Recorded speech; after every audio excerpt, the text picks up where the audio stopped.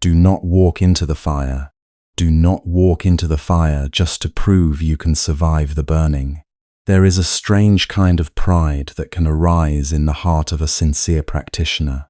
It does not always look like arrogance. Sometimes it looks like bravery. Sometimes it sounds like, I should be able to handle this by now.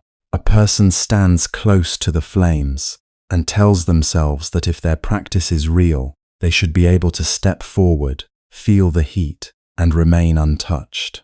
They think strength means staying in the place that burns them, listening to the words that inflame them, returning to the desire that weakens them, walking again and again into the same confusion, just to prove that the mind is firm.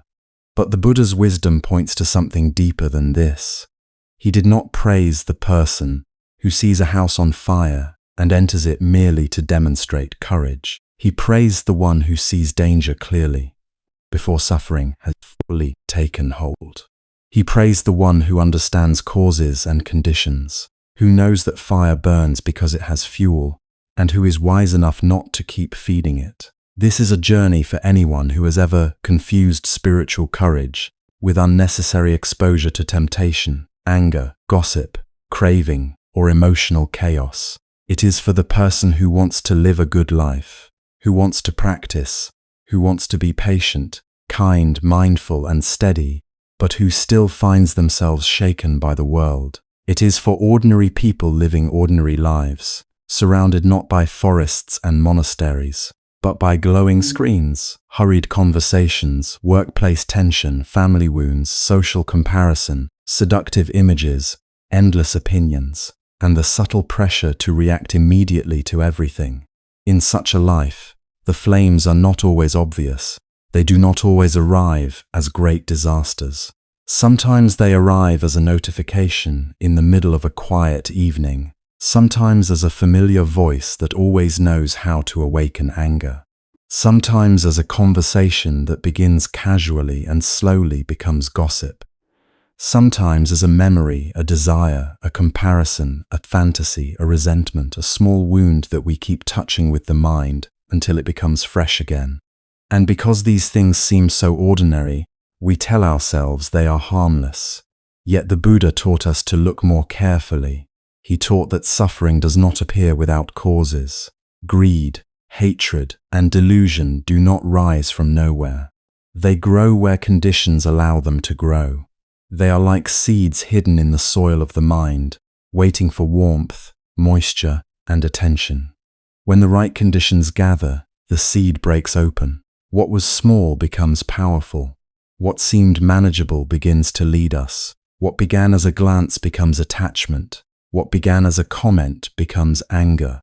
What began as curiosity becomes obsession. What began as confidence becomes carelessness.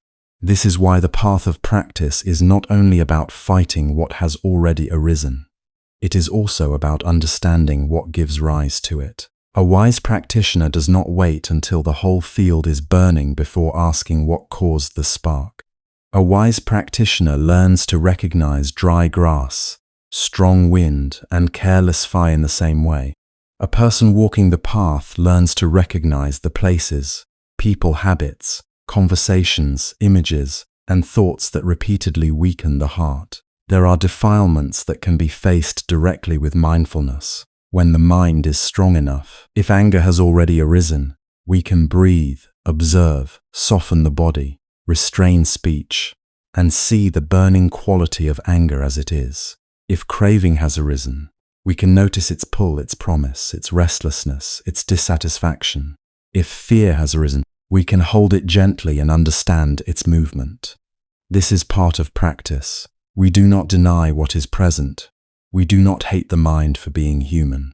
We learn to see clearly, but there are also defilements that must be avoided, especially when the roots of goodness are still tender.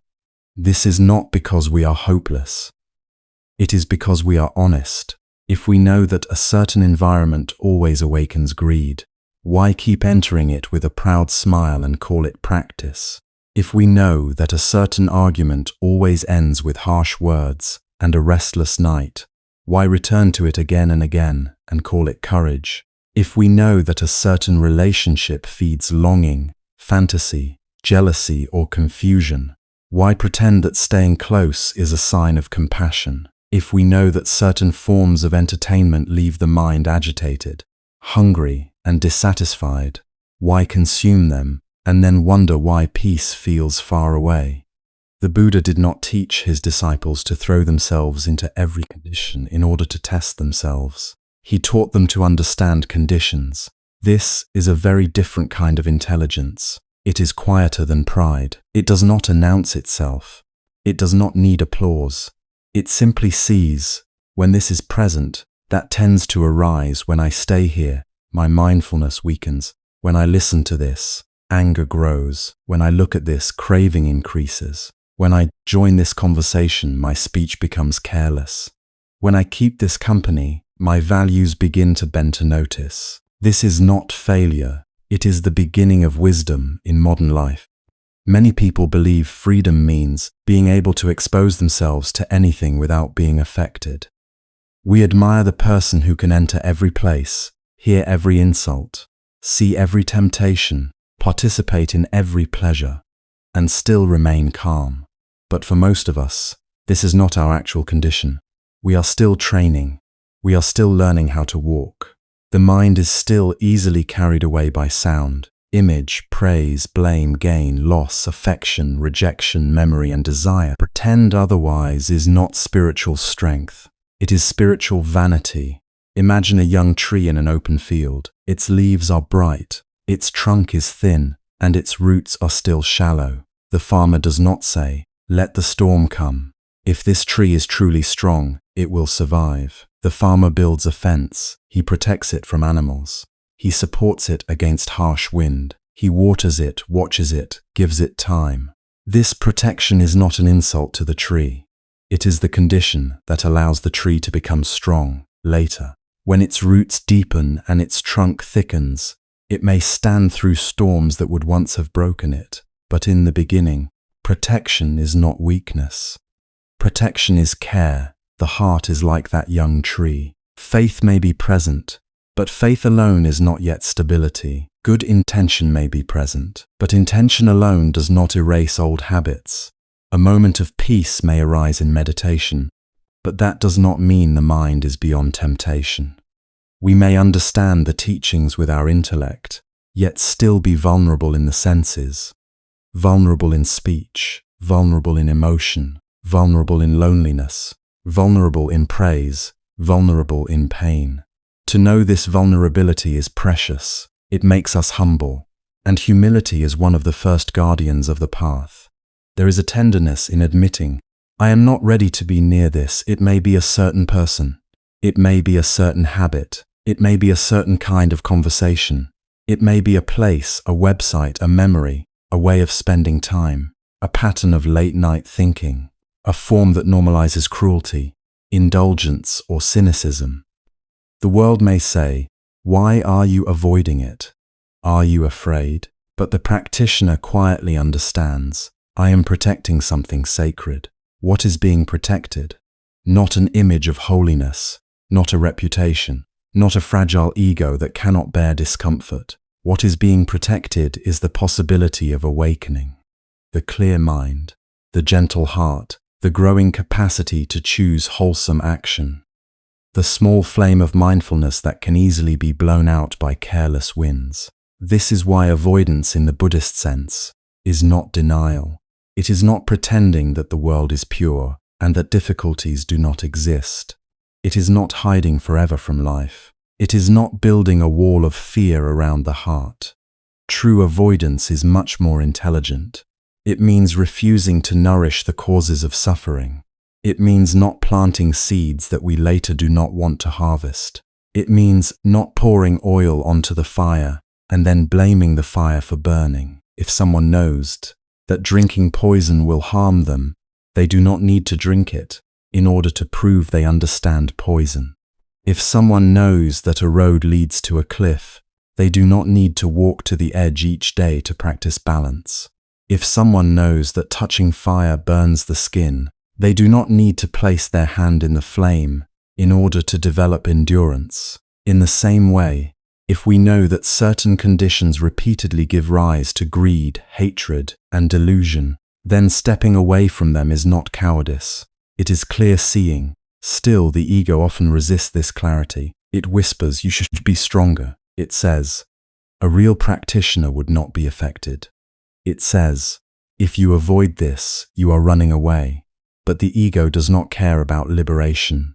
The ego cares about its story of itself.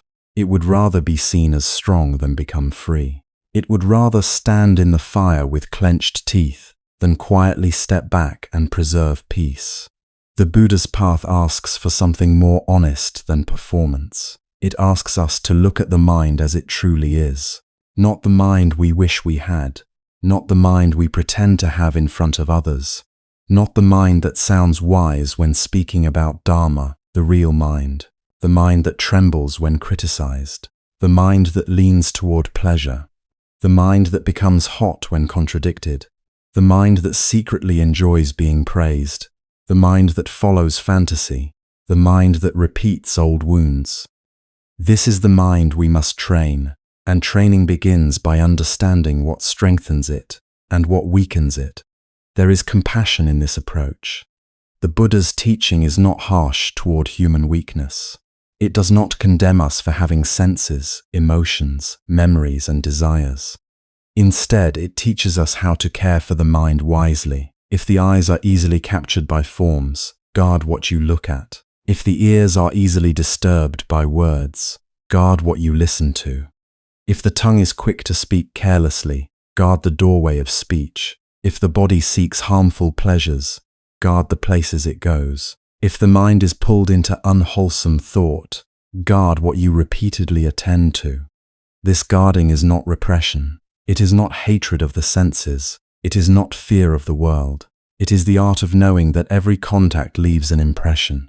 Every sight, sound, smell, taste, touch, and thought can become a doorway. Through that doorway, wisdom may enter, or confusion may enter. Peace may enter, or restlessness may enter. Compassion may enter, or resentment may enter. The untrained person opens every door and then wonders why the house is full of smoke. The practitioner learns to pause at the threshold. In the beginning, the pause may feel uncomfortable. It may feel like loss. We may feel we are missing out, being left behind, becoming too serious, too cautious, too different from others. But slowly something changes. The mind becomes less crowded. The heart becomes less reactive. The body breathes more easily. We begin to taste a kind of happiness that does not depend on stimulation. We begin to see that many things we once called pleasure were actually agitation in disguise. Many things we called connection were actually attachment. Many things we called honesty were actually anger. Many things we called courage were actually carelessness. And then avoidance becomes less like restriction and more like freedom. We are no longer pulled into every drama. We no longer need to answer every provocation. We no longer need to follow every desire to its end. We no longer need to prove ourselves by remaining near what harms us. We begin to understand that peace is not passive. Peace requires wise choices. Peace requires boundaries. Peace requires restraint. Peace requires the courage to turn away before the mind is captured. This is the first doorway of the teaching. To see danger as danger, not with panic, not with hatred, but with wisdom. A burning coal is not evil, but if we hold it tightly, it burns us. A sharp blade is not evil, but if we handle it carelessly, it cuts us. Sense objects, conversations, relationships, memories, and emotions are not enemies in themselves. But when ignorance meets them without mindfulness, suffering begins to form. So the question is not, can I survive the fire? The deeper question is, why am I walking toward it? What am I trying to prove? Who am I trying to impress? What emptiness am I trying to fill? What pain am I trying to avoid by entering another kind of pain? What part of me mistakes intensity for aliveness, conflict for strength, craving for love, exposure for freedom? Before we can understand why avoidance is wisdom, we must first look honestly at how defilements arise. Defilements do not always arrive like thunder. Most of the time they enter quietly, almost politely, through an ordinary moment. A glance, a sound, a message on the phone, a familiar smell, a sentence spoken with a certain tone, a thought that appears while we are sitting alone. At first, it seems too small to matter. Nothing dramatic has happened. No great moral battle has begun. But in the quiet space between contact and awareness, the mind has already started to move. This is why the Buddha paid such careful attention to the senses. Not because the world is wicked, not because beauty must be feared, or sound must be rejected, or human life must be treated as a danger, but because the untrained mind does not simply see and stop at seeing. It sees, then it reaches. It hears, then it reacts. It touches, then it wants. It remembers, then it suffers again, it imagines. Then it believes its own imagination. A single image can awaken desire. Perhaps we are scrolling through a screen with no clear purpose, just passing time.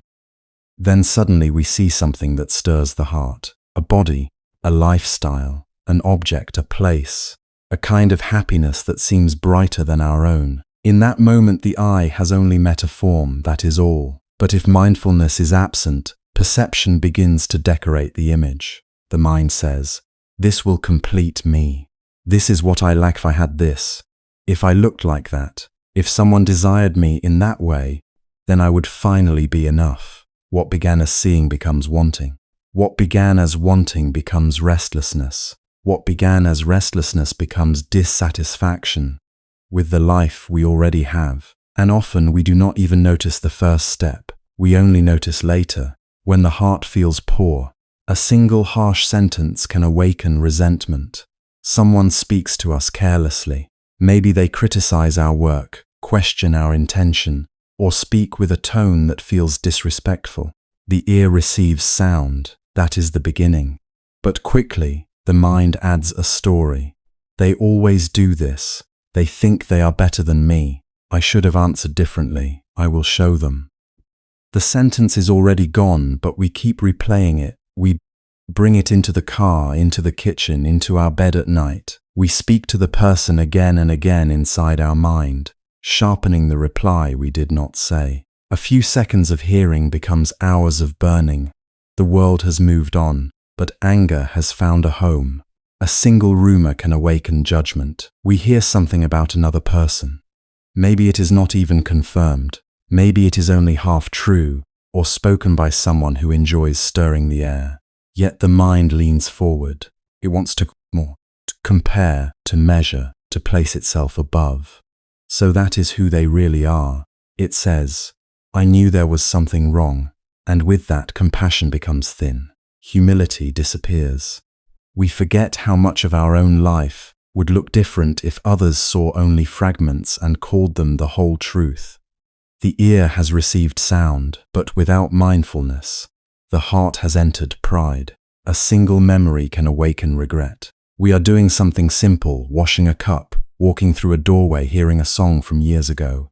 Suddenly the past returns, a face, a mistake, a lost chance, a word we wish we had never spoken. At first it is only a memory arising in the mind, but if we cling to it, the mind begins to build a room around it and sit inside. Why did I do that? Why did I not know better? What if things had been different? The past cannot be touched, yet we touch it again and again with sorrow. The body is here, but the heart is kneeling before yesterday.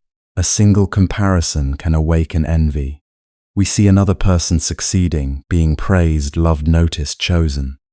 Perhaps we truly wish to be happy for them, but something in us tightens. The mind whispers, "Why not me? What do they have that I do not? Why does life open for them and not for me?" If we are not careful, another person's joy becomes evidence of our failure. Their blessing becomes our wound. We forget that each being carries unseen burdens, unseen karma, unseen struggles. We see only the visible fruit, not the long roots beneath the soil. And from that narrow seeing, envy grows. In each case, the beginning is small, a sight, a sound, a thought, a feeling. But because attention clings to it, because ignorance gives it meaning, because craving or aversion or delusion steps in, the small contact becomes a chain. The Buddha called us to understand this chain not as philosophy alone, but as something intimate, immediate, happening in the ordinary flow of daily life. When the eye sees a form, when the ear hears a sound, when the nose smells an odor, when the tongue tastes a flavor, when the body touches something, when the mind meets a thought, there is contact. Contact is natural. To be alive is to meet the world. But after contact comes feeling. Pleasant, unpleasant, or neutral. This is where the heart begins to tilt. When something is pleasant, craving may arise. I want more. I want this to stay. I want this to be mine. When something is unpleasant, aversion may arise. I hate this. I must push it away. I must destroy it, escape, blame someone for it. When something is neutral, delusion may arise. Dullness, carelessness, sleepwalking through life. This is why guarding the sense doors is such a central practice. It does not mean closing our eyes to the world. It does not mean becoming cold, afraid, or disconnected. It means standing at the doorway of the mind with wisdom. It means knowing that not everything that knocks should be invited in. Not every image deserves our attention. Not every conversation deserves our participation. Not every thought deserves belief. Not every desire deserves obedience. To guard the eyes is to ask, what happens to my mind when I keep looking at this? Not with shame, but with honesty. Some images bring clarity, gratitude, compassion, and reverence. Other images stir greed, lust, jealousy, and dissatisfaction. A practitioner learns to recognize the difference. The question is not simply, is this allowed? The deeper question is, what is this cultivating in me? To guard the ears is to ask, what happens to my heart when I listen to this? Some words nourish courage and patience. Some music softens the heart. Some teachings return us to what is noble. But there are also words that inflame anger, entertainment that normalizes cruelty, gossip that makes judgment feel pleasurable, and arguments that make the ego feel alive. If we listen carelessly, we may think we are only passing time, when in truth we are feeding seeds. To guard the tongue is not only to be careful with taste, but also with speech. Taste can lead to craving when the mind seeks comfort again and again through the body. Speech can lead to suffering when words become weapons, decoration for pride, or currency for attention. One careless sentence can injure trust. One exaggeration can distort the truth. One sarcastic remark can plant bitterness in another person's heart. The mouth is a small doorway, but whole worlds of karma pass through it. To guard the body is to notice what we move toward, what we touch, where we place ourselves, and what habits we repeat. The body carries us into environments. It sits in certain rooms, walks into certain gatherings, stays in certain relationships, reaches for certain pleasures. The body can become a servant of wisdom, or it can become the vehicle by which old cravings keep finding their food. Sometimes practice begins simply by not going there, not opening that door, not making that call. Not staying alone with a temptation we already know is stronger than our present mindfulness. And to guard the mind is perhaps the most subtle of all. The mind can travel without moving the body. It can enter places no one else sees. It can argue with people who are not present, desire things that are not near, fear futures that have not arrived, and revive pains that no longer exist. If we do not guard the mind, we may appear calm outside, while inwardly living in a battlefield, a marketplace, or a prison. Modern life makes this practice more urgent than ever. In earlier times, a person might have to walk into a marketplace to meet 1,000 impressions. Today the marketplace lives in the palm of the hand. We can lie in bed in the darkness and expose the mind to endless forms, voices, opinions, invitations, comparisons, and provocations. We can move from desire to outrage, to envy, to distraction in less than a minute. The senses are no longer meeting the world at the speed of nature. They are being pulled, targeted, stimulated, and trained by systems designed to keep attention hooked. Endless scrolling is not neutral for the unguarded mind. It may begin with the innocent wish to relax. But the stream does not simply show us life. It studies our reactions and offers more of what keeps us wanting, more beauty to compare with, more luxury to desire, more conflict to react to, more tragedy to fear, more opinions to strengthen identity, more fragments of other people's lives to make our own life feel insufficient. The mind becomes like a person standing in a storm of sparks, wondering why the clothes have begun to smoke. Entertainment too often is designed to provoke craving, not peace. It tells us that intensity is happiness, that indulgence is freedom, that revenge is strength, that romantic obsession is love, that constant stimulation is normal. If the mind is mature and mindful, this is only a story. This is only sound and image. But if the mind is lonely, hungry, wounded, or untrained, it absorbs these impressions. It begins to measure real life against fantasies. It becomes less patient with simplicity, less grateful for what is steady, less able to rest. Online arguments can awaken a special kind of fire. We read a comment, and immediately the body tightens. The heart beats faster. The mind prepares its case. There is a strange pleasure in being offended, a sense of self becoming solid. I am right, they are wrong, I must correct them. Sometimes truth must be spoken, yes. Compassion may require courage. But much of what we call discussion is only ego feeding on opposition. We enter to defend wisdom and leave with more anger than before. We say we are standing for truth, but if we look closely, we may see that we are intoxicated by the feeling of being against someone. Consumer desire also works through the senses, with great sophistication. We are shown not merely objects, but identities. Buy this, and you will be admired. Wear this, and you will be desirable. Own this, and you will no longer feel ordinary. The eye sees an object, but the mind sees a promise. The promise is rarely fulfilled for long. After acquiring one thing, another appears. The hunger shifts shape. This is how craving survives, not by satisfying us, but by convincing us that satisfaction is just one more purchase away. Even relationships can become places where defilements are fed, especially when they are built on emotional dependency, rather than wisdom and kindness. We may call it love, but beneath it there may be fear, possession, need, or addiction to being validated. One message not answered quickly becomes anxiety. One change in tone becomes suspicion. One moment of distance becomes panic. Instead of helping each other become free, two people may begin to reinforce each other's wounds. Attachment then wears the clothing of devotion, while quietly breeding jealousy, control, and suffering. This does not mean we should fear life. The Buddha's path is not a path of bitterness toward the world. It is a path of clear seeing. The world offers both medicine and poison. The same eye can look upon suffering and awaken compassion, or look upon pleasure and awaken craving. The same ear can hear the Dharma and become liberated, or hear gossip and become polluted.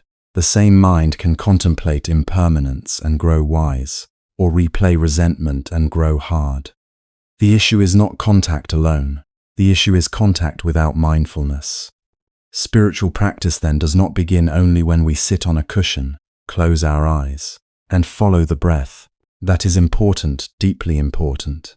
But practice also begins in the instant before we click, in the pause before we reply, in the moment we decide whether to keep listening to gossip or gently step away, in the breath we take before entering a place that has repeatedly weakened our resolve, in the honesty to say, "This is not good for my mind," in the humility to admit, "I am not strong enough for this yet." There is great tenderness in that admission. Many people suffer because they think they must prove strength by remaining near what harms them. They stand close to the flame and call it courage. They keep feeding old patterns and call it freedom. They expose themselves again and again to the same triggers and then blame themselves for burning. But the path asks for something wiser than pride. It asks us to know our present capacity. It asks us to protect the good that is still young within us. Consider a boatman who has just begun to learn the water. He does not launch his small craft into the open sea on the first stormy morning of the season. He practices on a quiet lake, learning how the current pulls, how the wind leans against the sail, how his own balance shifts with every small wave. Only after many calm mornings does his hand grow steady enough to meet rougher water. In the same way, faith, mindfulness, virtue and concentration are still learning their balance. They need calmer waters while they are young.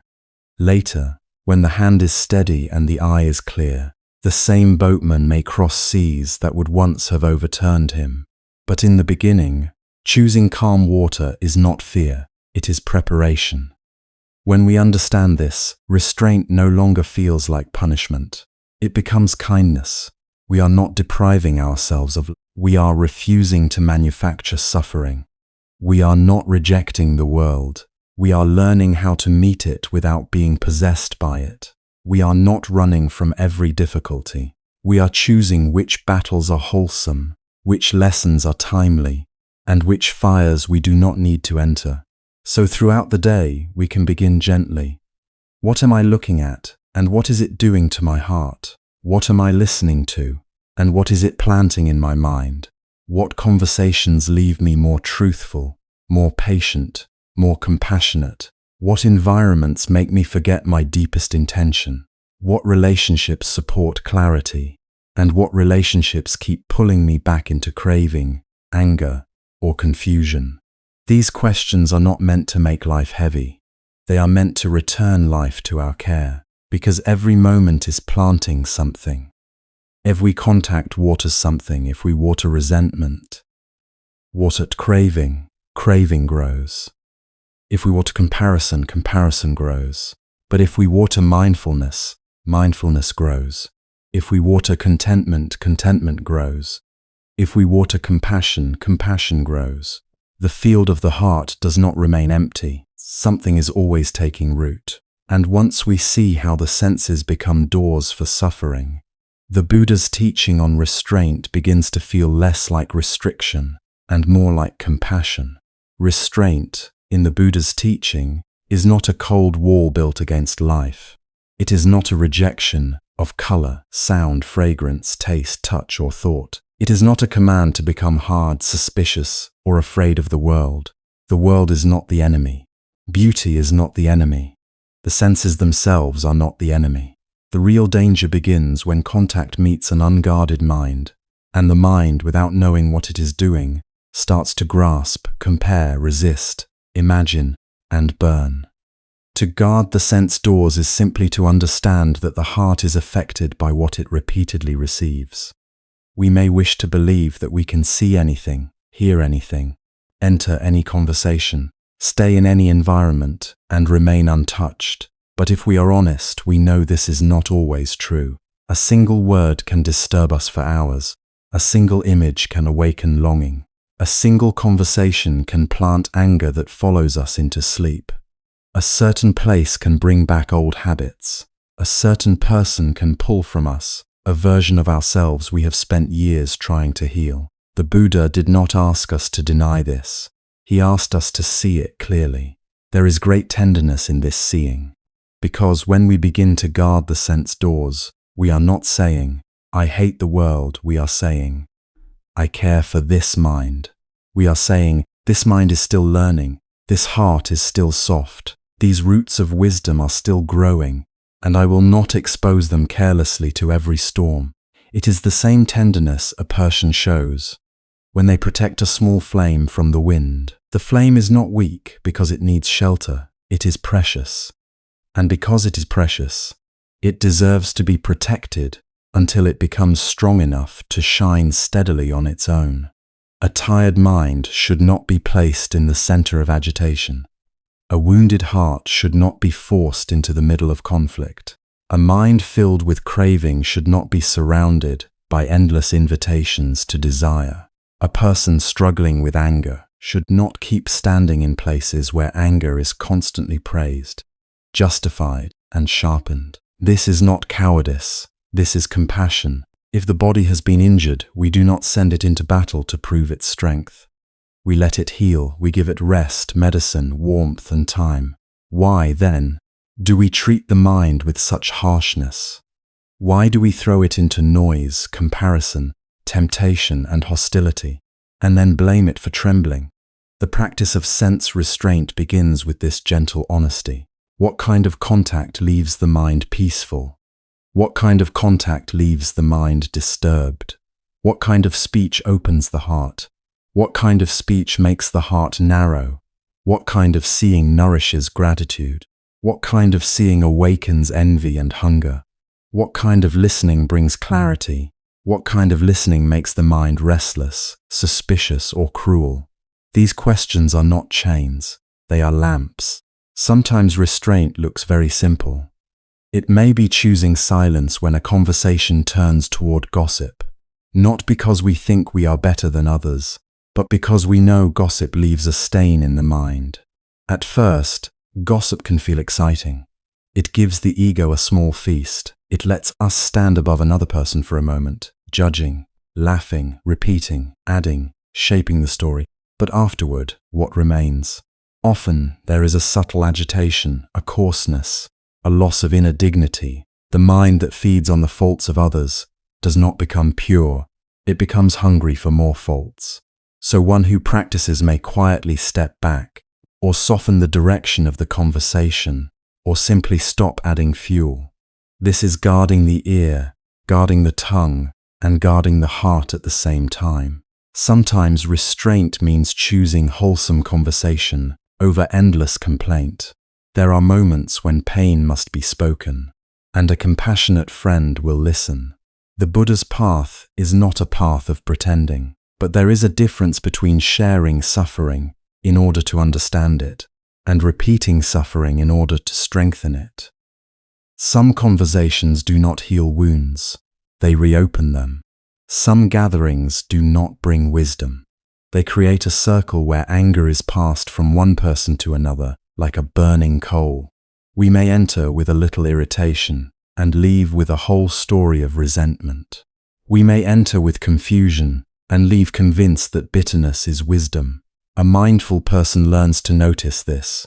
They begin to ask, after speaking this way, is my heart lighter or heavier? Am I closer to compassion or farther from it? Sometimes restraint means choosing simplicity over endless desire. The eye sees one thing, then another, then another. The world displays its objects and says, you need this to be complete. You need this to be admired. You need this to be safe. You need this to be loved. Desire rarely announces itself as suffering. It comes dressed as possibility, pleasure, identity, improvement. But if the mind follows every invitation, it becomes exhausted. It is always reaching, always measuring, always feeling slightly behind. Sense restraint does not mean we cannot enjoy what is useful or beautiful. It means we stop allowing the eye to become a servant of craving. We learn to see without immediately needing to possess. We learn to appreciate without turning appreciation into hunger. Sometimes restraint means choosing nourishing media over disturbing stimulation. In our time, the senses are not only touched by the natural world, they are touched constantly by screens, voices, images, opinions, arguments, advertisements, tragedies, performances of happiness, performances of outrage. A person can sit alone in a quiet room and still be surrounded by 1,000 worlds pressing into the mind. The hand reaches for the phone, and suddenly the eye is pulled here, the ear is pulled there, the heart is pulled into comparison, fear, lust, irritation, sadness, or numbness. We may call it relaxation, but afterward the mind is not rested. It is scattered. To guard the sense doors in such a world is a profound practice. It may mean not beginning the morning by opening the mind to every noise of the world. It may mean not ending the night with images that disturb sleep and stir desire. It may mean choosing teachings, music, silence, nature, or simple presence, instead of constant stimulation. It may mean ask, before consuming something, what will this feed in me? Not, is this allowed? Not, is this sinful? What will this feed? Because whatever is fed will grow. Sometimes restraint means choosing solitude over harmful company. Solitude, when held wisely, is not loneliness. It is a clean space where the mind can hear itself again. There are relationships that support our goodness. After being with such people, we remember patience. We remember generosity. We remember our aspiration. We do not feel pressured to perform, to compete, to gossip, to desire endlessly, to betray our own conscience. And there are relationships that repeatedly pull us away from the path, perhaps not through obvious cruelty, but through subtle influence. Around certain people, we become more vain, more reactive, more dishonest, more careless with our words, more entangled in longing. To recognize this is not to condemn them, it is to understand conditions. The Buddha's teaching is always a teaching of conditions. When this is present, that arises. When this is absent, that does not arise. If we place dry grass near a flame, fire can spread. If we remove the dry grass, the fire has less to consume. In the same way, when certain sights, sounds, conversations, memories, fantasies, and environments are present, certain defilements become stronger. When those conditions are removed, the mind has space to settle. This is not magic. This is lawfulness. This is the natural unfolding of cause and effect. But here we must be very clear. Guarding the senses is not the same as repression. Repression is when desire is pushed down without understanding. It is when we say, "I should not feel this," while secretly feeding it in imagination. It is when we wear a calm face, but keep returning inwardly to the same craving, the same resentment, the same fantasy, the same wound. Repression is tight. It is fearful. It often contains shame. It does not truly release the object. It hides it in the dark, where it may continue to grow. Restraint is different. Restraint sees the whole movement. It sees the contact, the pleasant or unpleasant feeling, the craving, the clinging, the becoming, the suffering. It understands, if I continue in this direction, the mind will burn. So it does not add fuel. There is no hatred in that. There is wisdom. There is a calm refusal to cooperate with suffering. Repression says, "I must not want." Restraint says, "I see that wanting this in this way leads to bondage, and I choose freedom." Repression is a clenched fist. Restraint is an open hand that does not pick up the coal. This difference matters deeply because many people misunderstand spiritual discipline. They imagine it as violence against themselves. They think to practice means to crush every feeling, fear every pleasure, and live as if the world were poisonous. But the Buddha's way is not self-punishment. It is awakening. When pleasure comes, we know it as pleasure. When pain comes, we know it as pain. When desire arises, we know desire as desire, but knowing is not the same as obeying. A thought may appear, but we do not have to build a home inside it. A sound may reach the ear, but we do not have to follow it into judgment. A sight may touch the eye, but we do not have to turn it into a story of lack. This is why guarding the sense doors is a gentle discipline. It does not require hatred. It requires remembrance. Again and again, we remember the direction of our life. We remember that peace is more valuable than momentary excitement. We remember that clarity is more precious than the pleasure of being right. We remember that a clean heart is worth more than the small sweetness of indulgence. And with that remembrance, choices become easier. Not always easy, but easier. At first, the mind may resist. It may say, just one more argument, just one more message, just one more indulgence, just one more return to the old place. The mind is skilled at negotiation. It knows how to make suffering sound reasonable. It knows how to borrow the language of freedom in order to defend bondage. I should be open to everything, it says. I should not avoid life. I should be strong enough. But wisdom asks quietly, what happened the last time? And the time before that? Did this lead to peace? Or did it lead to more craving, more anger, more confusion? This is where daily reflection becomes essential. Not reflection as self-criticism, but reflection as care. At the end of a day, we can look back gently. Which sights today disturbed the mind? Which sounds left an echo of irritation? Which conversations made the heart more restless? Which places awakened old habits? Which thoughts did I keep feeding even though they brought no peace? And also, which contacts supported goodness? Which words helped me soften? Which moments of silence restored me? Which simple acts brought contentment? Which people reminded me of the person I truly wish to become? When we ask in this way, life itself becomes a teacher. We begin to notice patterns. We may see that after certain conversations, we are more judgmental. After certain media, we are more dissatisfied with our own life. After certain environments, we become careless. After certain thoughts, the body tightens and the heart darkens. At the same time, we may see that after walking quietly, the mind becomes spacious. After listening deeply to a wise teaching, the heart remembers. After speaking kindly, we feel clean. After turning away from gossip, there is a subtle joy. After choosing simplicity, there is relief. This joy is important. Sense restraint is not only about what we avoid, it is also about what becomes possible when we stop feeding agitation. When the mind is not constantly pulled outward, it begins to gather. When it is not inflamed by every contact, it begins to cool. When it is not crowded with unnecessary impressions, it begins to see.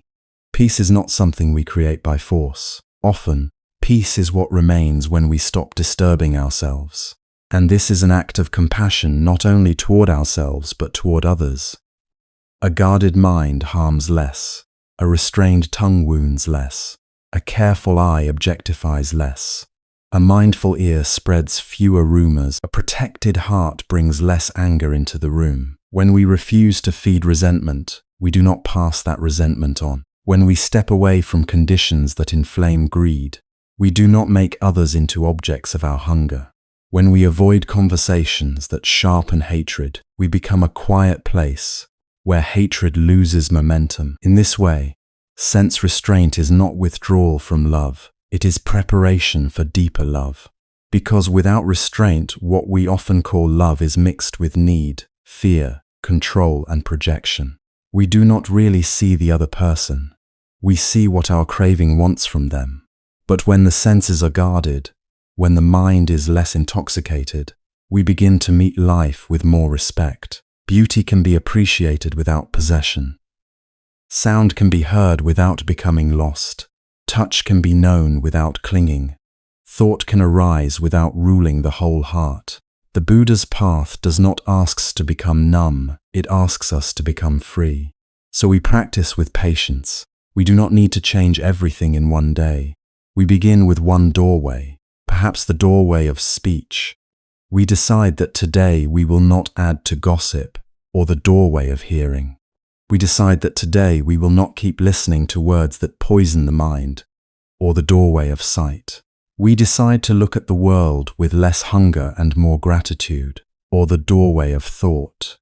We decide not to rehearse the same resentment again and again. Small acts of restraint, repeated with understanding, become a path. They create an inner atmosphere where mindfulness can breathe. And when we fail, we learn. We do not use failure as another reason for shame. We simply observe the chain. There was contact, there was feeling, there was craving, there was action, there was suffering. Seeing the chain clearly is already the beginning of freedom. The next time, we may notice earlier. The next time, we may pause. The next time, we may step away before the fire spreads. To guard the sense doors with compassion is to stand at the entrance of the heart like a wise guardian, not with hatred, not with fear, but with loving responsibility. Not everything that knocks should be invited in. Not every sound deserves our attention. Not every image deserves a place in memory. Not every conversation deserves our energy. Not every desire deserves to be followed. The heart is a sacred dwelling. What we allow into it will shape the life we live from it. And still, many people resist this teaching because they believe true strength means facing everything directly. They think, If I am truly practicing, I should be able to sit in the middle of temptation and remain untouched. I should be able to listen to harsh words and feel no anger. I should be able to stay close to what awakens desire and prove that my mind is pure. I should be able to enter every argument, every environment, every relationship, every storm, and come out unchanged. At first, this sounds noble. It sounds brave. It sounds like the speech of someone who wants to grow. But if we look more deeply, we may find that this thought is not always born from wisdom. Sometimes it is born from pride. Sometimes it is born from the fear of admitting, I am not yet strong enough. Sometimes it is born from the ego's need to appear advanced, mature, fearless, unshakable. And this is a very subtle danger on the path, because the spiritual ego does not always look arrogant. Sometimes it looks disciplined. Sometimes it looks determined. Sometimes it says all the right words. It may even speak about courage, compassion, openness, and patience. But underneath, it may be quietly refusing to accept the truth of the present moment. The truth may be simple. When I go there, my craving increases. When I speak to this person, my anger becomes stronger. When I watch these things, my mind becomes restless. When I stay in this environment, I lose mindfulness. When I keep touching this memory, I fall again into sorrow, resentment, or desire. To see this clearly is not weakness. It is honesty, and honesty is much closer to liberation than pretending. The Buddha did not praise a person for walking proudly into danger while still untrained. He did not teach his disciples to prove their virtue by placing themselves in the path of every possible defilement. He taught them to understand conditions. He taught them to see causes and results. He taught them to know what leads to suffering and what leads to peace. This is why wisdom is not the same as bravado. Bravado says, I can handle it. Wisdom asks, what will this do to my mind? Bravado says, I should not be affected. Wisdom observes I am being affected. Bravado's, if I leave, I am weak. Wisdom says, if I stay and feed the fire, I am careless. There is a kind of courage in facing difficulty, yes. But there is also a kind of courage in stepping away before the mind is conquered. It takes humility to say, this is not suitable for me right now. It takes maturity to admit, my roots are not yet deep enough to stand in this storm. It takes real spiritual strength to protect the conditions that support awakening, even when others misunderstand. A beginner in physical training understands this naturally. Someone who has never lifted heavy weight does not walk into a gym, load the heaviest bar and say, if I am strong, I should be able to lift this. If they do, they are not courageous.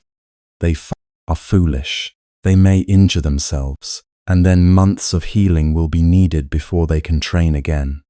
A wise beginner starts with what the body can bear. They learn posture. They learn breathing. They respect the muscles as they are, not as they wish them to be. They train regularly, patiently, gradually. They know that strength is not built by pretending the body has no limits. Strength is built by understanding the body's present capacity and working skillfully from there. The same is true with the heart. The heart has its own muscles. Mindfulness, restraint, patience, compassion, clarity, renunciation. These are not made strong in a single moment. They are developed through practice. They are strengthened through repetition.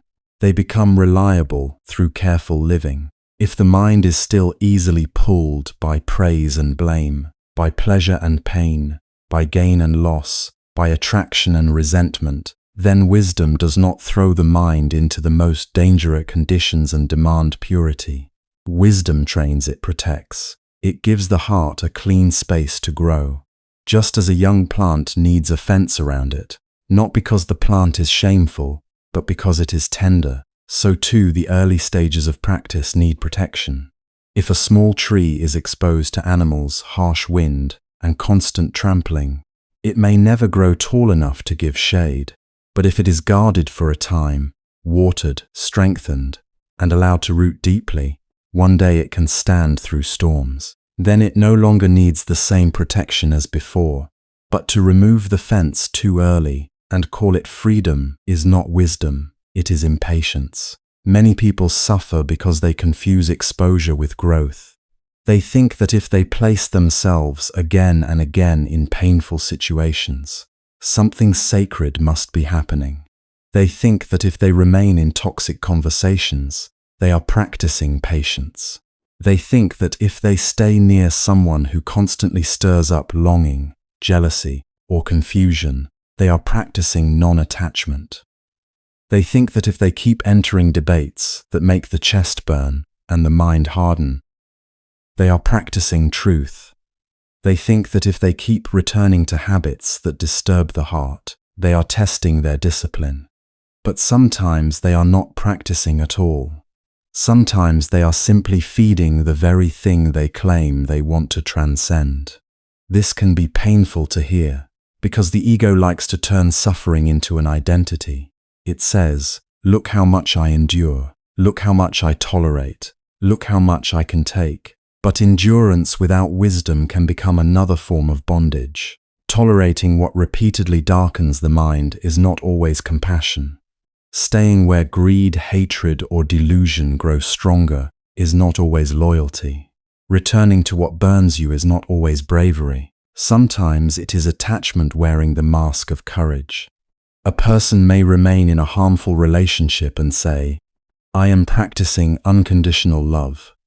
But if every meeting leaves the mind more obsessed, more wounded, more dishonest, more dependent, then love has become mixed with craving.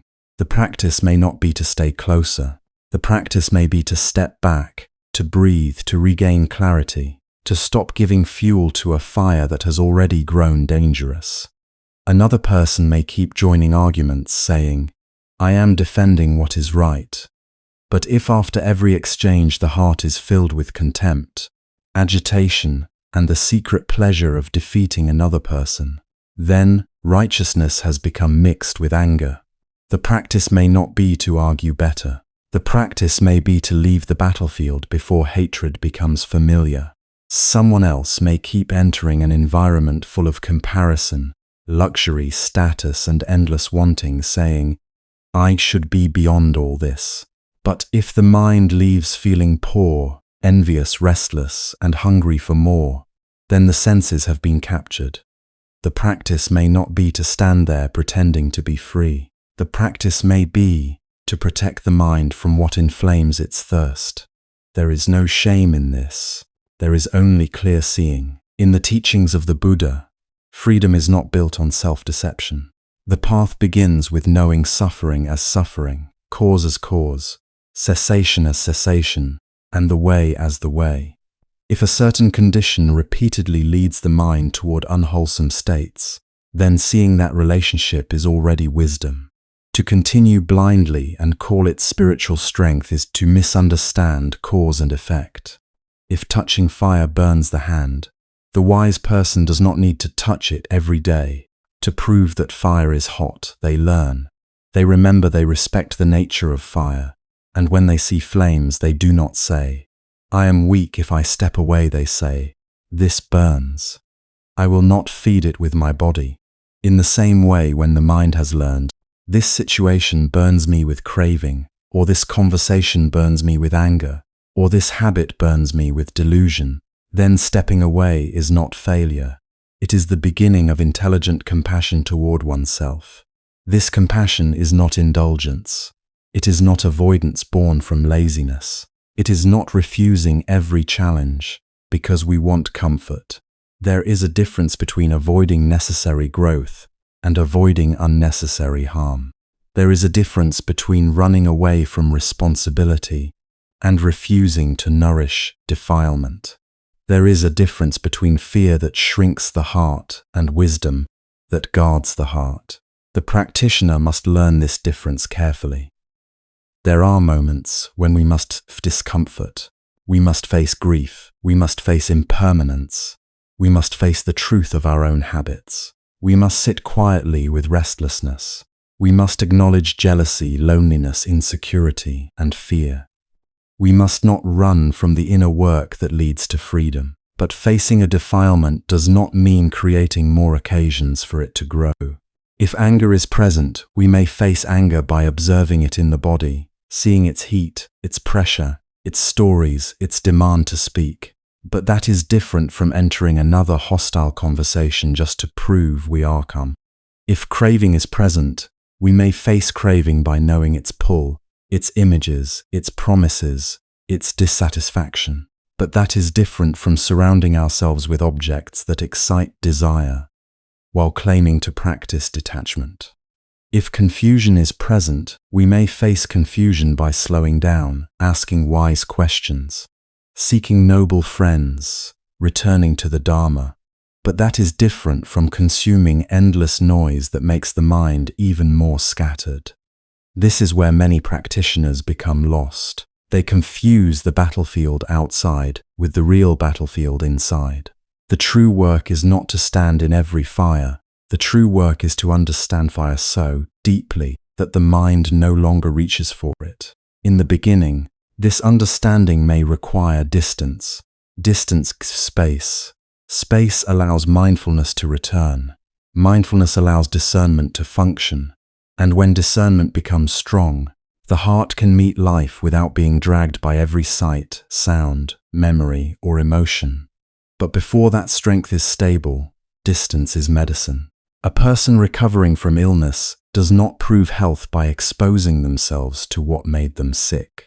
They rest, they eat carefully, they avoid what weakens the body, they follow treatment. Only when strength has returned do they resume what is appropriate. No one calls this cowardice, we call it healing.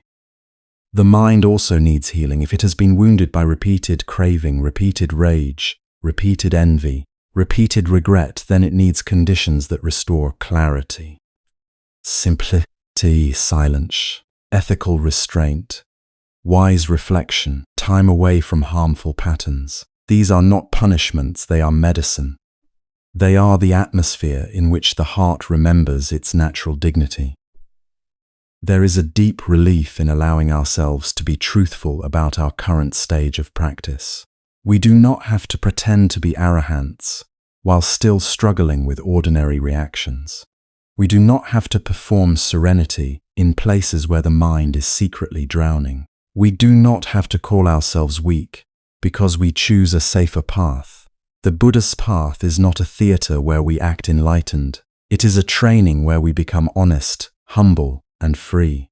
A person who knows their limits is not far from wisdom. In fact, they may be much closer than someone who speaks beautifully about fearlessness, but keeps falling into the same suffering again and again. To know, this is too much for me right now, is a form of mindfulness. To say, I need to step back, is a form of restraint. To choose conditions that support peace is a form of right effort. Right effort does not only mean pushing forward, it also means preventing unwholesome states from arising. It means abandoning unwholesome states that have already arisen. It means cultivating wholesome states not yet arisen. It means maintaining and perfecting wholesome states already present. Prevention is part of the path. Guarding is part of the path. Wise avoidance is part of the path. The world may admire the person who walks into danger and survives, but the Dharma also honors the person who sees danger and does not enter. The world may praise dramatic recovery after collapse, but the Dharma values the quiet wisdom that prevents collapse in the first place. There is nothing glamorous about not feeding suffering. There may be no applause when we close the door, leave the conversation, put down the device, turn away from temptation, or choose silence over reaction. But in those quiet moments, liberation is being protected. And perhaps this is why the misunderstanding is so persistent. The ego wants something visible. It wants a story. It wants to say, I was tested and I conquered. But the path often asks for something more subtle. It asks us to avoid the test that pride wants to take. It asks us to give up the identity of being strong. It asks us to care more about purity of mind than about appearing fearless. This is difficult because sometimes people around us will not understand. They may say, Why are you avoiding this? Are you afraid? They may say, if you were truly spiritual, you would not be bothered. They may say, you are too sensitive. But a practitioner cannot let the ignorance of others become the ruler of the heart. If you know that a certain condition leads you away from mindfulness, you do not need permission to step back. You do not need to explain your whole inner life to those who only value outward boldness. To protect the mind is a private act of wisdom, and over time, this protection bears fruit. The mind becomes less agitated. Craving loses some of its momentum. Anger finds fewer openings. Confusion has fewer places to hide. The heart begins to trust itself again, not because it has defeated every temptation, but because it has stopped betraying itself by entering conditions it is not ready to meet. Then, gradually, real strength appears. Not the noisy strength that declares, nothing can affect me, but the quiet strength that knows, I understand causes, I respect conditions, I do not need to prove anything. This strength is gentle, but it is firm, it is humble, but it is not weak. It does not seek danger, and it does not fear truth. It walks the middle way between cowardice and pride. So when we speak of spiritual maturity, we must be careful. Maturity is not measured by how close we can stand to temptation without falling. It is measured by how clearly we understand the mind. It is measured by how sincerely we protect wholesome roots.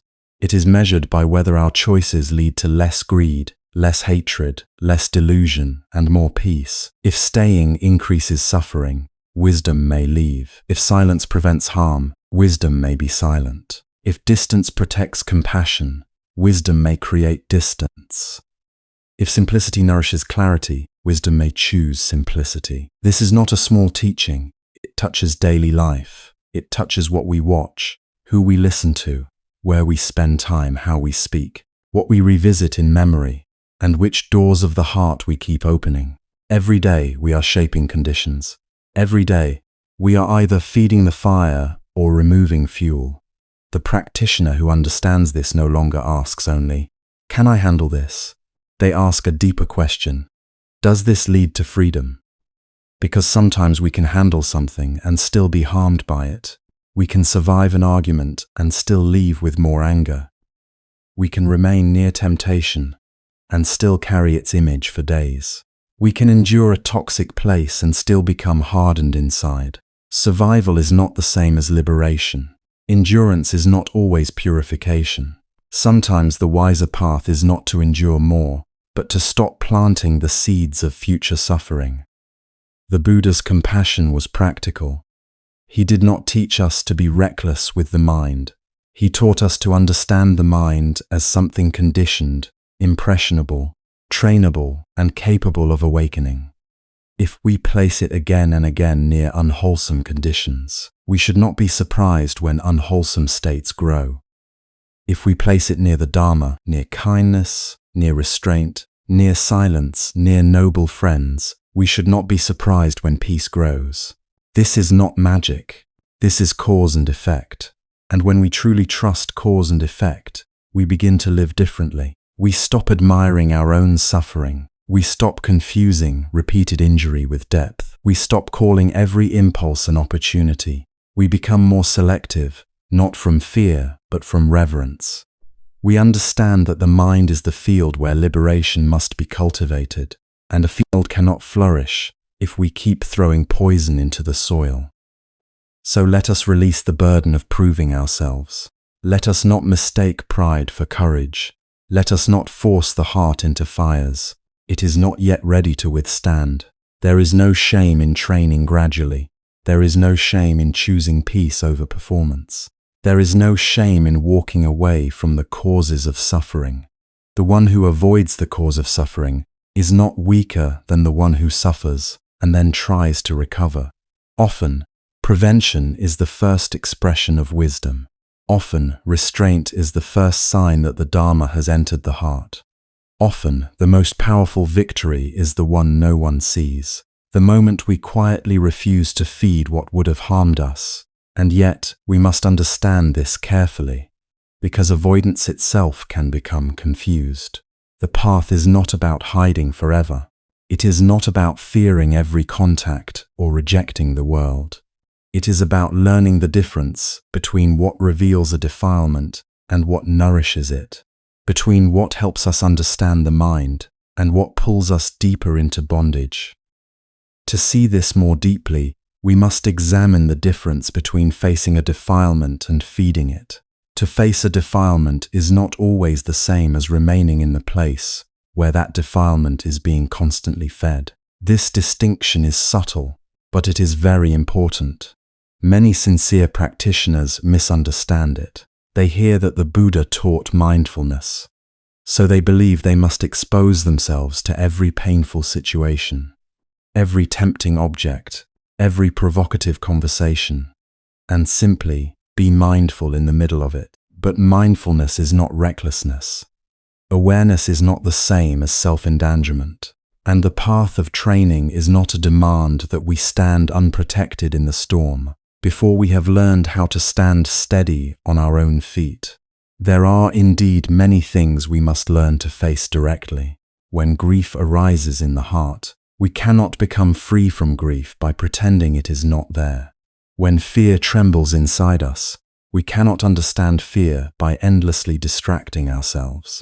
When loneliness appears like an empty room within the chest, we cannot heal it by constantly filling the room with noise.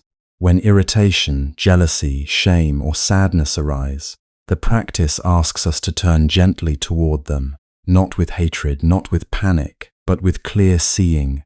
We sit, we breathe, we notice. This is grief, this is fear, this is longing, this is anger, it has arisen. It is changing.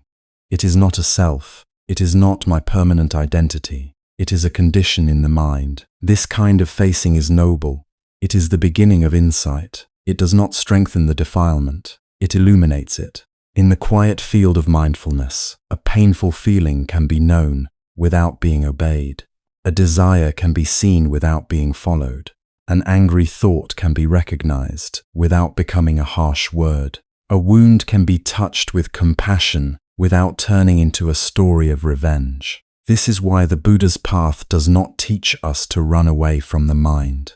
The mind is where suffering is born, and the mind is also where liberation must be discovered. But there is another kind of facing that is not really facing at all. It is feeding disguised as courage. A person says, "I am observing desire," but again and again they walk into the very places, images, conversations, and relationships that inflame desire until the mind is burning.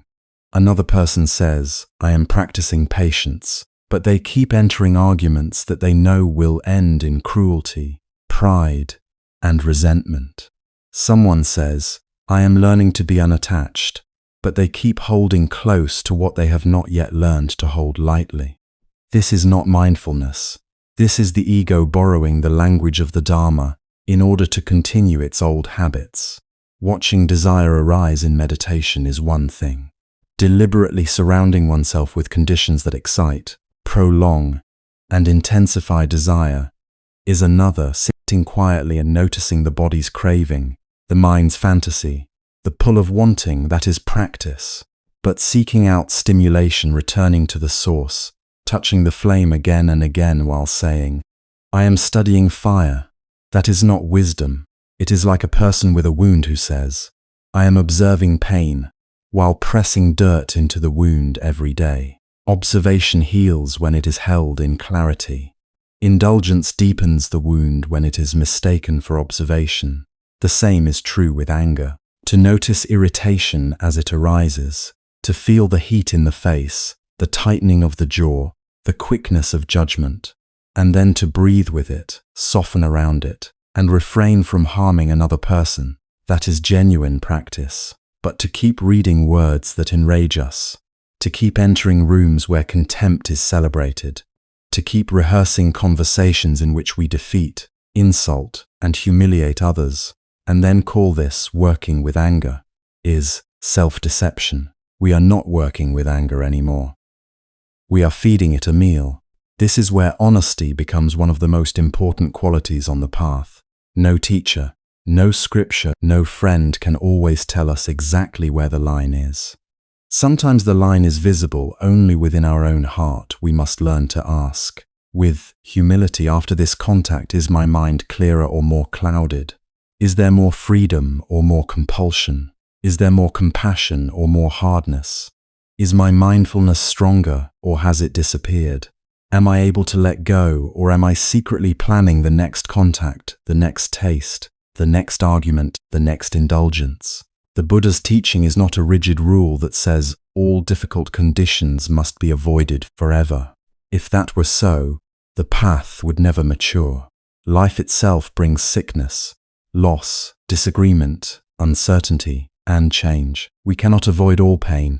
We cannot build a spiritual life by demanding that the world never disturb us. Some storms arrive without asking permission. Some people will criticize us. Some beloved things will be taken away by time. Some fears will come in the night. Some sadness will sit beside us even when we have done nothing wrong. These are not always conditions to escape. Often, they are conditions to understand. But we must know the difference between unavoidable pain and voluntarily cultivated suffering. There is the grief that comes when someone we love passes away, and there is the suffering we create by replaying blame for years. There is the fear that naturally arises in uncertain times, and there is the suffering we create by consuming endless waves of panic. There is the loneliness that asks to be held with tenderness. And there is the suffering we create by reaching for any relationship, even one that damages the heart, just to avoid being alone. There is the irritation that arises in ordinary human contact, and there is the suffering we create by choosing environments where irritation becomes our daily food. So how do we know when we are ready to face a difficult condition? We begin not with pride, but with signs. One sign is that the breath remains available. Even if the situation is unpleasant, we can still feel the breathing. We can still return to the body. We are not immediately swept away. The breath does not have to be perfectly calm, but it is not completely lost. It remains like a small lamp in a dark room. If we can remember the breath, we have some ground beneath us. Another sign is that the mind can still remember the Dharma. In the middle of contact, we can recall, this is impermanent. This is not worth hatred. This craving is a conditioned movement. This person, too, wants happiness and fears pain. This feeling has arisen due to causes. It will pass when causes pass. If the teachings are still alive in the moment of pressure, then perhaps we have enough strength to remain and practice. But if the Dharma disappears completely, if all we remember is wanting, winning, attacking, possessing, or escaping, then the condition may be too strong for our present capacity. A further sign is that craving does not dominate behavior. Desire may arise, but it does not command the hands, the mouth, the feet, the messages we send, the decisions we make. We can feel the pull without becoming its servant. We can pause. We can choose. We can say no without feeling that we are dying. This does not mean there is no struggle. Training often includes struggle. But if the struggle still contains dignity, space, and the ability to refrain, then facing the condition may become part of practice. And another beautiful sign is that compassion remains possible. If, in the difficult situation, we can still see the humanity of others, still speak with care, still avoid the wish to harm, then the heart has not been conquered. Compassion is a clear sign that wisdom is still breathing, even when we need boundaries, even when we need distance, even when we need to say, I cannot stay here. We do not need to hate. We can protect the mind without poisoning it. We can step back without turning another being into an enemy. But there are also signs that avoidance is necessary. And we should respect these signs if, after repeated contact with a person, place, object, or habit, mindfulness is lost again and again. This is a warning. Not once, not occasionally, but repeatedly. We enter with good intentions and leave confused. We promise ourselves we will remain aware, but awareness vanishes. We return to the same unskillful speech, the same secret actions, the same agitation, the same regret. This pattern is not asking for more pride. It is asking for protection. If obsession follows contact, avoidance may be needed. We may tell ourselves that the situation is harmless, but afterward the mind cannot release it. It circles, imagines, desires, replays. Hours pass, days pass, and the object continues to live inside us. Meditation becomes restless. Ordinary tasks lose their simplicity. The heart keeps reaching. When contact plants a seed that grows into obsession, we should not pretend that we are free. We should step back and stop watering that seed. If contact leads to lying or concealment, this is another serious sign. When we begin hiding our actions, deleting traces, speaking half-truths, or arranging our life so others cannot see what we are doing, the heart already knows something is wrong. The need to conceal is often the sound of conscience knocking from within. A wholesome condition does not require us to fracture ourselves. A wholesome relationship with the world does not force us to live two lives, one visible and one hidden. When secrecy grows around an object, we should pause. We should ask what root is being fed. If harsh speech increases, avoidance may also be necessary. Perhaps one environment makes us sarcastic, cruel, mocking, or easily enraged. Perhaps one topic always leads us to contempt. Perhaps one group rewards the worst parts of our tongue. Speech is not a small matter in the Buddha's teaching. Words can wound, divide, inflame, and deceive. If a condition repeatedly pulls our speech away from truth and kindness, then remaining there is not strength, it is negligence. Compulsive desire is another sign. When wanting no longer feels like a visitor but like a master. When the mind cannot rest until it has touched, bought, consumed, watched, answered, possessed, or returned, then wisdom must intervene. We do not need to condemn ourselves. Shame is not the cure, but we do need to be honest. A mind under compulsion is not free, and if we keep placing that mind in front of its favorite chain, then we are not practicing liberation. We are polishing the chain. Resentment, too, can show us that a condition is not yet suitable. If every encounter leaves behind bitterness, if we keep collecting offenses, if we silently build a case against someone, if we enjoy imagining their downfall, then the fire of ill will is being fed. Sometimes the compassionate action is distance, not distance filled with hatred, but distance filled with restraint. We step away not because the other person has no value, but because our present contact with them is producing poison in the mind. Later, when the heart is stronger, perhaps the relationship can be met differently. But for now, distance may be medicine. There is also a quieter danger. Spiritual numbness. This is when repeated exposure to unwholesome conditions no longer shocks us, no longer troubles us, no longer awakens conscience. At first the mind feels uneasy, then it adapts. Then it begins to enjoy what it once recognized as harmful. Finally, it feels nothing. This numbness is dangerous because it can wear the face of calm.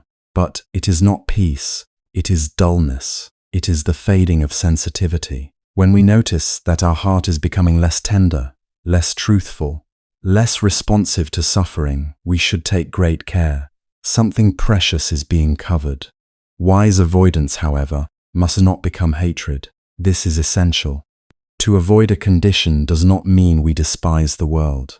It does not mean we hate the person, the object, the place, or the sense experience. The problem is not that forms, sounds, smells, tastes, touches, and thoughts are evil in themselves. The problem is the untrained mind's relationship to them. A beautiful sight is not the enemy. The clinging that grows around it is the suffering. A difficult person is not the enemy. The hatred that takes root in us is the suffering. A pleasurable experience is not the enemy. The thirst that says, "I must have more, I cannot be whole without this," is the suffering. So when we avoid with understanding. We do not close the door with contempt. We close it as one would close a window during a storm, to protect the flame of a small candle. Later, when the flame is strong, perhaps the window can open. But in the beginning, protection is kindness. Guarding the senses is kindness. Choosing our environment's kindness. Refusing to feed the roots of greed, hatred, and delusion is kindness toward ourselves and toward all beings who would suffer from our untrained reactions. There is great humility in this. The practitioner who knows, I am not ready for this, is already practicing wisdom. The one who says, this condition overwhelms me, so I will step back and strengthen the path, is not defeated. They are learning the proper order of training. First we protect, then we purify, then we understand, then we become free. A candle carried into an open gale will gutter and die before it has ever warmed a room, not because the flame is weak, but because it has not yet been given the chance to grow steady. Sheltered first, the same flame can later be carried anywhere, even into the wind. In the same way, the heart needs careful training. We do not expose it to every fire and call the burns enlightenment. We nourish it with virtue, we steady it with meditation, we brighten it with wise reflection, we keep good company, we listen to teachings that remind us of what is wholesome, we simplify where we can, we confess our weaknesses without self-hatred, we begin again, again and again, until the mind becomes less easily captured, and as the training deepens, something changes. The conditions that once ruled us no longer hold the same power. A sight may appear, but grasping does not immediately follow. A sound may strike the ear, but anger does not have to become speech. A memory may arise, but we do not have to move into it and live there. Pleasure comes and goes, pain comes and goes, praise comes and goes, blame comes and goes. The heart begins to understand that nothing in the world can be held tightly without suffering. This is why avoidance is not the final goal. It is a skillful means. It is a temporary shelter while wisdom grows. The final aim is not to fear the senses, not to fear people, not to fear life. The final aim is a mind so clearly seeing, so deeply released, that conditions no longer become chains. But we should not imitate the freedom of the awakened while still being ruled by the impulses of the untrained. To pretend to be beyond danger while still craving danger is not liberation. It is delusion wearing spiritual clothing. True maturity knows both how to step forward and how to step back. It knows when to sit with grief and when to leave a harmful room. It knows when to observe desire and when to close the door on temptation. It knows when a conversation can become healing and when silence is the wiser speech. It knows that compassion sometimes stays and compassion sometimes walks away. Above all, it knows that the purpose is not to prove strength, but to stop creating suffering. So let us not ask only, can I endure this? Let us ask, does this lead to freedom? Let us not ask only, am I brave enough to face it? Let us ask, am I clear enough not to feed it? Let us measure practice by how close we can stand to the fire, but by whether the fires of greed, hatred, and delusion are losing their fuel within us. When we understand this, the path becomes gentler and more precise. We no longer confuse avoidance with fear or exposure with wisdom. We learn to meet the inner world with mindfulness and the outer world with discernment. We learn to protect the heart without closing it. We learn to face what must be faced and leave what should not be fed. Among the many fires that require caution, greed is one of the most seductive, because it often arrives disguised as happiness. Greed rarely announces itself as suffering. In the beginning, it comes with a pleasant face. It whispers, just a little more comfort, a little more beauty, a little more praise, a little more attention, a little more security. A little more of whatever makes the self feel important, protected, admired, or satisfied. And because the first taste is sweet, the mind does not immediately see the danger. It says, this is normal, this is human, this is harmless. But if we look carefully, we begin to notice that greed is not simply the enjoyment of something pleasant. Greed is the restless movement of the mind toward more. It is not content with receiving. It wants to possess. It is not content with beauty. It wants to own beauty, compare beauty, be seen as beautiful, It is not content with comfort. It begins to depend on comfort. It is not content with appreciation. It becomes hungry for approval. And once it receives approval, it fears losing it. This is why greed is so subtle. It does not always look like a person grabbing things with both hands. Sometimes it looks like checking the phone again and again, waiting for someone to notice us. Sometimes it looks like buying something we do not need, because for a moment it makes us feel more complete. Sometimes it looks like wanting to be included, admired, chosen, desired. Sometimes it appears as the quiet dissatisfaction that arises when someone else has more success, more beauty, more wealth, more influence, more affection, more ease. The Buddha did not teach that beauty itself is evil. He did not condemn comfort merely because it is pleasant. A flower may be beautiful, a meal may be delicious, a house may be peaceful, a robe may be soft, a kind word may warm the heart. The problem is not that the world contains pleasant things. The problem begins when the heart becomes dependent on them, when it begins to believe, without this, I cannot be happy. Without this person, I am nothing. Without this admiration, I do not exist. Without this possession, my life is lacking. Then what was once a simple contact becomes a chain. A sound is heard, and the mind wants to hear it again. A form is seen, and the mind begins to imagine. A pleasant feeling arises, and the mind tries to hold it. A little recognition comes, and the mind wants more. From contact comes feeling. From feeling comes craving. From craving comes clinging, and from clinging suffering begins to take shape. This is why the wise practitioner does not only ask, "Is this thing pleasant?"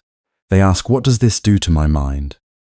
Does it make the heart lighter, more generous, more awake? Or does it make the heart tighter, more restless, more demanding? Does it bring gratitude, or does it awaken comparison?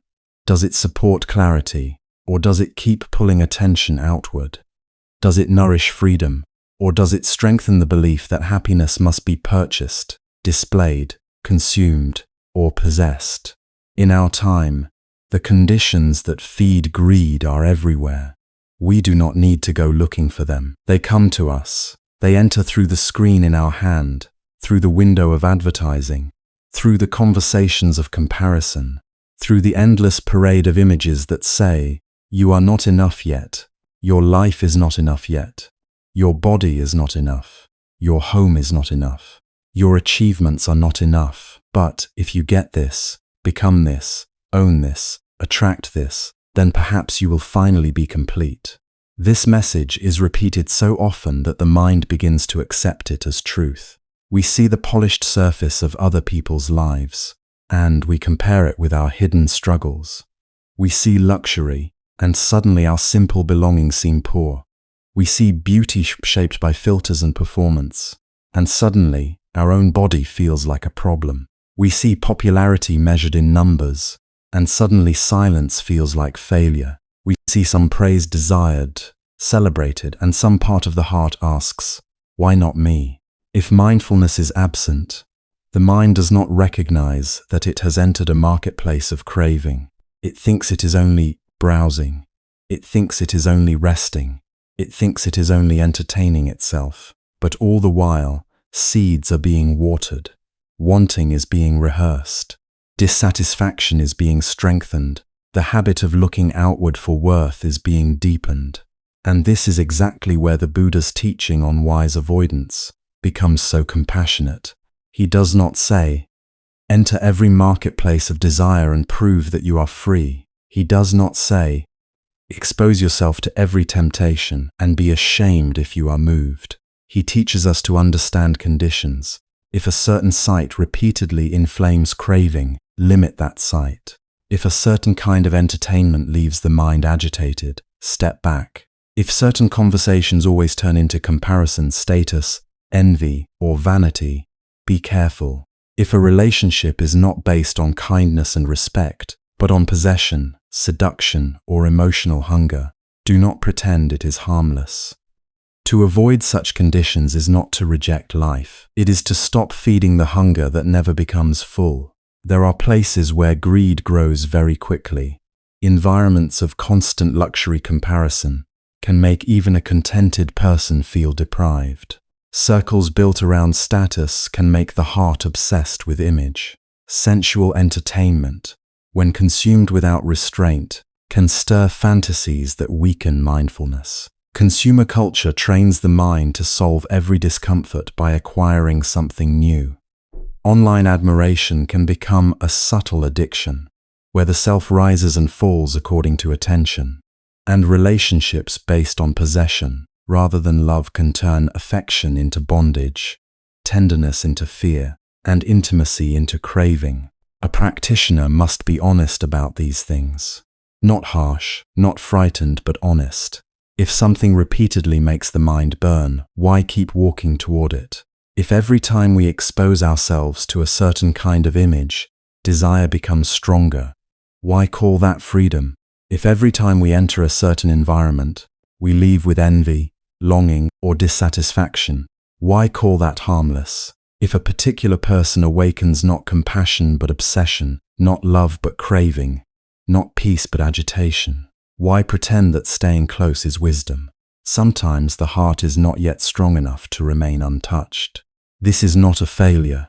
It is simply a stage of practice. A young tree needs protection from harsh wind. A small flame needs shelter before it can become steady. In the same way, when wholesome roots are still tender, we should not be careless with the conditions around us. We protect the mind so that it may grow strong. We step away not because we hate the world, but because we are learning how to love freedom more than stimulation. There is a deep gentleness in this kind of discipline. It does not say, "You are bad for wanting." It says, "Look closely. This wanting, if fed again and again, will not satisfy you. It will make you more dependent. It will make you chase what cannot truly protect you." The Buddha understood the human heart with great tenderness. He knew that craving often begins with pain. We want to be seen because we feel unseen. We want to possess because we fear loss. We want pleasure because we are tired. We want admiration because we doubt our worth. We want control because uncertainty frightens us. So the path does not begin with self-hatred.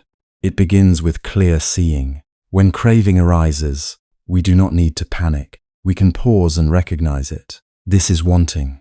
We can feel its energy in the body, its leaning forward, its tightening, its story of lack.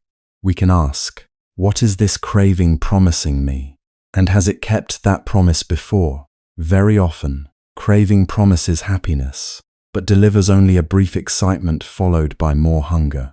It promises completion but leaves the heart searching again. It promises relief but creates dependence. It promises identity, but deepens the fear of losing that identity. Practical avoidance begins in simple places. We may limit exposure to content that repeatedly inflames desire, not because the world must be hidden from us, but because the mind deserves rest from constant provocation. We may simplify our consumption, choosing what is useful and wholesome rather than what merely impresses. We may pause before buying something and ask, or am I trying to change a feeling? We may wait 1 day or 3 days before making a purchase driven by impulse. Often when the wave passes, we see that the object was never the real need. We may also practice restraint in speech and relationships.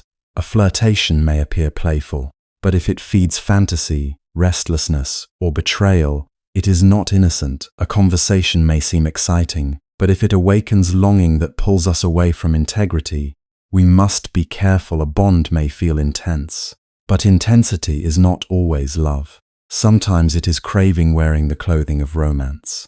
Love gives space, respects truth, and wishes for the welfare of the other. Craving wants to possess, to be reassured, to consume the presence of another person so that one's own emptiness will not be felt. To see this clearly is an act of compassion for ourselves and for others. We stop using people as medicine for wounds they did not create. We stop turning beauty into an object of grasping. We stop confusing attention with nourishment. We stop asking the world to fill a thirst that only wisdom can understand. One of the most powerful practices against greed is gratitude for sufficiency. This does not mean forcing ourselves to be satisfied while ignoring real needs. It means training the mind to recognize what is already here. The breath is here. The body, however imperfect, is carrying us. There is water to drink, ground to stand on, a sky above us, perhaps one person who has shown us kindness, perhaps one moment of quiet in the day. Gratitude does not make life small. It makes the heart less hungry. It teaches us to receive without immediately reaching for more. When the mind learns sufficiency, even simple things become rich. A plain meal can be enough. A quiet evening can be enough. A sincere friendship can be enough. A modest life can be dignified. We begin to taste a happiness that is not dependent on display. We begin to understand that peace is not produced by having endless choices, but by reducing the fever of wanting. This is not the same as laziness or lack of aspiration. The Dharma does not ask us to become passive. We may work, create, care for our families, improve our skills, build homes, serve communities. But we do so with a different heart. We act from responsibility, generosity, and wisdom. Not from the wound of I am incomplete unless I have more. We can appreciate without clinging, use without worshipping, receive without becoming enslaved, let go without feeling destroyed. Still, until the mind is steady, we must be humble. Craving when young looks harmless. A small indulgence, a small fantasy, a small comparison, a small taste of praise. But what is familiar? And what is familiar becomes a path. Step by step, the mind learns where to go for pleasure. Step by step, it becomes more difficult to turn away. The chain does not appear all at once. It is forged, link by link. Each time we feed the same hunger without understanding it. Wisdom cuts the chain early, not with violence, not with fear, but with timely restraint. It sees the first spark and does not wait for the whole house to burn. It sees the first tightening around the heart and gently says, "No, not this way." It knows that every unwholesome desire we do not feed becomes weaker. Every moment of restraint becomes strength. Every act of contentment becomes freedom. Every time we choose simplicity over craving, the heart remembers that it can survive without obeying every impulse. This is the quiet dignity of practice. No one may applaud it. No one may see the moment when we close the screen, step away from temptation. Remain faithful to our values. Choose not to buy. Choose not to compare. Choose not to seek attention. Choose not to turn another person into an object of desire. But in that unseen moment, the path is alive. The fire has been denied fuel. The heart has been protected. And over time, something beautiful happens. What once seemed irresistible becomes less powerful. What once pulled the mind outward begins to lose its charm. The practitioner does not feel deprived, because a deeper happiness has begun to appear. The happiness of not needing so much. The happiness of not being dragged by every image, every praise, every pleasure, every promise. The happiness of walking through the world with open eyes and a guarded heart, able to appreciate beauty without becoming bound by it. This is why avoiding the conditions that feed greed is not a small practice. It is part of liberation. It is how we stop building the prison while asking to be free. It is how we protect the tender roots of goodness until they become strong. It is how we honor the Buddha's wisdom, not by rejecting the world, but by refusing to let the world train our hearts in endless thirst. For greed says more, and then you will be happy. But wisdom says, look carefully. Happiness is not found by feeding the fire. Happiness begins when the feeding stops. And as we learn to step back from what inflames wanting, we discover another fire waiting nearby. If greed pulls the mind toward what it wants, anger throws the mind against what it rejects. Anger has a different sound from greed. Greed whispers, persuades, decorates the object, makes the mind lean forward and say, if only I had that. But anger arrives like a sudden flame. It tightens the chest. It sharpens the tongue.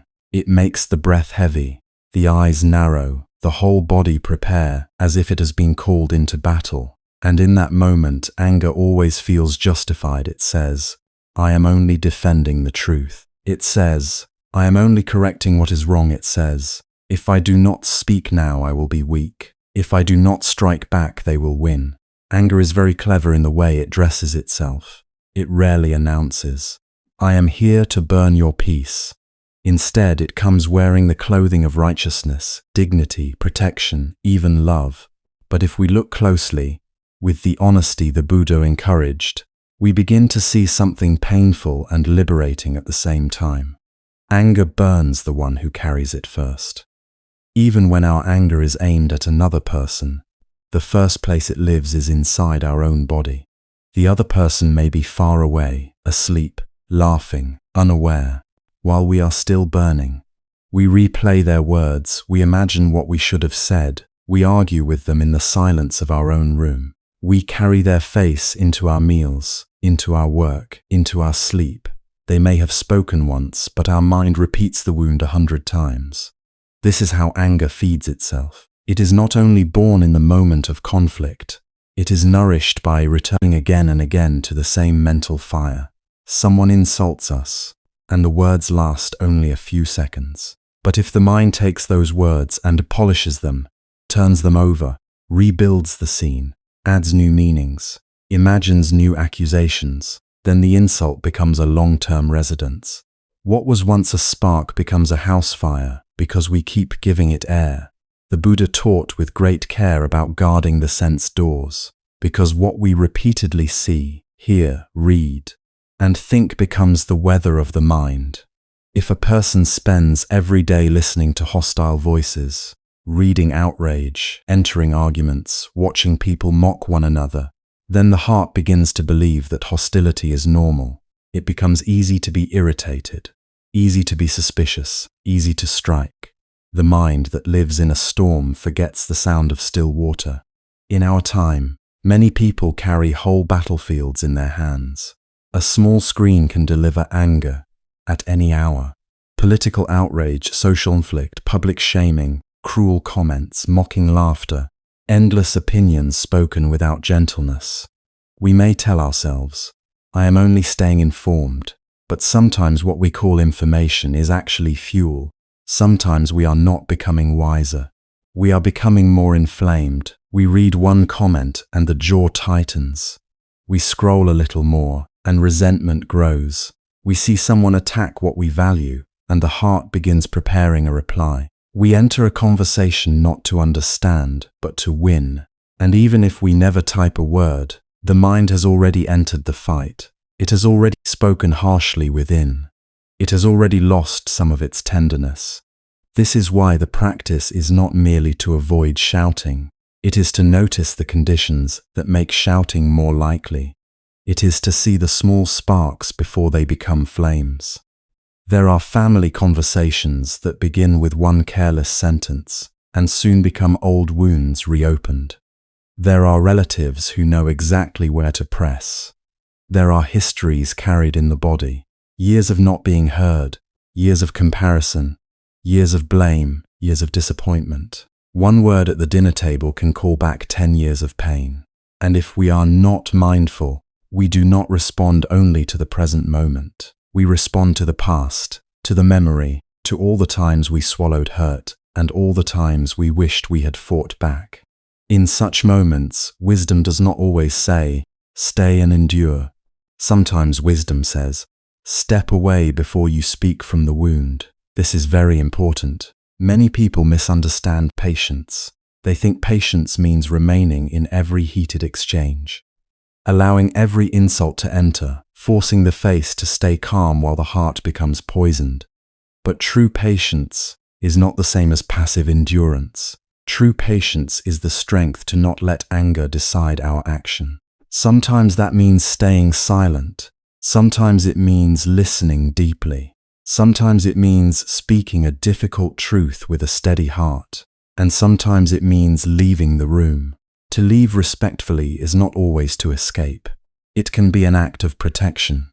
Protection for oneself. Protection for the other person. Protection for right speech. protection for the fragile possibility that this relationship may not be further damaged. There are words that, once spoken, cannot be returned to the mouth. There are tones that remain in memory long after the topic is forgotten. There are victories in argument that become defeats in the heart. We may prove our point, but lose our peace.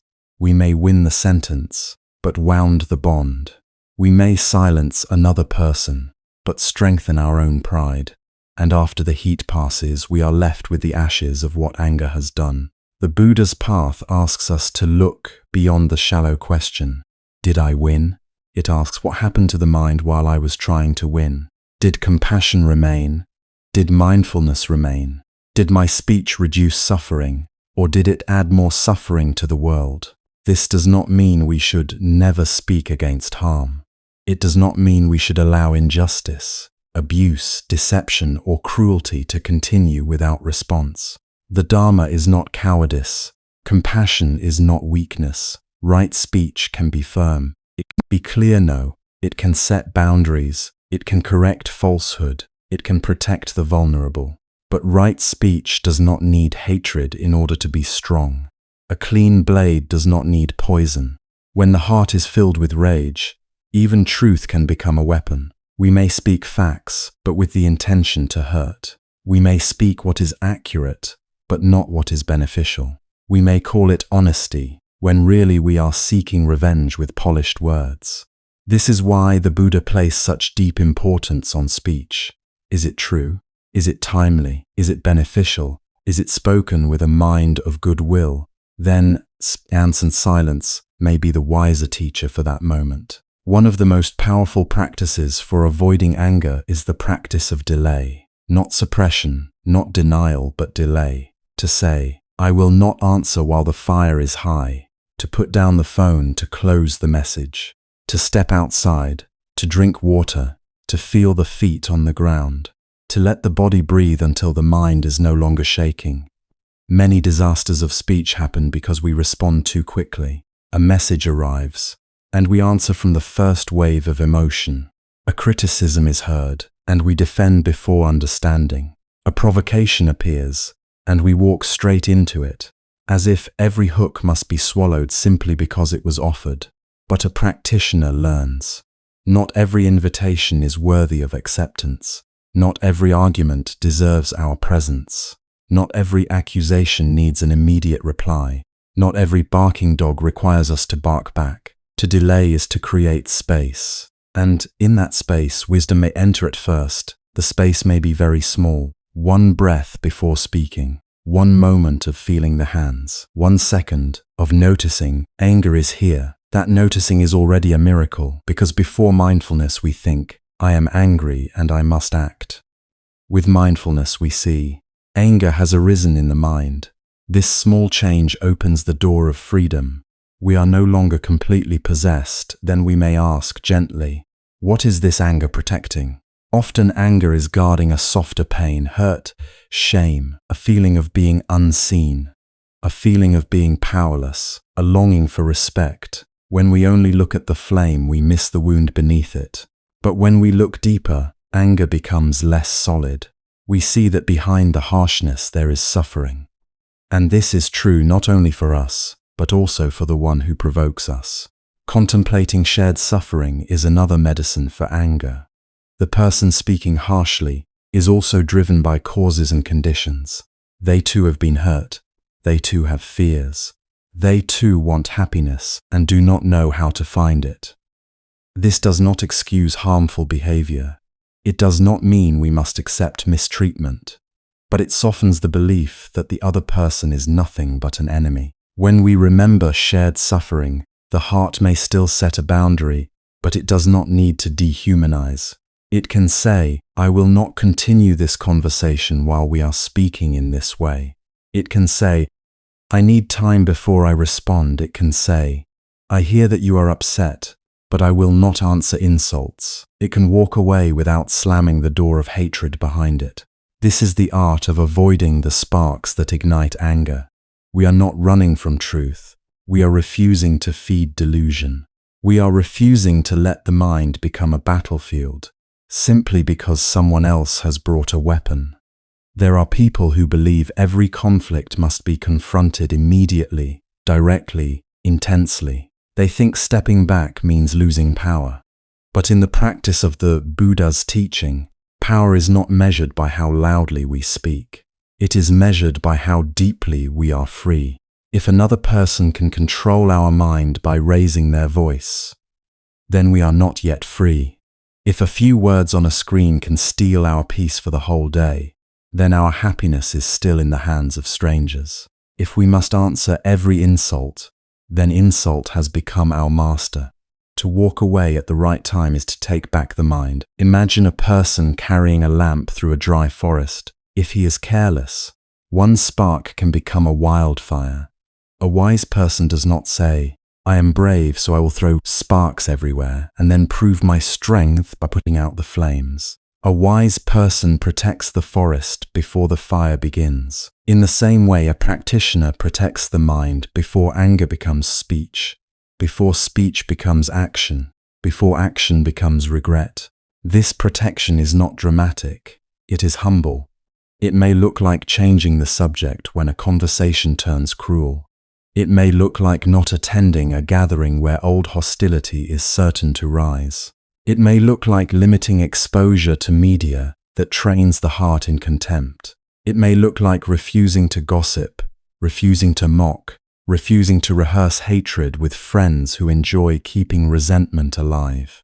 Sometimes anger is not fed alone. It is fed in groups. One person complains, another adds fuel, another repeats the injury, another says, "You should not let them get away with that." Soon everyone feels righteous, but no one feels peaceful. The wound becomes a shared fire, passed from mouth to mouth. The Buddha's path asks us to be careful with this, to ask, is this conversation leading to release, or is it multiplying suffering? There is a kind of loyalty that keeps anger alive. We think that if we stop hating someone who hurt us, we are betraying ourselves. We think forgiveness means saying, "The harm did not matter." But letting go of anger does not mean approving of harm. It means we no longer allow the harm to continue burning inside us. We may remember clearly. We may set firm boundaries. We may seek justice. But we do not need to drink poison every day to prove that the wound was real. Avoiding anger also means avoiding the inner courtroom, where we keep prosecuting others long after the event has passed. The mind calls witnesses. It presents evidence. It repeats the speech. It imagines the perfect reply. It wins the case again and again, but the heart remains imprisoned. At some point we must ask, do I want to be right in my imagination, or do I want to be free? Freedom begins when we stop feeding the trial. This does not happen all at once. Anger may still arise. Resentment may still return. Old habits may still pull us toward argument. But each time we notice, each time we refrain, each time we choose silence over poison, breath over reaction, distance over harm, we strengthen the roots of peace. In the beginning, we avoid the fire because we know we are easily burned. Later, as mindfulness grows, we may stand closer without being consumed. Eventually, with deep practice, the heart can meet blame and praise, gain and loss, insult and honor, without losing its balance. But we should not pretend to be at that stage before we are. There is humility in knowing our own capacity. There is wisdom in not entering a storm when our boat is still small. So if anger is strong, avoid the sparks. Do not keep opening the door to conversations that make hatred grow. Do not rehearse insults as if they are sacred texts. Do not feed on outrage and then wonder why the heart has no rest. Guard the eyes. Guard the ears. Guard the tongue. Guard the mind not with fear, but with compassion for the suffering that anger brings. And when you must speak, wait until the heart can speak without wishing to wound. Wait until truth can travel with kindness. Wait until firmness does not need cruelty to stand upright.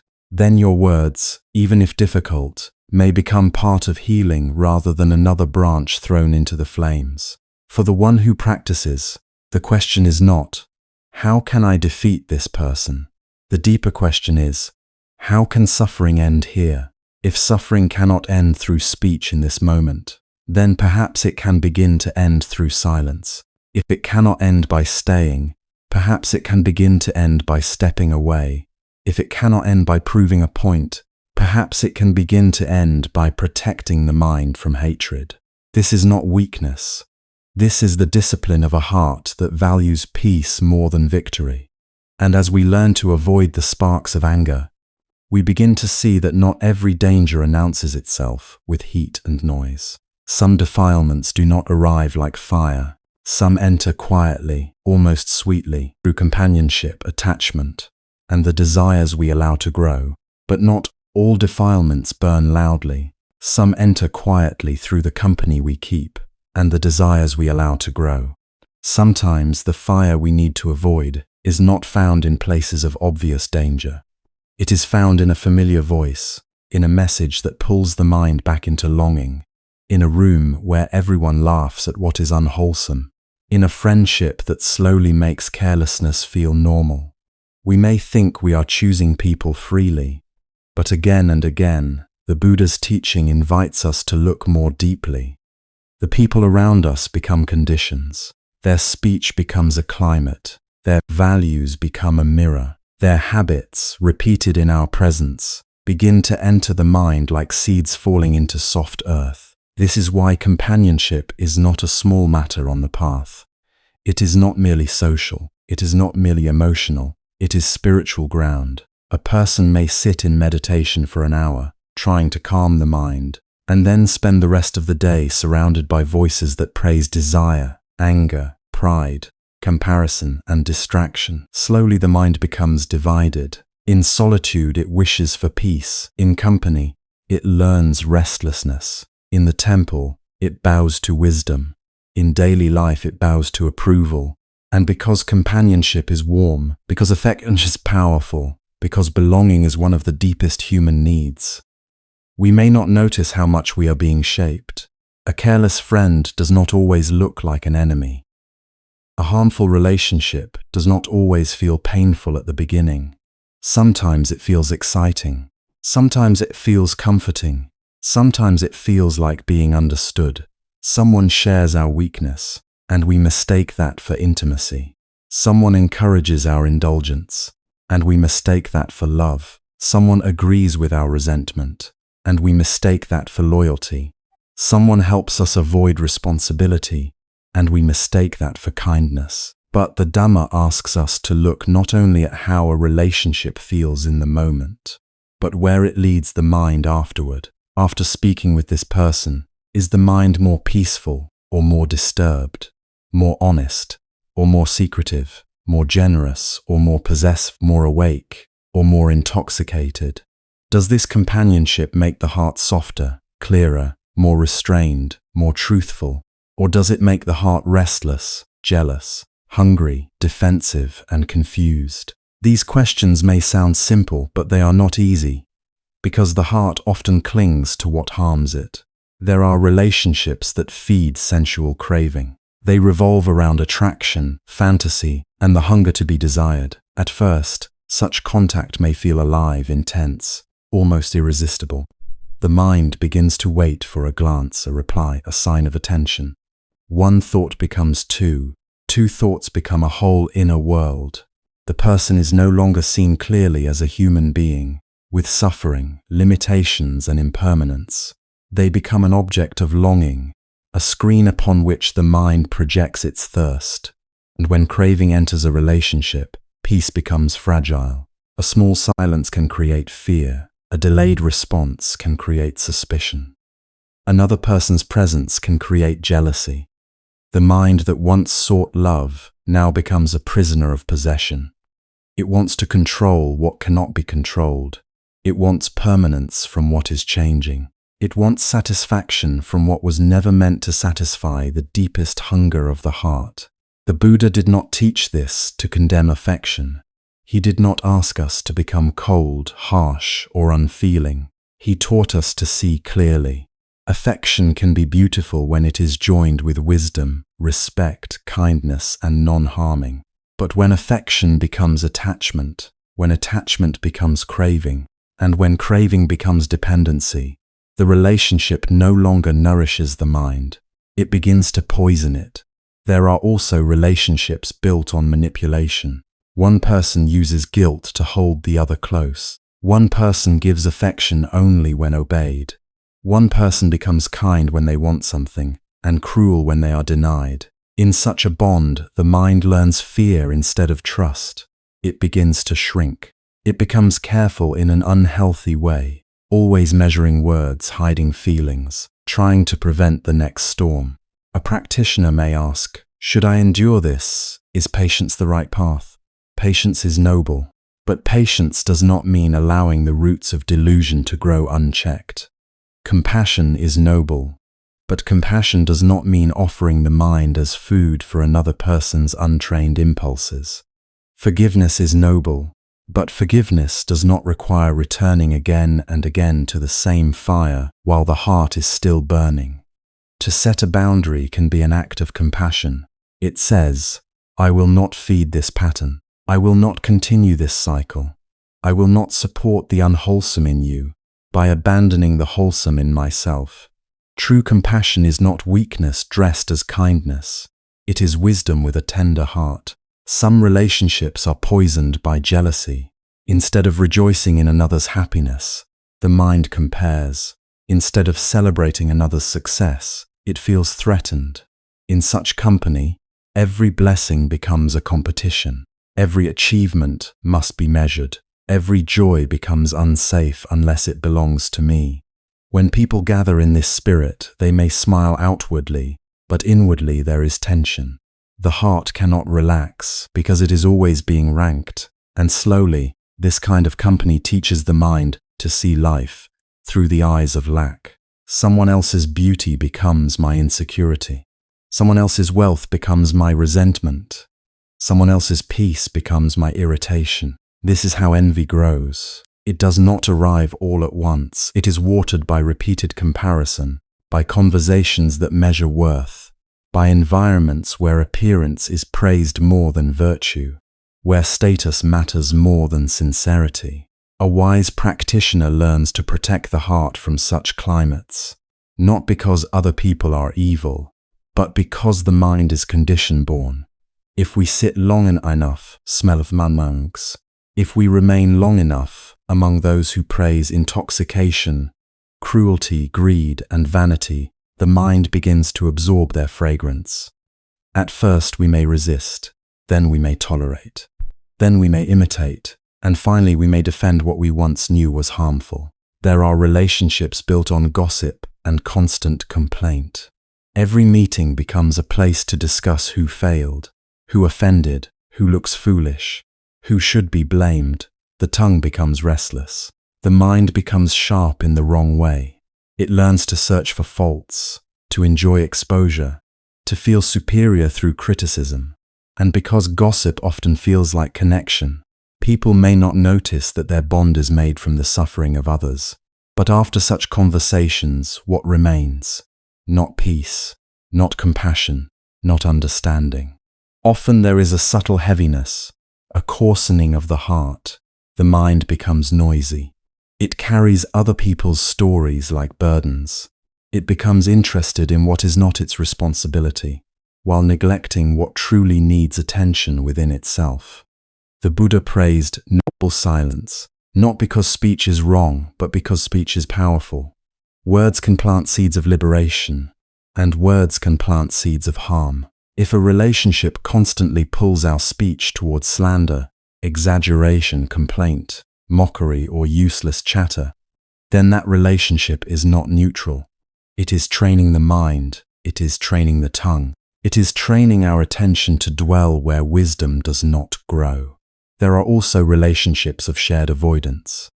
Two people, or a whole group, may silently agree not to wake up. They avoid honest reflection together. They distract each other from responsibility. They laugh at discipline. They normalize indulgence. They say, "This is just how life is," when in truth they are protecting their habits from the light of awareness. In such company, if one person begins to practice, the whole pattern may feel threatened.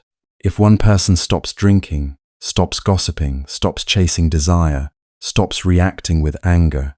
The others may feel abandoned, judged, or exposed. They may say, "You have changed." And sometimes they say it as an accusation. Yes, the practitioner changes. That is the purpose of the path. Not to become proud, not to become distant and superior, but to become less enslaved, less reactive, less intoxicated, less willing to trade inner peace for temporary approval. And yet, distancing oneself from harmful relationships can be painful. We should not speak of it as if it were easy. Some bonds carry years of history. Some are tied to family, gratitude, obligation, or old affection. Some people have stood beside us in difficult times, even if they now awaken confusion in the mind. Some relationships are not simply bad, they are mixed, tender and painful, loving and unhealthy, familiar and binding. So when we step back, the heart may grieve. It may feel guilt. It may wonder, am I being selfish? Am I abandoning them? In compassion. These questions deserve gentleness. The spiritual path is not a path of cold rejection. It is a path of seeing clearly what can and cannot be carried. Sometimes we do not need to cut someone off completely. Sometimes we need to change the form of contact. Less time, clearer boundaries, different topics, meeting in wholesome settings instead of unwholesome ones, refusing to participate in speech that harms, refusing secrecy, refusing emotional games, refusing to feed desire when desire has become dangerous. Sometimes compassion means staying near, but no longer being pulled. Sometimes it means stepping back until the mind is strong enough to meet the relationship without losing itself. And sometimes, with sadness but clarity, compassion means leaving a bond that repeatedly leads to harm. This is not hatred, this is not punishment. It is the protection of conditions. A river that is only a narrow stream cannot yet carry a heavy boat. It does not fail because it is small. It simply has not gathered enough depth. The wise traveler does not mock the stream or force a great vessel onto it. He waits, or he finds another way, until the water has widened and deepened through its own patient course. In the same way, a heart that is only beginning to practice cannot yet carry every burden the world wants to place upon it. This is not failure. It is simply where the water is right now. In time, fed by many small tributaries of virtue and attention, the stream widens, and what once would have capsized it can be carried with ease. In the same way, when mindfulness is still young, when restraint is still fragile, when wisdom is still forming, we must be careful about where we stand and with whom we walk. We may wish to believe we are strong enough to enter any environment, speak with any person, indulge any atmosphere, and remain untouched. But this belief can be pride disguised as courage. The Buddha did not praise reckless exposure. He praised careful attention. He praised wise association. In the spiritual life, noble friendship is not just helpful, it is a great blessing. A noble friend does not always flatter us. A noble friend helps us remember what matters. They encourage honesty when we want to hide. They encourage restraint when we want to indulge. They encourage kindness when anger feels justified. They encourage humility when pride begins to rise. In the presence of noble friendship, the mind feels invited upward, not forced, not shamed, but gently strengthened. Such a friend may speak few words, but their life reminds us of the path. Their calm makes us value calm. Their sincerity makes us want to be sincere. Their discipline makes discipline feel possible. Their kindness makes harshness feel unnecessary.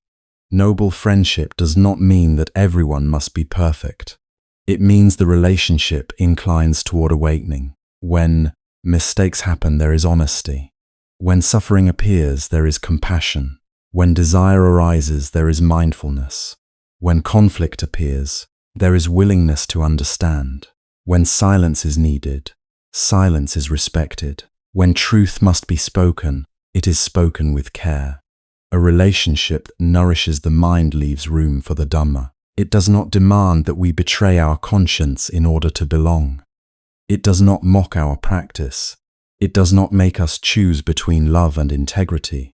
It gives space for goodness to grow, so we can ask ourselves, quietly and sincerely, who helps me return to myself? Who makes it easier to speak truthfully? Who leaves my mind more gentle after we part? Who strengthens my wish to live with compassion and restraint? And on the other side, who awakens greed in me? Who awakens resentment? Who makes me careless with speech? Who pulls me into secrecy, craving, jealousy, or confusion? These questions are not meant to judge others harshly. They are meant to understand conditions. Every being acts from causes, from wounds, from habits, from ignorance, from longing. We do not need to hate anyone in order to step away from what is harmful. We do not need to declare someone bad in order to admit, when I remain in this pattern, my mind declines. This honesty is a form of awakening, because in the end, the path is not walked only on a meditation cushion. It is walked in conversations, in friendships, in love, in family rooms, in workplaces, in the quiet pull of a message we know we should not answer, in the courage to say no, in the tenderness to say goodbye, in the wisdom to choose companions who help the heart become free. To avoid harmful company is not to reject the world. It is to stop feeding the causes of suffering. It is to recognize that the mind, like a flame, is affected by the winds around it. If the wind is wild, the flame flickers. If the wind is gentle, the flame becomes steady. And when the flame of awareness becomes steady enough, it can illuminate not only our own path, but the path for others as well. Until then, we guard it. We guard it with care. We guard it without shame. We guard it because peace is precious. And because a heart moving toward liberation should not be offered casually to every influence that asks for entrance. And one of the clearest signs of harmful company is the speech it produces. Because speech is never just sound. It is not merely air moving through the mouth, not merely words exchanged to fill an empty room. Speech is a doorway. Through it, karma enters the world. Through it, intention takes shape. Through it, what was hidden in the heart becomes visible, and what was once a passing thought can become a wand, a habit or a path. A single sentence can calm a frightened mind. A single sentence can destroy trust that took years to build. A few careless words can remain in another person's memory, long after we have forgotten saying them. And even when we are not the one speaking, even when we are only listening, the atmosphere of speech can still enter us. It can color our perception. It can stir our emotions. It can make the mind restless, suspicious, proud, harsh, or intoxicated with judgment. This is why the Buddha spoke so carefully about right speech. He did not treat speech as something small. He did not say, "Words do not matter as long as the heart is good." He understood that words reveal the heart, train the heart, and also lead the heart. If we speak with anger, anger grows stronger. If we speak with kindness, kindness becomes more natural. If we speak falsely, the mind becomes accustomed to twisting reality. If we speak truthfully, the mind learns to stand upright. And if we spend our days surrounded by gossip, slander, mockery, and empty talk, then even if we consider ourselves sincere practitioners, the mind slowly begins to breathe that same air. At first, gossip may seem harmless. It may come softly, even sweetly. Someone says, "Did you hear what happened?" Another says, "I probably should not say this, but..." And suddenly the mind leans forward. Attention sharpens, not with wisdom, but with appetite. There is a certain pleasure in being included, in knowing what others do not know, in feeling for a moment that we are standing above someone else's life, examining it, measuring it, deciding what it means. But beneath that pleasure, something is happening. The heart is being trained to delight in the faults of others. The mind is being trained to look outward with judgment rather than inward with honesty. Compassion becomes thinner. Humility becomes weaker. Instead of asking, "What in me still needs to be purified?" we begin asking, "What is wrong with them?" And the more often we do this, the easier it becomes to forget that the person being discussed is also fragile. also struggling, also carrying hidden burdens we may never understand. Gossip creates separation. It quietly divides the world into those inside the conversation and those outside it. It gives us the feeling of closeness, with one person at the expense of another. We bond by excluding. We laugh by lowering someone. We feel righteous by magnifying another person's mistake. And because this kind of closeness is built on unwholesome ground, it never brings true peace. It may bring excitement. It may bring a brief feeling of superiority. But afterward, the mind is rarely clean. There is a residue, a subtle agitation, a taste of bitterness that remains after the laughter fades. Slander is even more dangerous because it does not merely discuss weakness. It tries to damage. It takes speech and turns it into a weapon. Sometimes slander is loud and obvious, full of anger and accusation. But sometimes it hides behind concern. It says, "I am only telling you because you should know." It says, "I do not want to judge," but it says, "Maybe I am wrong, but I heard." And in this way, poison is poured into the ear while pretending to be medicine. The Buddha warned against such speech because it breaks harmony. It sets one person against another. It plants distrust where there was openness. It makes the listener look at someone with new suspicion, even when nothing has been directly known or verified. And once suspicion has entered, it is not easy to remove. The mind begins to search for evidence. It interprets ordinary behavior through the lens of doubt. A silence becomes proof. A mistake becomes a pattern. A delay becomes disrespect. One sentence of slander can bend the perception of many people for a long time. This is why a practitioner must be careful not only with what they say, but also with what they allow themselves to hear. Many people think, "I did not speak badly, I only listened." But listening is not always neutral. If mindfulness is weak, listening can become participation. The eyes widen, the mind becomes interested, the heart secretly enjoys the story. We may nod, ask questions, or remain silent while inwardly feeding the same fire. And even if we say nothing, seeds may be planted. A seed of suspicion, a seed of contempt, a seed of desire, a seed of comparison, a seed of agitation. Later, when we sit in meditation, we wonder why the mind is noisy. We close our eyes, but faces appear. Stories return. Judgments repeat themselves. We remember what someone said about someone else, and the mind begins building new scenes, new opinions, new arguments. We are physically alone, but inwardly we are still sitting in the marketplace of careless speech. The mouth has stopped speaking, but the mind continues the conversation. This is why avoiding gossip is not a small discipline. It is a protection of inner purity. It is a way of saying, "I do not want to give my mind this kind of food," because the mind eats what it attends to. It grows according to what it repeatedly consumes. If we feed it anger, it becomes more easily angered.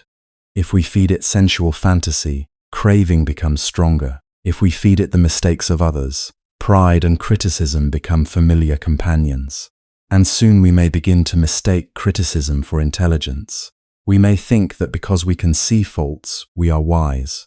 But seeing faults is not yet wisdom. A harsh mind can see faults. An insecure mind can see faults. A jealous mind can see faults. Wisdom sees causes and conditions. Wisdom sees suffering. Wisdom sees that unwholesome actions bring painful results. But it does not rejoice in another person's downfall. It does not need to mock in order to understand. It does not need to condemn in order to discern. There is a kind of speech that feels sharp, clever, even entertaining, but leaves the heart colder. Mockery is like that. It may make a room laugh, but it often does so by making someone smaller. And when the mind becomes accustomed to mockery, tenderness begins to feel weak. We become quick to ridicule, slow to empathize. We begin to enjoy the moment when someone is exposed, embarrassed, or diminished.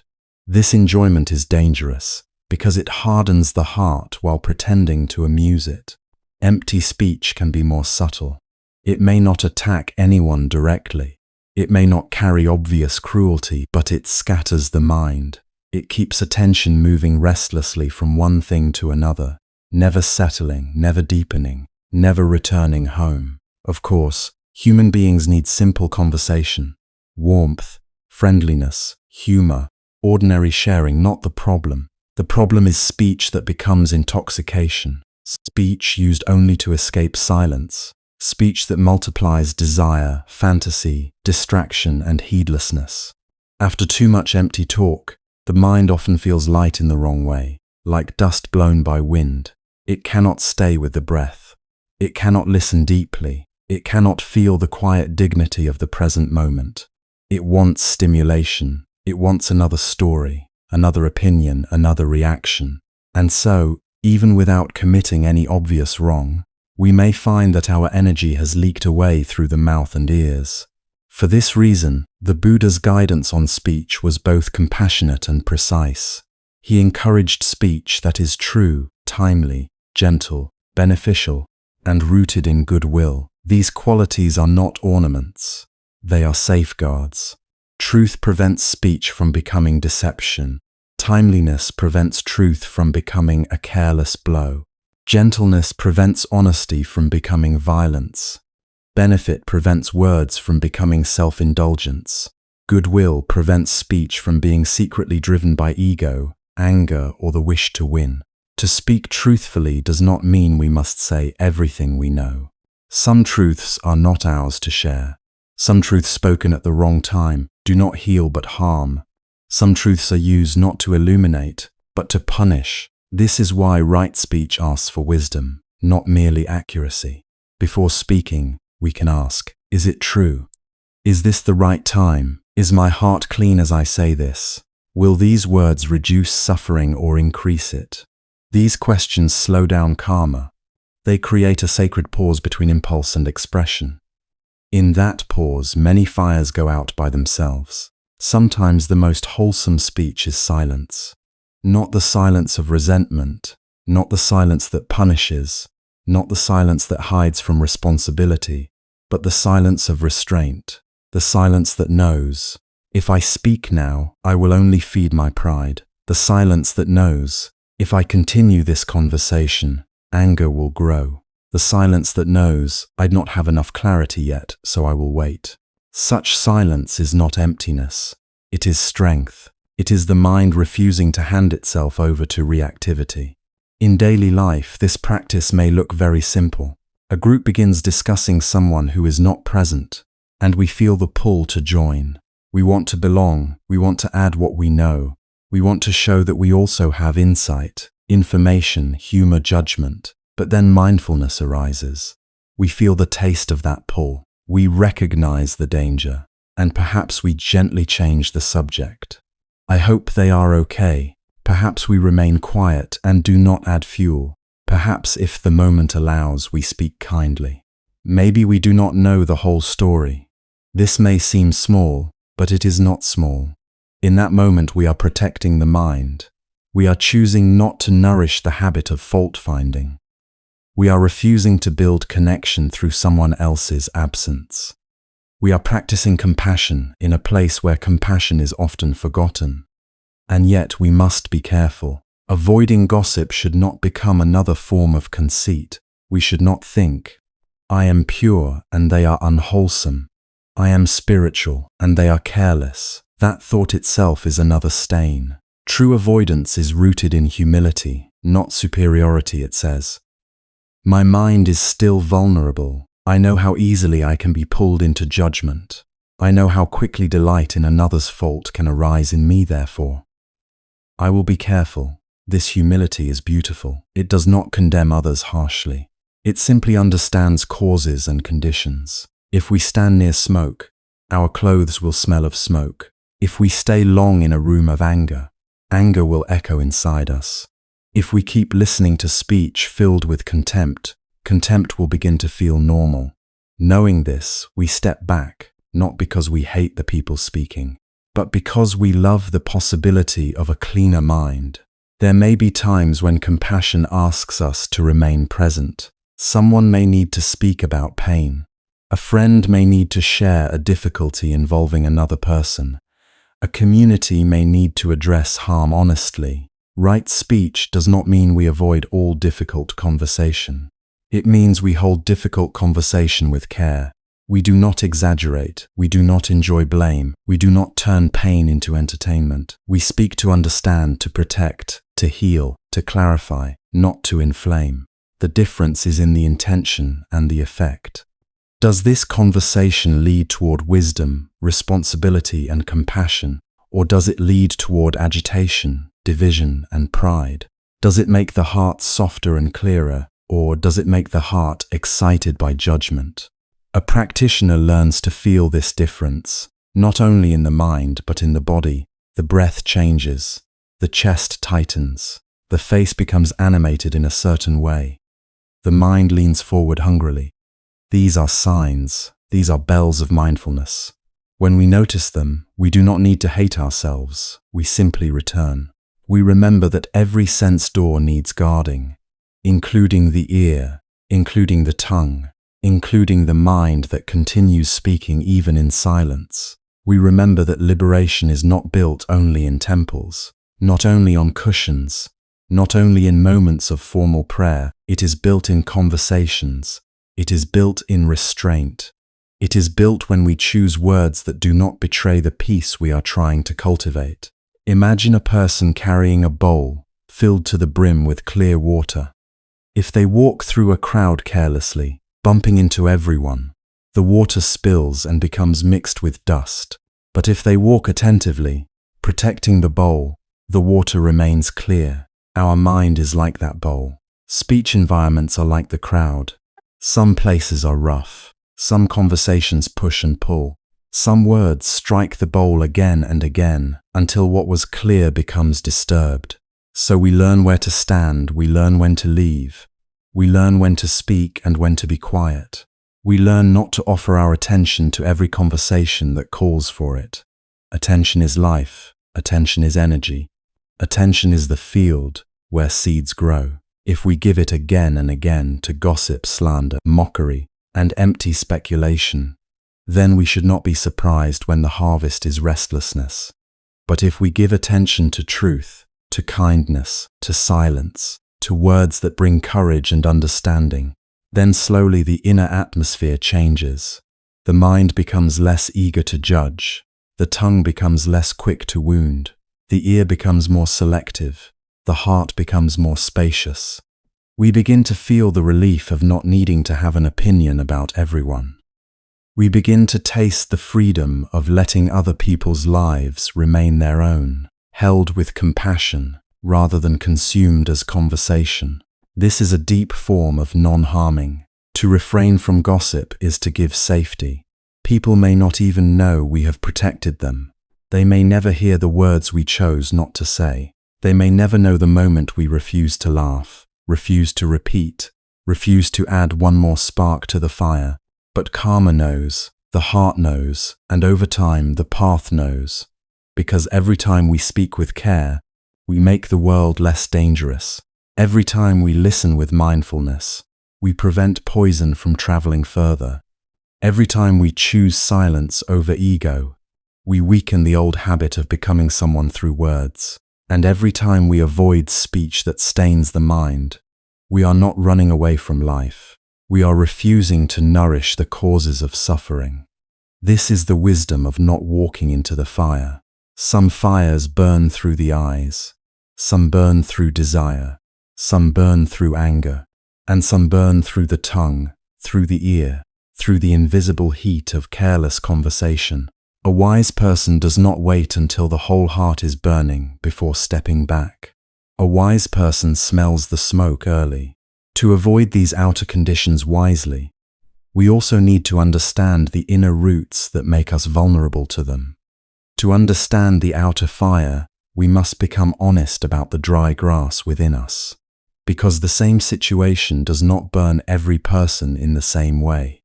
One person can hear criticism and remain calm, while another feels wounded for days. One person can walk past temptation without a second glance, while another feels the whole body leaning toward it. One person can be praised and simply smile, while another begins to crave more. needing that sweetness again and again. This is not something to be ashamed of. It is something to understand. Every practitioner has weak places. Every sincere person who walks the path eventually discovers that the mind is not equally strong in every direction. There may be parts of us that are patient and generous, and other parts that are easily stirred by desire. There may be parts of us that can endure hardship, but cannot endure being ignored. There may be parts of us that can live simply, but cannot let go of being right. There may be parts of us that can speak kindly to strangers, yet become harsh with the people closest to us. This is why the Buddha's path is not a path of pretending. It is a path, and clear seeing begins with the courage to say, here, I am still vulnerable. Here, the mind still loses its balance. Here, the old habit is still strong. Some people are easily drawn by praise.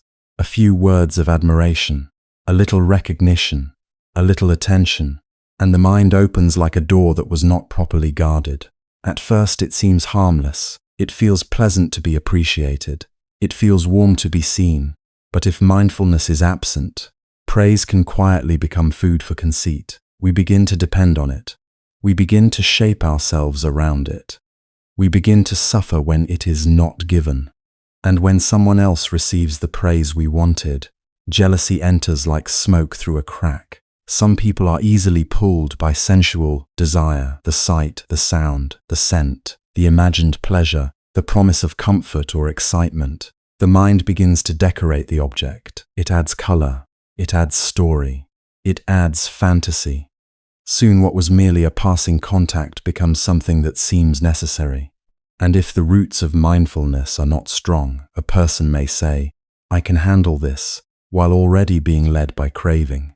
Some people are vulnerable to anger, not because they are evil, but because the habit of resistance is deep.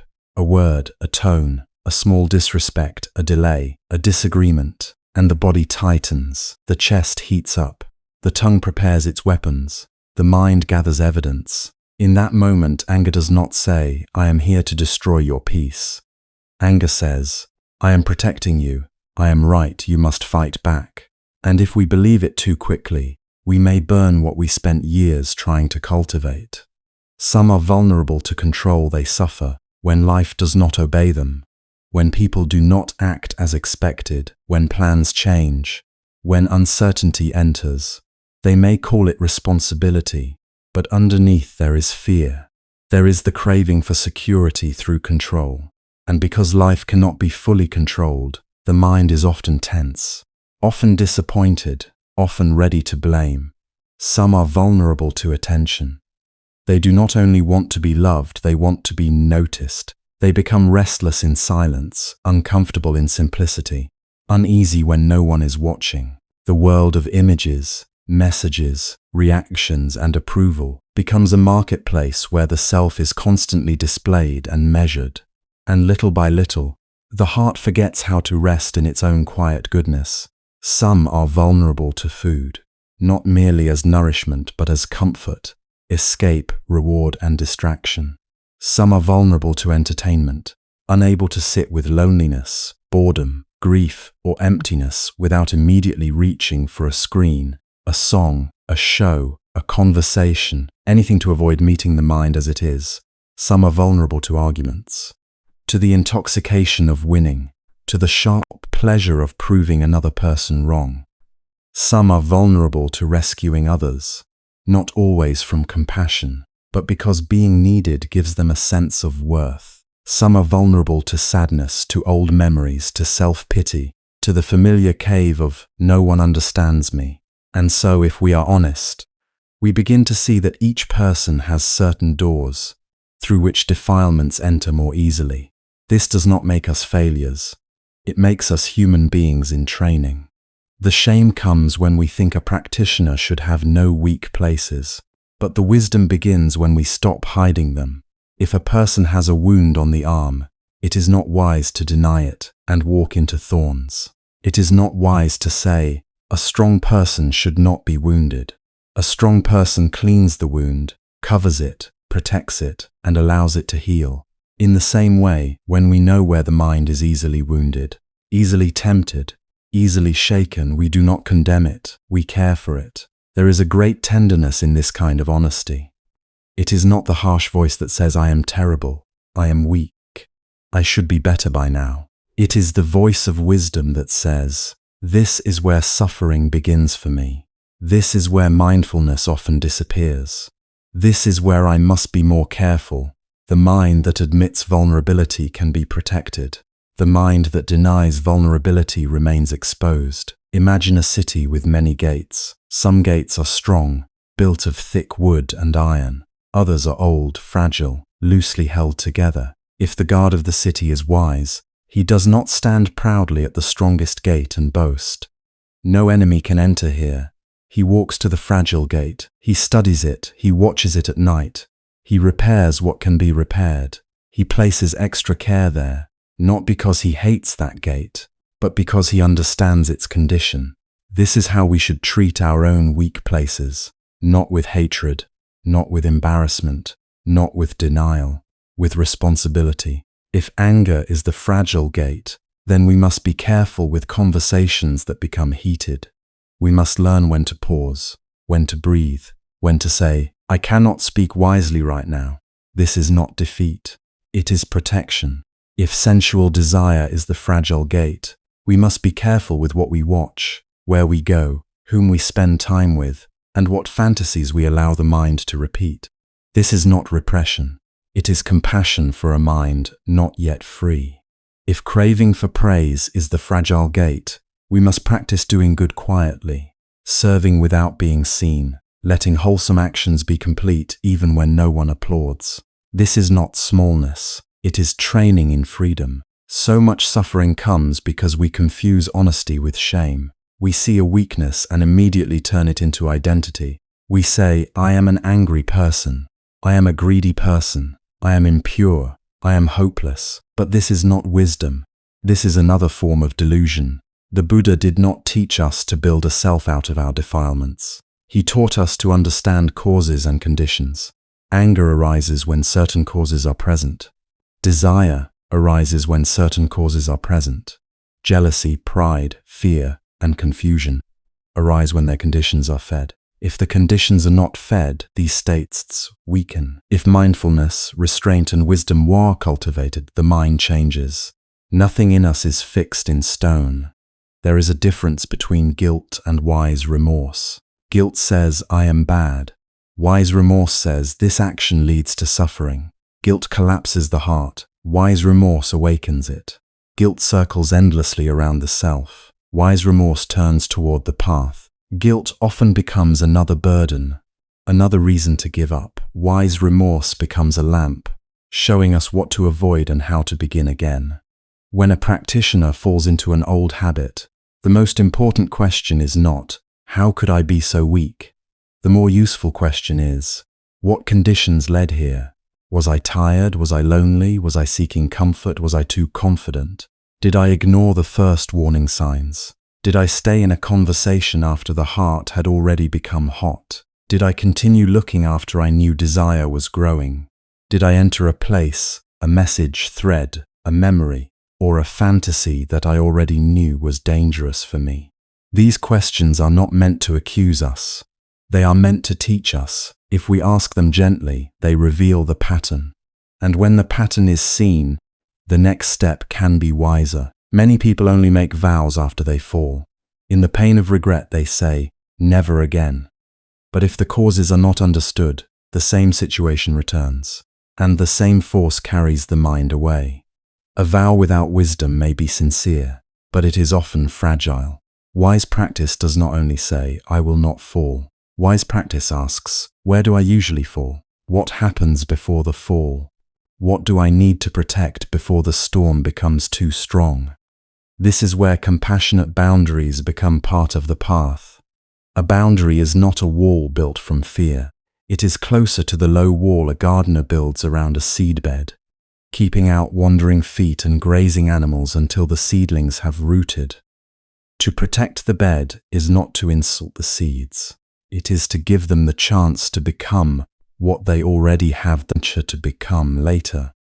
When the roots have gone deep, the stalk thickened, the wall may come down, and the garden can meet the open field. But if we tear it down too early and call that courage, we may lose the harvest before it has ripened.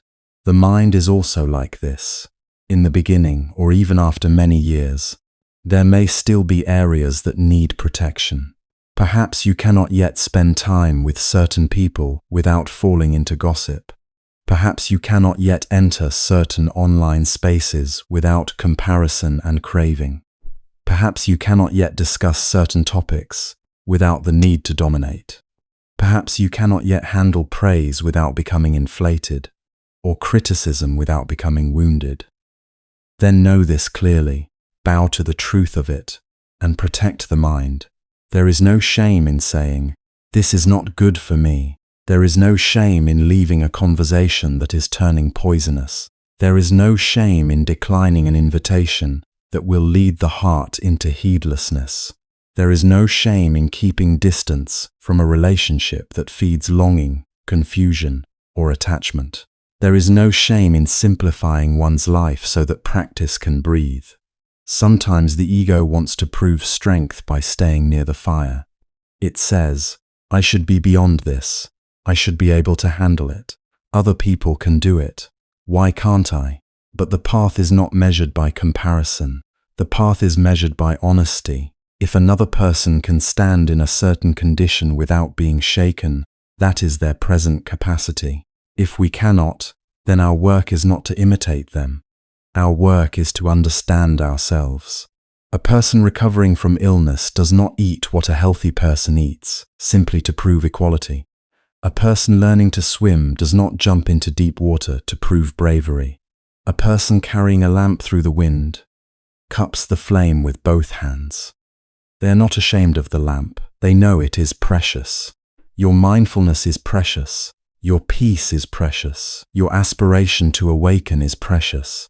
Do not throw it casually into conditions that repeatedly damage it. And yet, this protection must be held with kindness, not fear. If we become afraid of the world, we have misunderstood. The world is not the enemy. Forms, sounds, smells, tastes, touches, thoughts, people, places, and situations are not enemies in themselves. The danger lies in the untrained relationship to them. When contact meets ignorance, craving grows. When contact meets mindfulness, wisdom can grow. Until mindfulness is steady, we choose our contacts carefully. This is not hatred of life. It is the art of living wisely. So, as you listen, you may gently ask yourself, where do I most often lose? Is it when I am praised? Is it when I am criticized? Is it when I feel lonely at night? Is it when I am tired and scrolling without purpose? Is it when I speak with a certain person? Is it when I enter competition? Is it when I feel excluded? Is it when I have money, power, beauty, attention, or comfort available to me? Is it when I feel unseen? Is it when I believe I am right? Do not rush to answer. Let the question sit in the heart. Let it open a space of sincerity. Sometimes the weak place is not obvious because we have decorated it with good reasons. We call attachment love. We call anger honesty. We call pride confidence. We call indulgence self-care. We call distraction rest. We call control responsibility. We call gossip concern. But if we look carefully at the results, the truth becomes clearer. Does this condition make the mind lighter or heavier, more peaceful or more restless, more compassionate or more self-centered, closer to freedom or more entangled? The fruit tells us about the root. When we know the root, we can stop watering it. We can make changes before suffering blooms again. We can decide not to open certain doors when the mind is tired. We can pause before responding to a message. We can eat with awareness rather than hunger of the heart. We can step away from arguments before the tongue becomes a blade. We can place the phone down before the mind is scattered. We can reduce contact with influences that make craving feel normal and restraint feel strange. We can seek friends who strengthen our goodness rather than those who celebrate our forgetfulness. This is not a dramatic practice. It may look very ordinary from the outside, but inside, Each small boundary says, I care at the mind. Each wise refusal says, I will not nourish the cause of suffering. Each moment of stepping back says, freedom matters more than impulse. And when we do fall, because old habits may still return, we do not add a second wound by hating ourselves. We stop, we breathe, we acknowledge what happened. We feel the consequence honestly. We allow wise remorse to teach us. Then we return to the path with more humility and more understanding. A sincere practitioner is not someone who never sees defilement arise. A sincere practitioner is someone who learns from its arising. Someone who becomes less arrogant, less careless, less willing to gamble with the mind. Someone who understands that the path is built not only in moments of meditation, but in the choices made before temptation becomes powerful. To know your weak places without shame is already a form of wisdom. It means you are no longer living blindly. It means you have stopped demanding that the mind be stronger than it is, and have begun helping it become stronger through care. It means you are learning the difference between self-condemnation and self-protection. The Buddha's teaching is tender in this way. It does not ask us to pretend to be liberated. It shows us how bondage is created and how bondage can end. It teaches us to guard the senses, to understand conditions, to abandon what is unwholesome, to cultivate what is wholesome, and to purify the heart patiently. So if you see a weak place in yourself, do not bow your head in shame. Bow inwardly with gratitude. Now you know where to practice. Now you know which gate needs watching. Now you know where compassion must become discipline, and where discipline must remain compassionate. Because once we know our weak places, we can build a life that supports practice instead of constantly undermining it. We can arrange our days, our speech, our friendships, our habits, and our surroundings in ways that help the mind remember what is sacred. We no longer leave the heart unguarded and then wonder why it suffers. We begin to live as someone who understands cause and effect, someone who does not walk into the fire and call the burning fate. When we begin to understand cause and effect, practice becomes something much more intimate than a few minutes on a cushion. It enters the way we wake up, the way we touch our phone, the way we speak when we are tired, the way we choose what to bring into our eyes and ears. A spiritual life is not built only in heroic moments.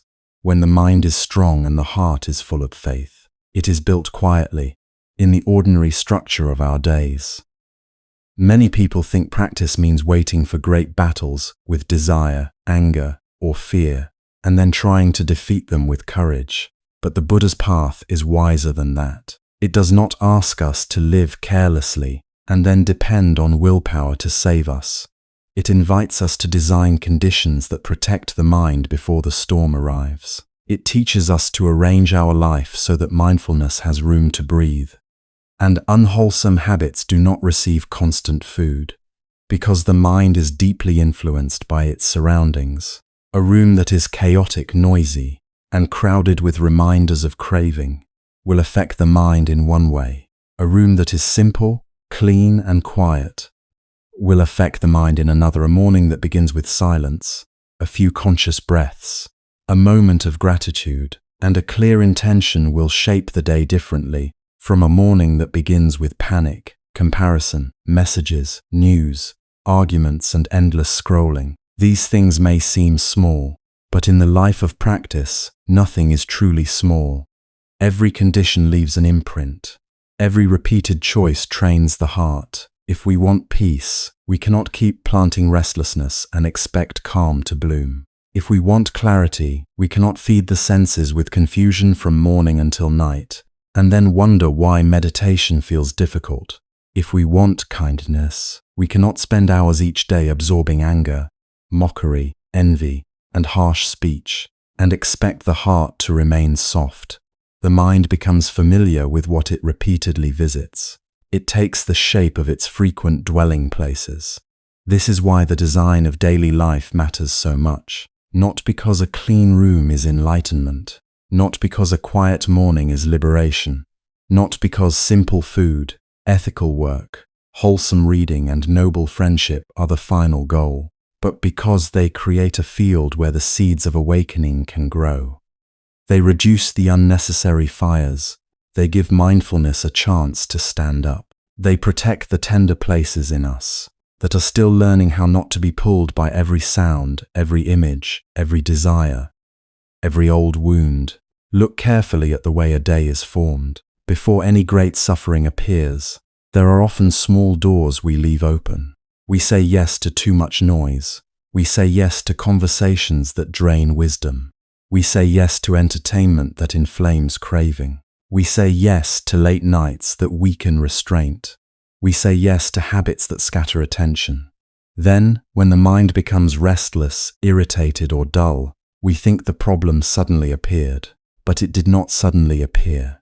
It was invited, little by little, through conditions. A practitioner learns to become tenderly honest about this. Not harsh, not controlling in a fearful way, but awake. We begin to ask, what helps my mind become clear? What makes it heavy? What brings me closer to patience? What makes anger rise more easily? What nourishes contentment? What increases comparison and hunger? These questions are not meant to make life narrow. They are meant to make life conscious. Without such questions, we drift according to impulse. With them, we begin to live with wise intention. One of the most practical acts of protection today is learning how to relate to technology. The phone can be a useful tool, but it can also become a doorway through which endless craving, fear, distraction, and comparison enter the mind. If we pick it up the moment we wake, before we have even met our own breath, we hand the first moments of the day to the world's noise. We allow other people's urgency to shape our inner weather. We may tell ourselves it is only a few minutes, but the mind has already been pulled outward. Its first movement has become reaching, reacting, consuming. So it is wise to create boundaries. Perhaps the first half hour of the morning is kept free from screens. Perhaps the phone sleeps outside the bedroom. Perhaps certain apps are removed, or certain hours are protected. Perhaps messages are checked at chosen times instead of every time the mind feels the slightest discomfort. This is not rejection of modern life. It is protection of attention. It is saying, my mind is precious. I will not let it be carried away by every current. The evening also needs care. Late night stimulation weakens the mind's natural dignity. When the body is tired, restraint becomes thin. Craving becomes more persuasive. Old habits speak louder. The mind begins to seek comfort without wisdom. Many unwholesome actions are not born from deep intention, but from exhaustion combined with easy access. A tired mind in front of endless stimulation is like dry grass near sparks. Why pretend there is no danger? Why enter that field again and again and then feel surprised by the fire? To protect the mind, we can make the night gentle, we can dim the lights, reduce noise, set aside devices, read something wholesome, chant softly, sit quietly, or simply breathe with gratitude for the day that has passed. We can let the last impressions of the evening be simple and pure. Not every night will be perfect, and it does not need to be, but repeated care becomes a refuge. The body learns safety, the mind learns to settle. Sleep becomes less like collapse and more like surrender. Food, too, is part of practice, not in a rigid or proud way, but in a mindful way. What we eat, how we eat, and why we eat all affect the mind. Simple food can support clarity. Eating with gratitude can soften greed. Pausing before a meal can remind us that life is sustained by countless conditions, by the labor of many beings, by the generosity of earth, rain, sunlight, and hands we may never know. When we eat only to chase pleasure, the mind learns grasping. When we eat with awareness, the same act becomes a field of humility. Work is also part of the path. Many people separate spiritual life from earning a living, as if practice happens only in temples, retreats, or meditation halls. But ethical work is one of the great protections of the heart. If our livelihood depends on deception, harm, exploitation, or encouraging addiction and greed, then the mind is forced to live in conflict with itself. Even if we meditate, something inside remains unsettled. But when our work is as honest as possible, when our speech is truthful, when we treat others fairly, when we refuse to profit from suffering, the heart becomes lighter. It does not have to hide from itself, of course. Not everyone can change their circumstances immediately. Life is complex. Responsibilities are real. But even within difficulty, we can move in the direction of integrity. We can reduce harm where we are. We can speak more truthfully. We can choose fairness when no one is watching. We can refuse small corruptions. We can bring mindfulness into emails, meetings, actions, and decisions. The path is not waiting somewhere else. It begins in the place where we are standing. The people we spend time with are another powerful condition. The Buddha praised noble friendship not as a minor support, but as something central to the holy life. A noble friend does not need to be perfect. They are someone whose presence reminds us of what is good in us. Around them, we feel less need to pretend. We become more honest, more patient, more inspired to practice. Their words may be simple, but they carry the fragrance of sincerity. They do not feed our worst impulses. They help us remember our highest intention. At the same time, we must be honest about relationships that repeatedly stir greed, resentment, gossip, vanity, or confusion. Compassion does not mean giving everyone unlimited access to our mind. We can wish others well and still keep wise distance. We can forgive without returning to the same harmful pattern. We can be kind without becoming careless. Some connections need boundaries. Some conversations need to end sooner. Some invitations need to be declined. This is not coldness. This is understanding conditions. Speech especially requires protection. A single conversation can leave the mind peaceful, or it can burn for hours. Gossip, harsh judgment, unnecessary argument, and endless complaint may seem ordinary, but they carve grooves in consciousness. They make the mind restless and sharp. They train us to look at others through fault-finding eyes. So a practitioner learns to value silence, not as emptiness, but as medicine. We do not need to speak every thought. We do not need to enter every debate. We do not need to prove ourselves in every moment. Sometimes the most powerful practice is to let a sentence die before it becomes harm. Planning periods of silence can be deeply nourishing. It may be one morning a week, one evening each day, or a few minutes before sleep. Silence allows the sediment of the mind to settle.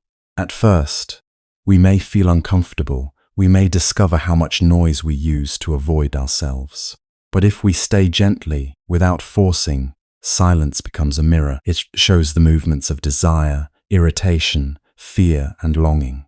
It also shows us the quiet goodness that is often hidden beneath them. Generosity is another way to design a life that protects the mind. Greed tightens the heart, but giving opens it. We do not need to be wealthy to practice generosity. We can give attention, patience, forgiveness, encouragement, time, food, knowledge, or a listening ear. Each act of giving tells the mind, you do not have to grasp so tightly. There is enough room to share. In this way, generosity weakens self-centeredness. It creates joy that does not depend on consumption. It turns ordinary life into a training in freedom. Even our leisure can be chosen wisely.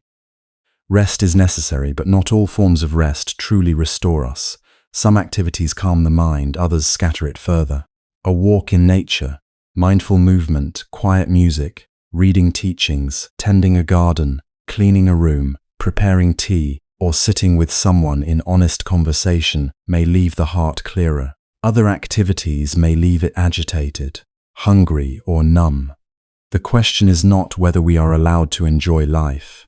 The question is whether our enjoyment leads to more bondage or more balance. The beautiful thing is that small repeated choices become protective conditions. A clean corner for meditation, a regular time to sit, a habit of pausing before speaking, a boundary around the phone, a few friendships rooted in sincerity, a simpler evening. a more ethical way of working, a little generosity each day. None of these may look dramatic. No one may applaud. There may be no feeling of spiritual greatness, but quietly the heart is being trained. Quietly the mind is learning where to rest. Quietly concentration begins to deepen, not through force but through support. When life is constantly disordered, meditation often becomes a struggle against the momentum of the whole day.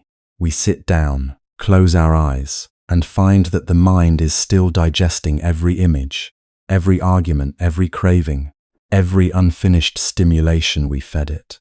Then we blame ourselves for not being calm. But perhaps the sitting is not the problem. Perhaps the rest of the day has not been kind to the sitting. If we want the mind to settle in meditation, we must give it fewer reasons to be disturbed outside meditation. This is the wisdom of preparation. A peaceful mind is rarely an accident. It is cultivated. It is protected by repeated decisions that favor clarity over impulse. It is supported by habits that may seem humble, but are actually profound.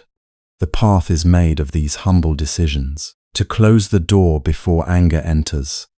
To put down the phone before craving multiplies. To choose silence before speech becomes harmful. To leave a place before the mind becomes intoxicated. To seek a noble friend instead of returning to an old pattern. To read words that awaken faith instead of feeding restlessness. To breathe before reacting. Some may think this kind of life sounds restrictive. But what is true freedom? Is it freedom to follow every impulse until the heart is exhausted? Is it freedom to consume whatever appears until the mind cannot be still? Is it freedom to say anything, watch anything, chase anything, and then live under the weight of the consequences? The Buddha's path points to a deeper freedom. The freedom of a mind no longer dragged around by conditions it never examined. Designing a protective life is not about making the world perfect. The world will never be perfect. There will still be noise, conflict, temptation, illness, loss, and unexpected difficulties. But when our ordinary conditions are wiser, we have more strength to meet the unavoidable. When we stop wasting energy in unnecessary fires, we have more patience for the fires we cannot avoid. When the mind is nourished by simplicity, ethics, friendship, silence, and mindfulness, it becomes less easily shaken. So let your home, as much as possible, become a place that reminds you to return. Let your mornings become a doorway into awareness. Let your evenings become a gentle release. Let your friendships support what is best in you. Let your work be guided by conscience. Let your speech be worthy of the peace you seek. Let your senses have moments of rest. Let your days contain small acts that protect the heart from being pulled endlessly outward. And when you fail, begin again. If the room becomes messy, clean it again. If the phone takes too much of your attention, set the boundary again. If you speak harshly, pause, learn, and soften again. If you drift into old habits, return without hatred. The path is not built by one perfect decision. It is built by many returns. Each return is a sign that wisdom is still alive. In this way, avoiding defilements becomes a living art, not fearfully hiding from the world, but wisely shaping the conditions in which the mind can grow. Not rejecting life, but learning how to live, so that life does not constantly inflame greed, hatred, and delusion. Not pretending to be beyond temptation, but caring enough about liberation to stop feeding what binds us. Yet avoidance alone is not enough, because whatever remains in the heart must eventually be understood and transformed. To avoid what weakens the heart is wise, but we must understand this carefully. Avoidance is not meant to make the practitioner afraid of life. It is not meant to create a person who trembles before every sound, every face, every difficulty, every feeling. The Buddha did not teach a path of fragility. He taught a path of awakening. When we step away from certain places, certain conversations, certain habits, and certain temptations, we are not declaring that the world is too powerful forever. We are simply giving the mind the space it needs to become strong. A newly lit fire cannot yet be carried through open wind. A child just learning to walk cannot yet carry the weight an adult carries without stumbling. In the same way, a mind still easily shaken by craving, anger, jealousy, pride, or confusion needs protection while it is growing. This protection is not the final goal. It is the beginning of training. There is a difference between running away and wisely withdrawing. Running away is driven by fear. Wise withdrawal is guided by understanding. Fear says, I cannot face anything. Wisdom says, not yet, not in this condition, not while my mind is still unguarded. Fear closes the heart. Wisdom protects it so it can open later without being destroyed. Fear makes the world into an enemy. Wisdom sees conditions clearly and chooses what leads toward freedom. This is why the Buddha's teaching is so compassionate. It does not demand that a beginner behave like an awakened one. It does not shame the person who still struggles. It does not say, if you are truly spiritual, you should be able to sit in the middle of temptation and remain untouched. Instead, it teaches us to know ourselves honestly. If the mind is still easily pulled, then do not stand too close to what pulls it. If anger still rises quickly, do not keep entering fires of argument. If desire still burns fiercely, do not keep feeding it with images, fantasies, and careless closeness. If confusion still covers the heart, do not spend your days in environments that celebrate heedlessness. This honesty is a form of humility, and humility is one of the quiet strengths of the path. A person who cannot admit weakness cannot train it. A person who insists, I am fine, I can handle this, while being repeatedly swept away is not courageous. They are being careless with the very mind they hope to free. But one who says, here, I am still vulnerable. Here, I need restraint. Here, I need distant support, is already practicing wisdom. Still, if we stop only at avoidance, the work remains incomplete. We may avoid the expression of anger, but the root of anger may still be alive. We may avoid certain temptations, but craving may still be waiting quietly underneath. We may avoid people who disturb us, but the habit of self-centered thinking may still be strong. Avoidance can prevent the fire from spreading, but it does not yet remove the hidden embers. For that, the path must go deeper. The Buddha pointed again and again to a training that unfolds through morality, concentration, and wisdom. These are not separate decorations on the spiritual path.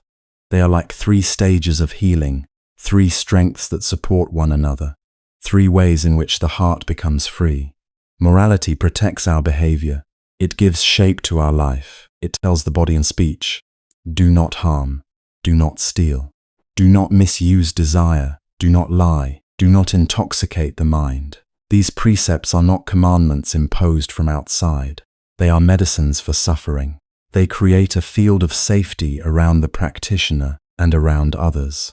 When conduct is restrained, remorse decreases. When remorse decreases, the mind becomes lighter. When the mind is lighter, stillness becomes possible. A life without moral restraint is like a pond constantly stirred by stones. Every harmful action, every dishonest word, every careless indulgence becomes another ripple. Even if we sit quietly, the mind remembers. It replays, it justifies, it regrets. It fears being exposed. It becomes restless. This is why morality is not merely about being seen as good. It is about creating the inner conditions for peace. To live carefully is to give the mind fewer reasons to tremble. Then concentration steadies the mind. If morality is the fence that protects the garden, concentration is the still water that allows us to see clearly. Without concentration, the mind runs everywhere. It follows memories, plans, fears, desires, judgments, and stories. It hears one word and builds a whole world around it. It sees one face and creates attraction, irritation, comparison, or longing. A scattered mind cannot understand deeply because it cannot remain with anything long enough to see its true nature. Through mindfulness of breathing, through careful attention to the body, through awareness of feeling, thought, and movement, The mind begins to gather itself.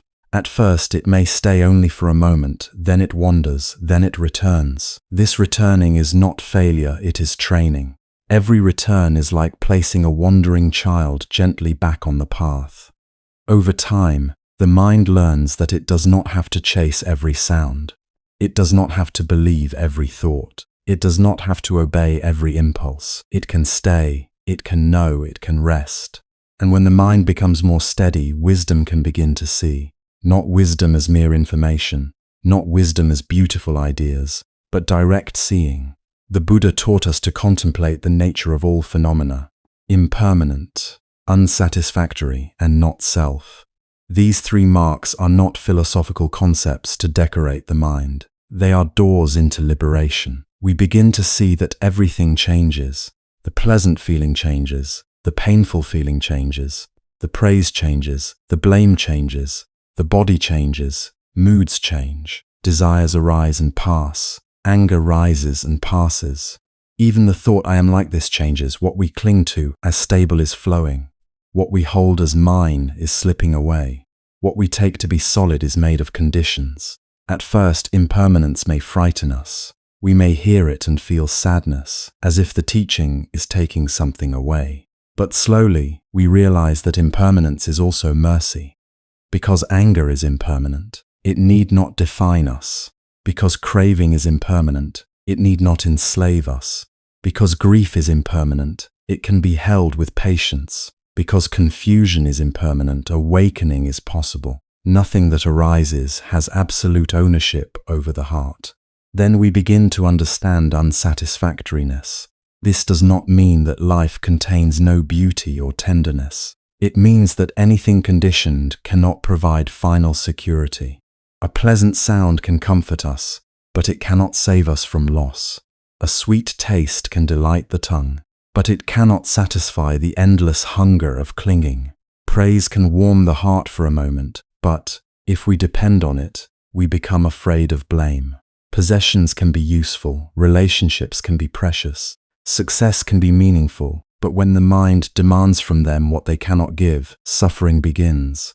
And then, more subtly, wisdom sees not self. The experiences we take to be me and mine are arising because of causes and conditions. A thought appears, we call it my thought. A mood appears, my mood. A desire appears, we call it what I want. A wound is touched, but when mindfulness becomes deep, we see processes unfolding, feeling is felt. Thinking is felt, hearing occurs, wanting arises, resisting arises. None of these need to be turned into a solid self. This seeing loosens the roots of defilement.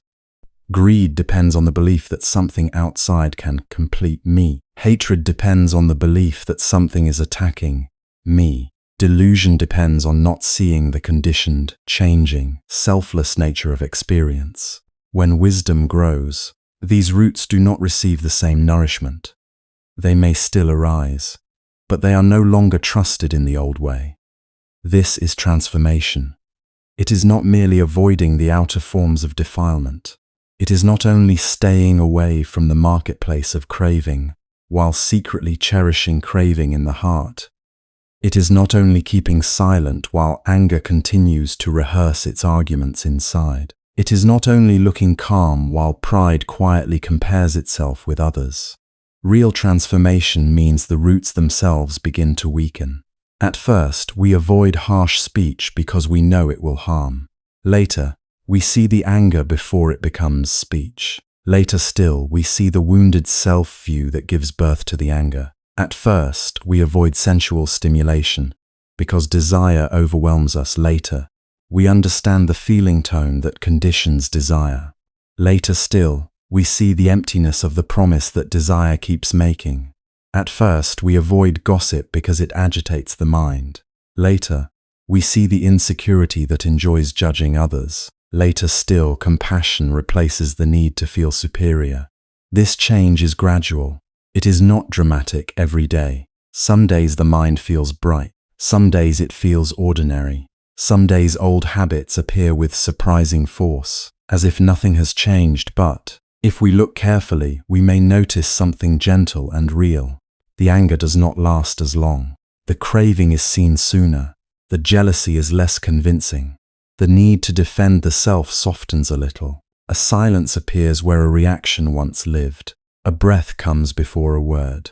A space opens before the old habit takes over. This is the path working quietly. When the mind becomes more stable, the same world is no longer the same prison. The eye still sees forms. The ear still hears sounds. The body still feels pleasure and pain.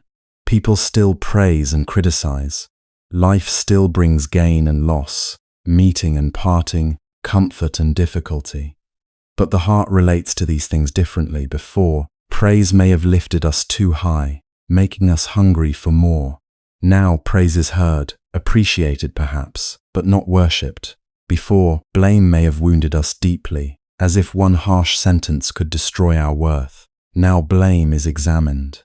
If it is false, we let it pass. Before, pleasure may have pulled us into grasping. Now pleasure is known as pleasure, sweet but changing. Before, pain may have produced resentment and fear. Now pain is held with more tenderness, more patience, less identification. This does not mean the practitioner becomes cold or emotionless. The Buddha's path does not turn the heart into stone. It makes the heart more free, more responsive, less enslaved. A free heart can love without clinging so tightly. It can act without being driven by ego. It can speak firmly without hatred. It can enjoy beauty without trying to possess it. It can face sorrow without drowning in it. It can move through the world with open eyes and a protected center. Think of a small flame in the wind. If it is newly lit, even a slight breeze may extinguish it. So we cup our hands around it. We shield it.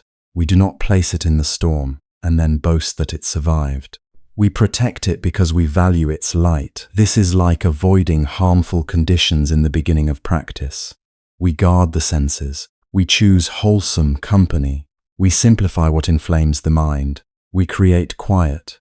We give the flame a chance. But if the flame is protected well, it grows steady.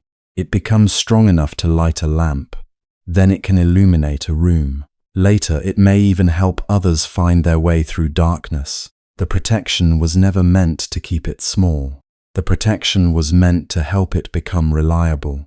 In the same way, restraint is not a rejection of life. It is the training by which the mind becomes capable of meeting life without being conquered by it. There will come a time, through practice, when certain situations that once overwhelmed us no longer carry the same power. A conversation that once triggered anger may now awaken compassion.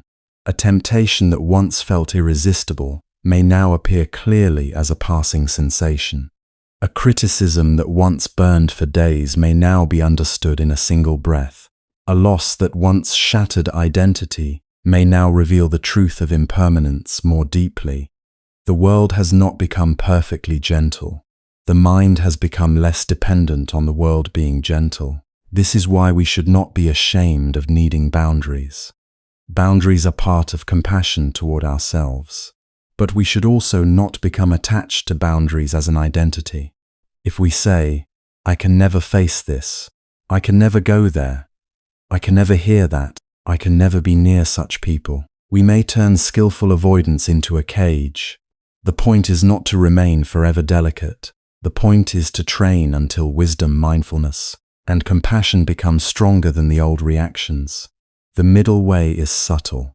We do not throw ourselves recklessly into danger, and we do not hide from all challenge. We learn timing, we learn capacity, we learn to ask, is this contact useful for practice or is it merely feeding defilement? Am I meeting this with mindfulness or with pride? Am I ready to engage? Or am I pretending to be ready because I do not want to seem weak? These questions are part of honest practice. Sometimes the wisest choice is to walk away. Sometimes the wisest choice is to remain and breathe. Sometimes it is to speak. Sometimes it is to be silent. Sometimes it is to close the door. Sometimes it is to open the heart. There is no single outward behavior that always proves wisdom. Wisdom is known by whether greed, hatred, and delusion decrease. and whether clarity, compassion, and freedom increase. So we begin with protection, we continue with training, we mature into transformation. Morality keeps our actions from scattering suffering into the world. Concentration gathers the mind, so it is no longer dragged helplessly by every condition. Wisdom sees things as they are, and seeing them as they are, the heart releases its desperate grasp. This is a long and tender path. It asks for patience. It asks us to stop feeding the fires we are not yet able to extinguish. It also asks us to keep growing until the fires no longer find fuel within us. Avoidance gives the mind shelter. Practice gives the mind strength. Wisdom gives the mind freedom. This is why the Buddha's path is balanced. It teaches restraint, but also courage born from inner development. And when restraint has done its work, when the mind has been protected long enough to grow roots, something begins to change quietly inside the practitioner. The world does not become less noisy. People do not suddenly become gentle in every word. Beautiful things do not disappear. Insults do not vanish. Gain and loss still arrive in their own seasons. But the heart that receives them is no longer the same heart as before. At first, we avoid certain conditions because we know they overpower us. We turn away from scenes that stir craving, from arguments that ignite anger, from conversations that make the mind restless and unclean. This turning away is not a rejection of life. It is the compassion of a person who understands their present strength. But if practice continues sincerely, day after day, the mind slowly becomes less fragile. What once shook it completely may now only ripple across the surface. What once pulled it into old habits may now be seen, known, and released. This is the stage where virtue becomes clean. Not perfect in the sense of being proud and untouchable, but clean in the sense that one no longer willingly lives in contradiction. The practitioner begins to feel the natural peace of not harming, not deceiving, not chasing pleasure through carelessness, not speaking in ways that poison the heart. Morality is no longer merely a rule carried from the outside. It becomes a kind of inner fragrance. It becomes the ease of knowing, I have not planted suffering here, and because the conduct is steadier, the mind has fewer regrets to disturb it. A mind burdened by regret cannot easily be still. It sits down to meditate and old words return. Old actions return. Old impulses echo in the chest. But when virtue is protected, when one chooses carefully again and again, the mind gathers more naturally. Concentration is no longer forced like a wild animal tied to a post. It begins to settle because there is less inner conflict pulling it apart. The breath becomes a place of returning. The body becomes a field of awareness. The present moment becomes less like a prison and more like a home. Then from this gathered mind, wisdom begins to arise. Not merely the wisdom of reading or repeating beautiful teachings, but the wisdom that sees directly. This feeling arises and passes. This thought appears and fades. This desire promises happiness but brings agitation. This anger claims to protect me but burns me first. Wisdom sees the movement of the mind before the movement becomes speech, before speech becomes action, before action becomes karma that must be carried. With this kind of growth, the practitioner can gradually face situations that once needed to be avoided completely. Not recklessly, not with arrogance, not with the thought, now I am beyond danger, but with careful awareness, with humility, with a heart trained to recognize the beginning of fire before the flames spread. A beautiful form appears before the eyes. In the past, the mind may have rushed outward instantly, grasping, comparing, imagining, wanting to possess. The eyes saw, but craving took over now. The practitioner still sees beauty. The colors are clear, the shape is pleasing. The human heart can still recognize loveliness. Practice does not make life gray. But there is a difference. Beauty is known as beauty, not as something that must become mine. The mind sees the pleasant contact arise, sees the attraction form, and does not have to build a whole world around it. There can be appreciation without hunger. There can be seeing without clinging. This is a great freedom. It does not mean the practitioner is cold. It means the practitioner is no longer enslaved by every pleasing sight. A flower is beautiful, but the hand does not need to tear it from the earth. A face is beautiful, but the heart does not need to turn it into craving. A moment is beautiful, but wisdom understands that it is passing even as it shines.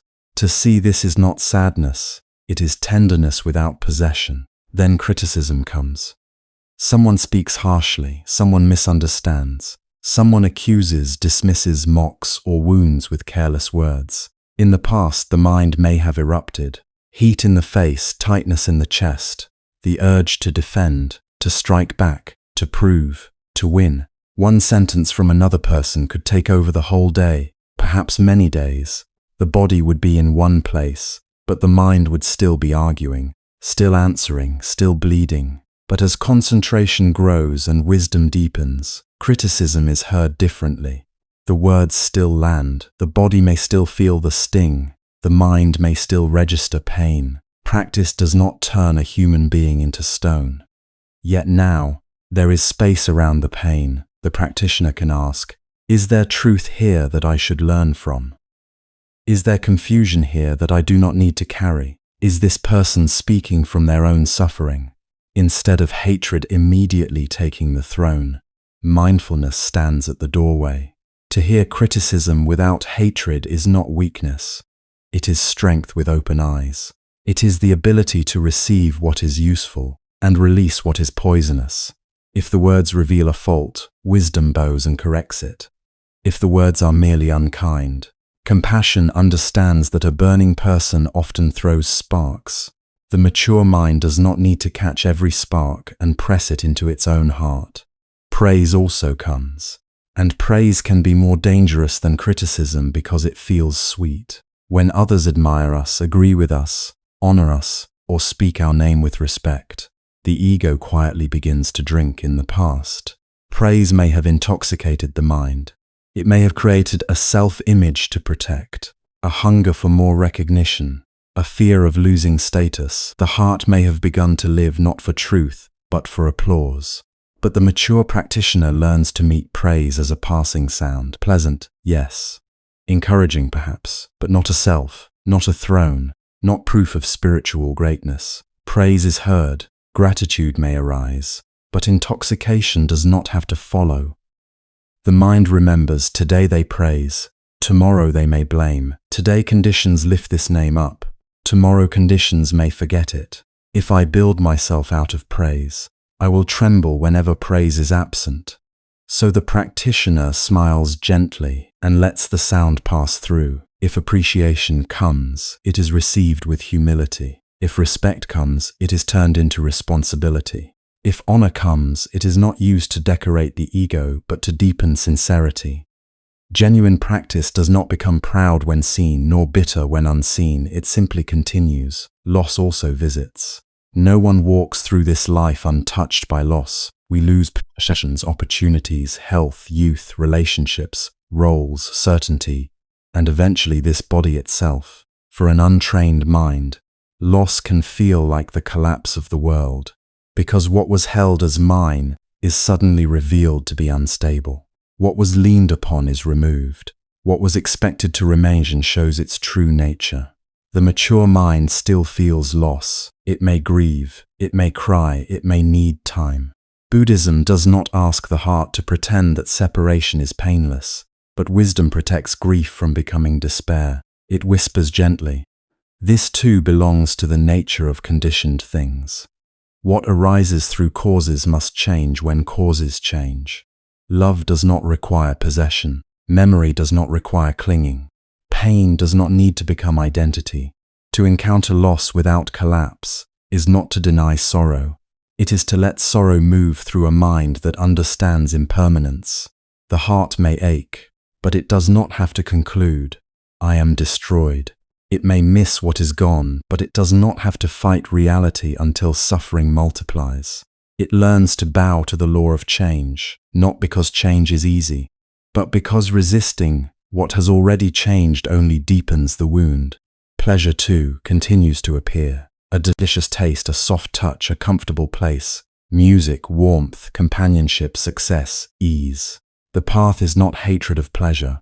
The Buddha did not teach that one must despise every pleasant feeling. He taught understanding. Pleasant feeling is pleasant, but when ignorance touches it, craving is born. And when craving is born, the mind begins to demand more. Again, mine, do not let this end. The mature practitioner can touch pleasure without becoming its servant. A meal can be enjoyed without greed.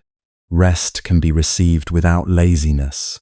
Affection can be cherished without bondage. Comfort can be known without forgetting the path. The difference is subtle but profound. Pleasure is no longer the master.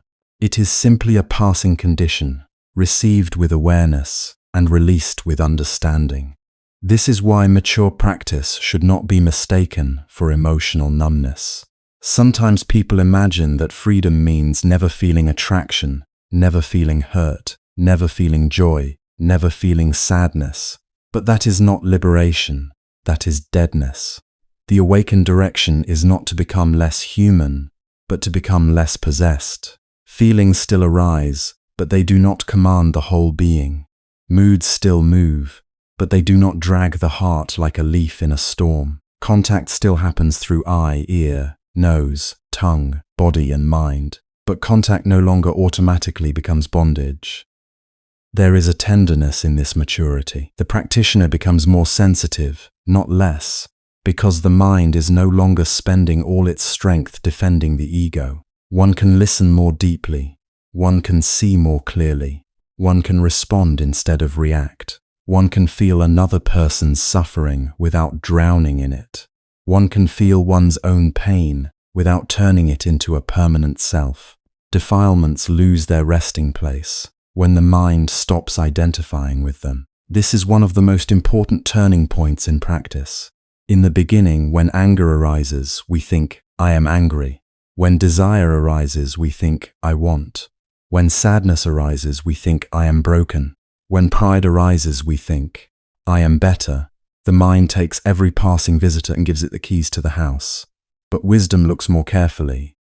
It sees anger as anger, not as me. It sees craving as craving, not as mine. It sees fear as fear, not as myself. This does not mean we deny responsibility. On the contrary, we become more responsible because we see the process clearly. But we no longer build an identity out of every mental state.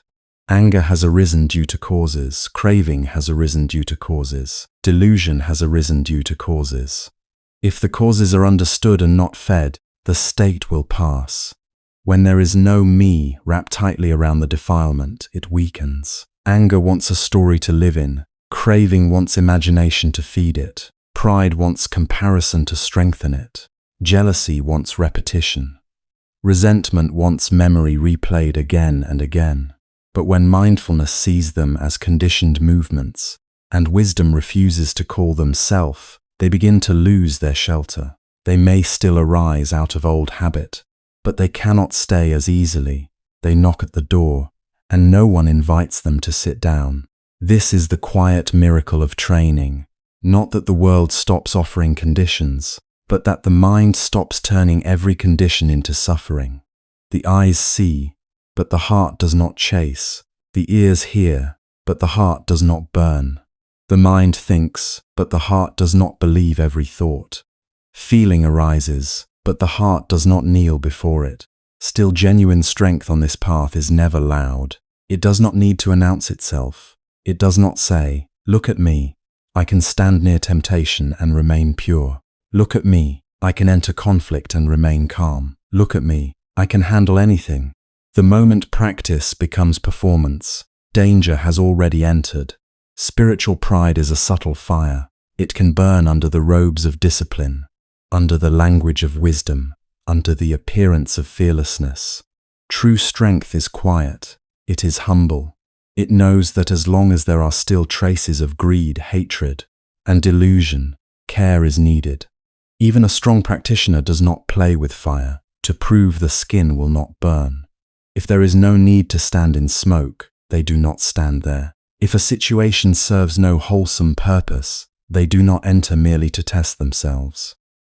Wisdom does not become careless simply because it has grown stronger. The mature mind can face the world, but it does not need to challenge the world. It can meet beauty, but does not hunt for objects of desire. It can hear blame, but does not seek argument. It can receive praise, but does not gather followers for self-importance. It can touch pleasure, but does not make pleasure its refuge. It can endure hardship, but does not romanticize suffering. It walks through life with open eyes and a guarded heart, not guarded by fear, but guarded by understanding. This is why the path is gradual. We do not leap from weakness to freedom in a single moment. We learn where we are vulnerable, we protect those places. We develop virtue, we cultivate mindfulness, we steady the mind, we investigate experience, we fall and learn, we return and begin again. And over time, something that once seemed impossible becomes natural. The same world remains, but the bondage loosens. There may come a day when the practitioner realizes, this situation used to control me, but now I can remain present. Not with pride, but with gratitude. The old craving does not bite as deeply. The old anger does not last as long. The old fear does not define the whole sky. The heart has learned another way to live. This is not the end of the path, but it is a sign that the path bearing fruit. And yet, even here, the wise do not abandon caution. They understand that freedom grows through continuous care. A garden that has become healthy still needs tending. A lamp that burns steadily still needs protection from strong wind. A mind that has become clear still benefits from noble friends, right reflection, moderation, solitude, truthful speech, and mindful contact. Because until liberation is complete, causes still matter, conditions still matter. What we look at, what we listen to, who we spend time with, what we repeat in thought, what we feed through habit, all of this continues to shape the mind. Maturity does not mean we are beyond practice. It means practice has become more intimate, more natural, more deeply woven into the way we live. So when the mind becomes strong enough to face the world, it does not become reckless. It becomes compassionate and steady. It can enter difficult places when there is a wholesome reason. It can serve others without being swallowed by their confusion. It can listen to pain without becoming hatred. It can move among gain and loss, praise and blame, pleasure and pain, with a growing sense of inner balance. This is a beautiful stage of the path, but it is not a stage for boasting, it is a stage for gratitude. Gratitude for the teachings, gratitude for restraint that once protected us, gratitude for the difficult moments that showed us where practice was still needed, gratitude for every small victory in which the heart chose clarity over habit, kindness over reaction, release over clinging. And as wisdom grows, the practitioner understands more deeply.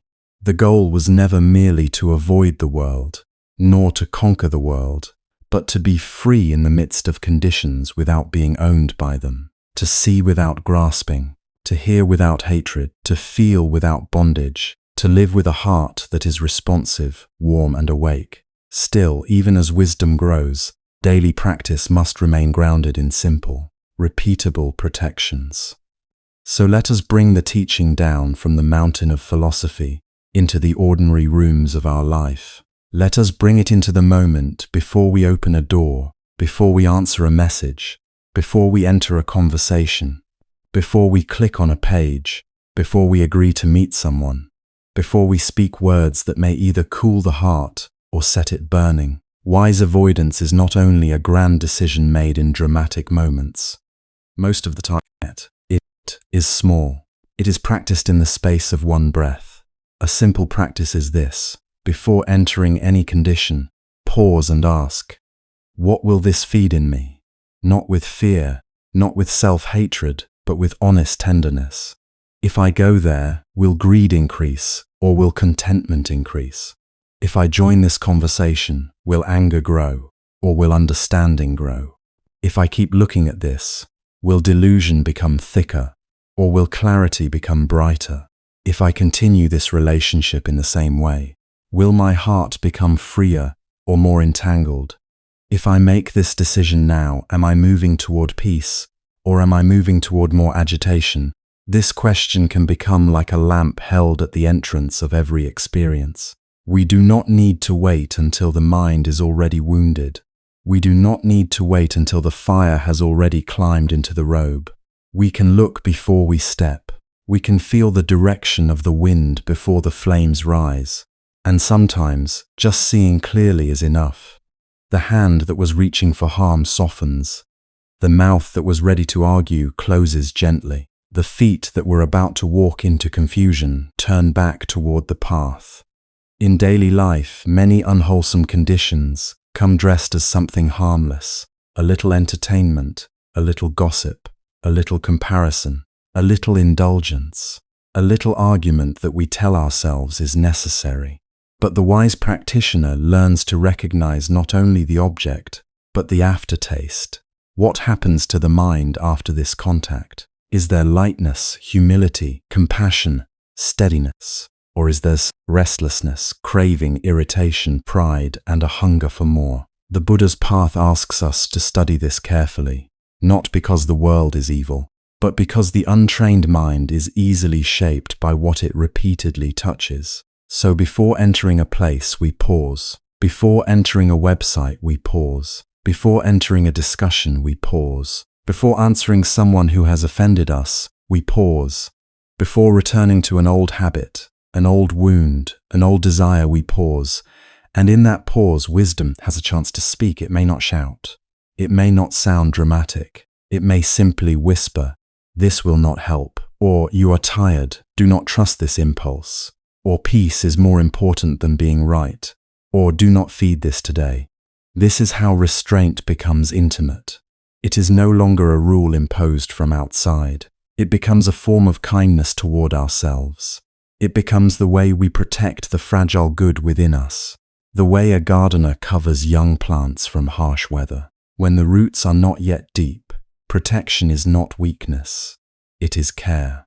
When the flame of mindfulness is still small, shielding it from strong winds is not cowardice, it is wisdom. Another practice is to return again and again to the sense doors. The Buddha spoke of guarding the senses not as a denial of life, but as an awakening within life. When seeing happens, simply know seeing. Before the mind says, "Beautiful, ugly, mine, not mine, I want, I hate," pause at the bare experience. When hearing happens, know hearing. Before the mind builds a story, before it takes praise and becomes proud, before it takes blame and becomes wounded, simply recognize sound as sound. When a feeling arises in the body, know feeling. Pleasant, unpleasant, neutral. Just this, not yet chasing, not yet resisting, not yet becoming someone around it. This practice may seem small, but it is very powerful, because suffering often begins not with the contact itself, but with what the mind adds to contact. The eye sees a form, and suddenly comparison begins. The ear hears a word, and suddenly resentment begins. The body feels discomfort, and suddenly aversion begins. The mind remembers something pleasurable, and suddenly craving begins. If we can pause at the doorway, before the guest becomes the owner of the house, there is freedom. Try it in the simplest moment. You see an image that stirs desire. No, seeing, feel the pull in the body. Do not immediately condemn it, and do not immediately obey it. Just know it. You hear words that sting. No, hearing, feel the heat rising. No, anger is present. Do not rush to become the anger. Do not rush to prove it wrong. Just know it. You feel boredom. No, boredom is present. You feel loneliness. No, loneliness is present. You feel the urge to escape into distraction. No, the urge to escape is present. This kind of knowing is already a form of wise avoidance. We are avoiding the second arrow. We may not be able to prevent every sight, sound, smell, taste, touch, or thought from arising, but we can learn not to pour fuel on what arises. We can learn not to turn a spark into a forest fire. Between contact and reaction, there is a narrow bridge. Mindfulness helps us stand there, and because we are human, we will not always succeed. There will be days when we speak too quickly, days when we stay too long in the wrong place, days when we listen to what we should not have listened to, days when we feed resentment, craving, or confusion before we realize what we are doing. The path does not ask us to respond to these moments with shame. Shame often becomes another fire. Instead, the path invites us to review with honesty and gentleness. In the evening, when the day has quieted, sit for a few minutes and remember, not to punish yourself, but to learn. Ask, where was the mind protected today? Perhaps you walked away from gossip. Perhaps you did not answer an angry message immediately. Perhaps you chose silence when the tongue wanted victory. Perhaps you closed what was pulling you into craving. Perhaps you breathed through discomfort instead of blaming someone else. See these moments clearly. Rejoice in them quietly. They are not small. They are seeds of liberation. Then ask, where was the mind exposed unnecessarily? Again, not with harshness, just with honesty. Perhaps you knew a conversation would turn bitter, but entered it anyway. Perhaps you knew you were tired, but kept scrolling through things that disturbed the mind. Perhaps you returned to a person, a place, or a pattern that you are not yet strong enough to meet without losing balance. Look at this kindly. The point is not to create guilt. The point is to understand conditions. Then ask, what can be adjusted tomorrow? This is where practice becomes practical. If a certain time of night weakens mindfulness, protect that time. If a certain kind of media agitates the mind, reduce contact. If a certain relationship repeatedly awakens craving or anger, create distance or change the way you engage. If your speech becomes careless when you are hungry, lonely, rushed, or exhausted, take care of the body and the heart before entering difficult conversations. Sometimes the most spiritual decision is to sleep. Sometimes it is to eat mindfully. Sometimes it is to put the phone away. Sometimes it is to say, I will speak about this later, when the mind is calmer. We need simple phrases, because in the moment of temptation, complicated philosophy is often too slow. The mind needs a short, clear bell, not now.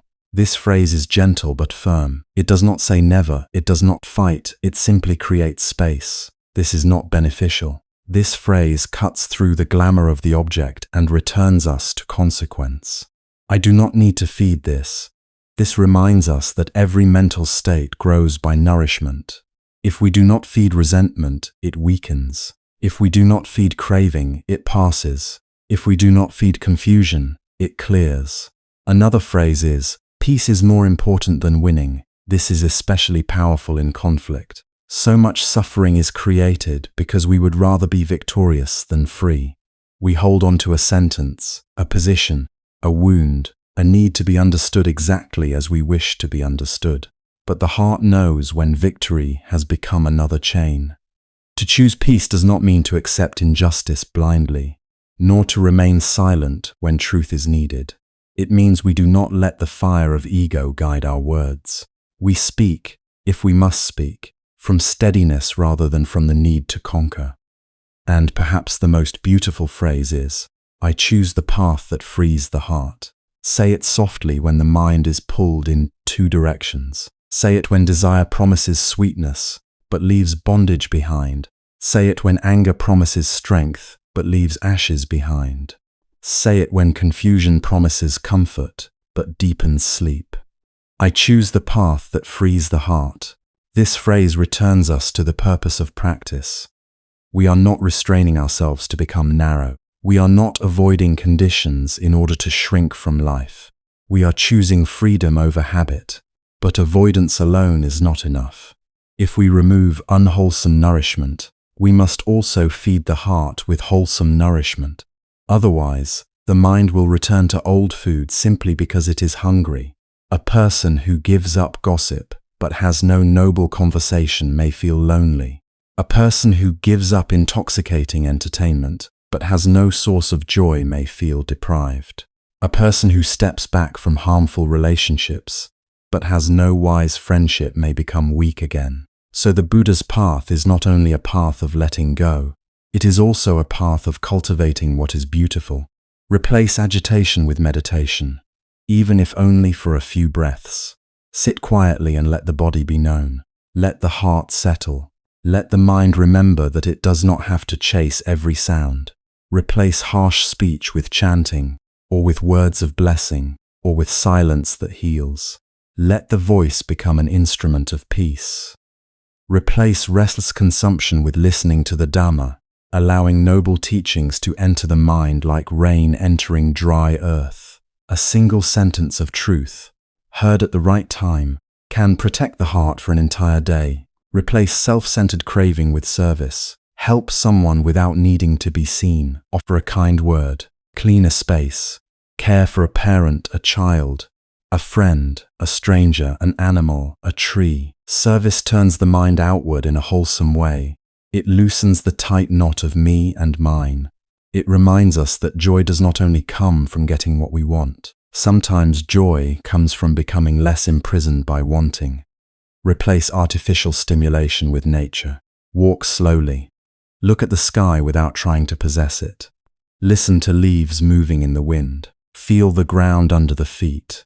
Nature teaches impermanence without giving a lecture. Clouds change, light changes. Flowers bloom and fade. The body breathes with the world in such moments. The mind remembers simplicity. It does not need so much. It does not need to burn. Replace careless company with noble friendship.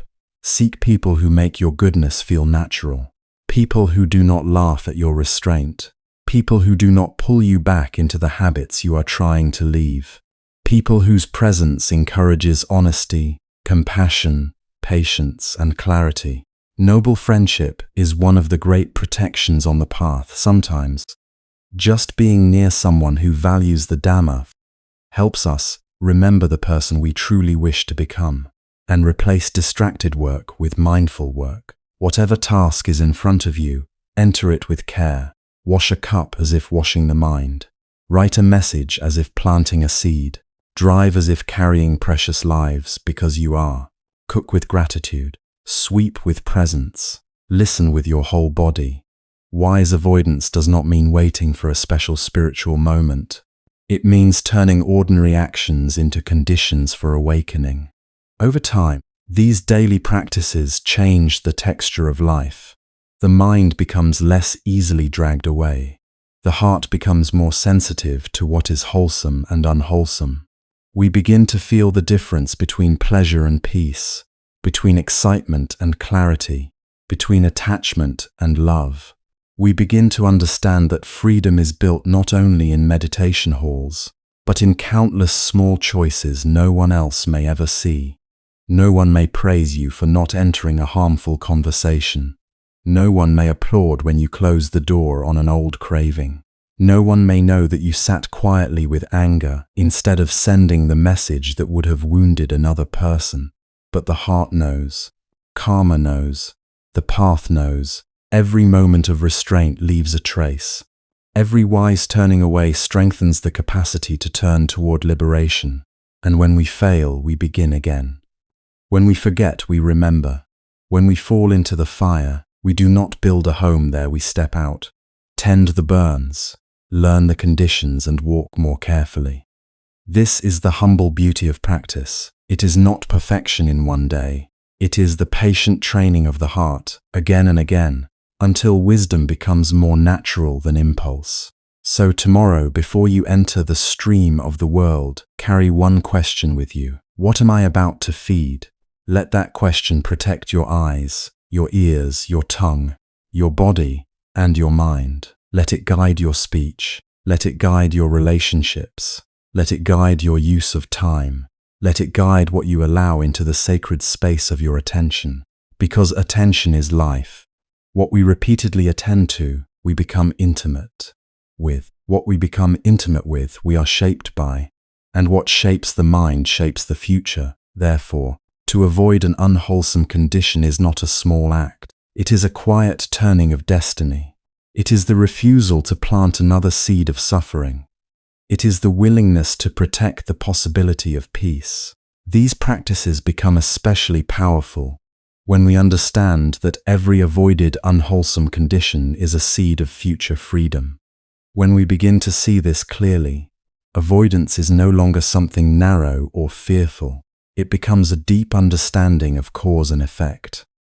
In the Buddha's teaching, suffering does not appear out of nowhere. It is not a punishment sent by the sky, not a random storm that falls upon the heart without reason. Suffering arises because there are causes for suffering. In the same way, peace does not arise by accident. Peace also has its causes. Calm has its conditions. Wisdom has its nourishment. Freedom has its path. This is one of the most compassionate truths the Buddha revealed. Our inner life is not fixed. It is conditioned. And because it is conditioned, it can be understood. Because it can be understood, it can be cared for. Because it can be cared for, it can be changed. A mind that is full of craving has been fed in certain ways. A mind that burns with anger has been trained in certain directions.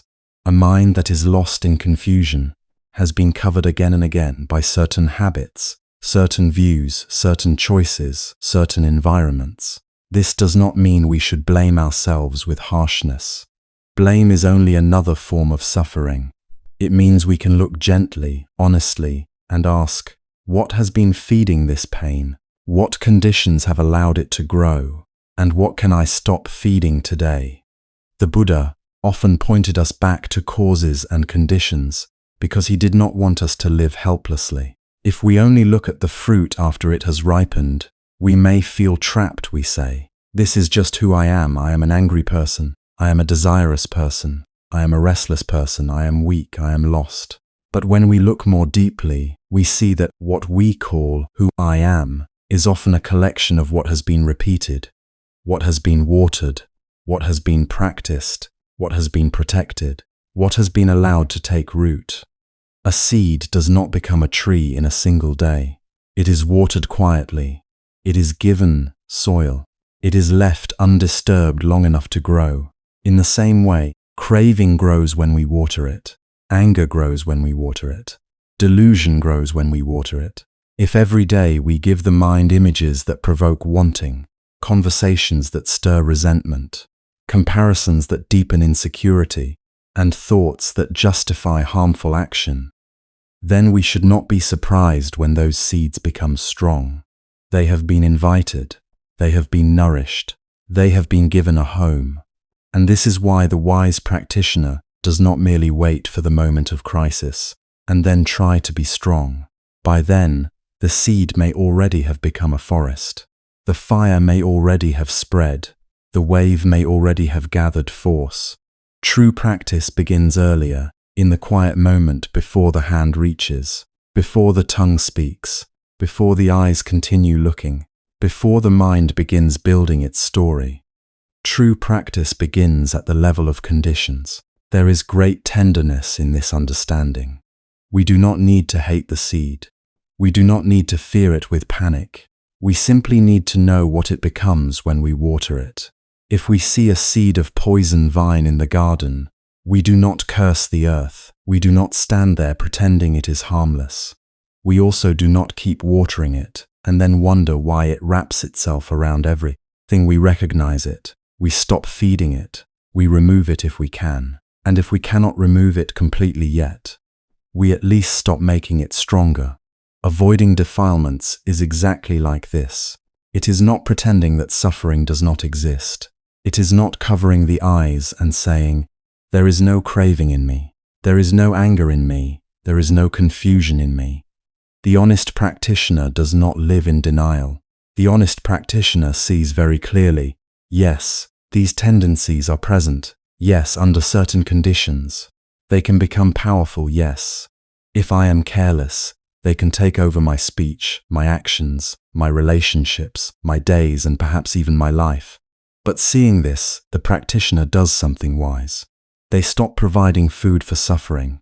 This is a very practical form of compassion toward oneself.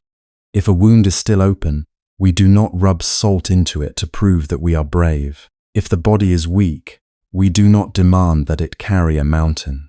If the mind is easily pulled into desire, we do not place it again and again before the very things that inflame desire. If the heart is not yet steady around certain people, certain places, certain stories, certain temptations, then distance can be medicine, silence can be medicine, restraint can be medicine, a changed environment can be medicine. Some people misunderstand this and think spiritual strength means being able to stand in the middle of every storm without being touched. But even a young tree needs a fence around it. Even a small flame needs shelter from the wind. Even a child learning to walk needs a hand nearby. Why should the mind be treated with less kindness? When wholesome qualities are still young, they must be protected. When mindfulness is still fragile, it must be given supportive conditions. When wisdom is still developing, it must not be forced into every battlefield before it has learned how to stand. This is not weakness. This is knowing the law of growth. If you water the seeds of mindfulness, mindfulness grows. If you water the seeds of patience, patience grows. If you water the seeds of generosity, generosity grows. If you water the seeds of restraint, restraint grows. But if, at the same time, you keep watering the seeds of greed, irritation, jealousy, pride, and delusion, then the garden of the mind becomes crowded and confused. Whatever is watered most will become strongest. Whatever is visited most will become familiar. Whatever is repeated most will become easy. This is also the meaning of karma in a very intimate sense. Karma is not only something distant, mysterious, or belonging to another lifetime. Karma is also the shaping of the mind through intention. Every time we intend, speak, and act in a certain way, we leave a trace. We carve a small groove. One groove may seem like nothing. One angry reply may seem small. One indulgent fantasy may seem harmless. One moment of gossip may seem light. One repeated resentment may seem justified. But when the same path is walked many times, the ground changes. The path becomes visible. Then it becomes easy to walk again. Then the feet go there almost by themselves. This is how habits form. This is how reactions become automatic. At first, anger is a choice, or at least a movement we can still observe. But if we repeat it often enough, anger becomes our language. At first, craving is a spark. But if we feed it daily, it becomes a hunger that speaks with authority. At first, avoidance of truth is a moment of discomfort.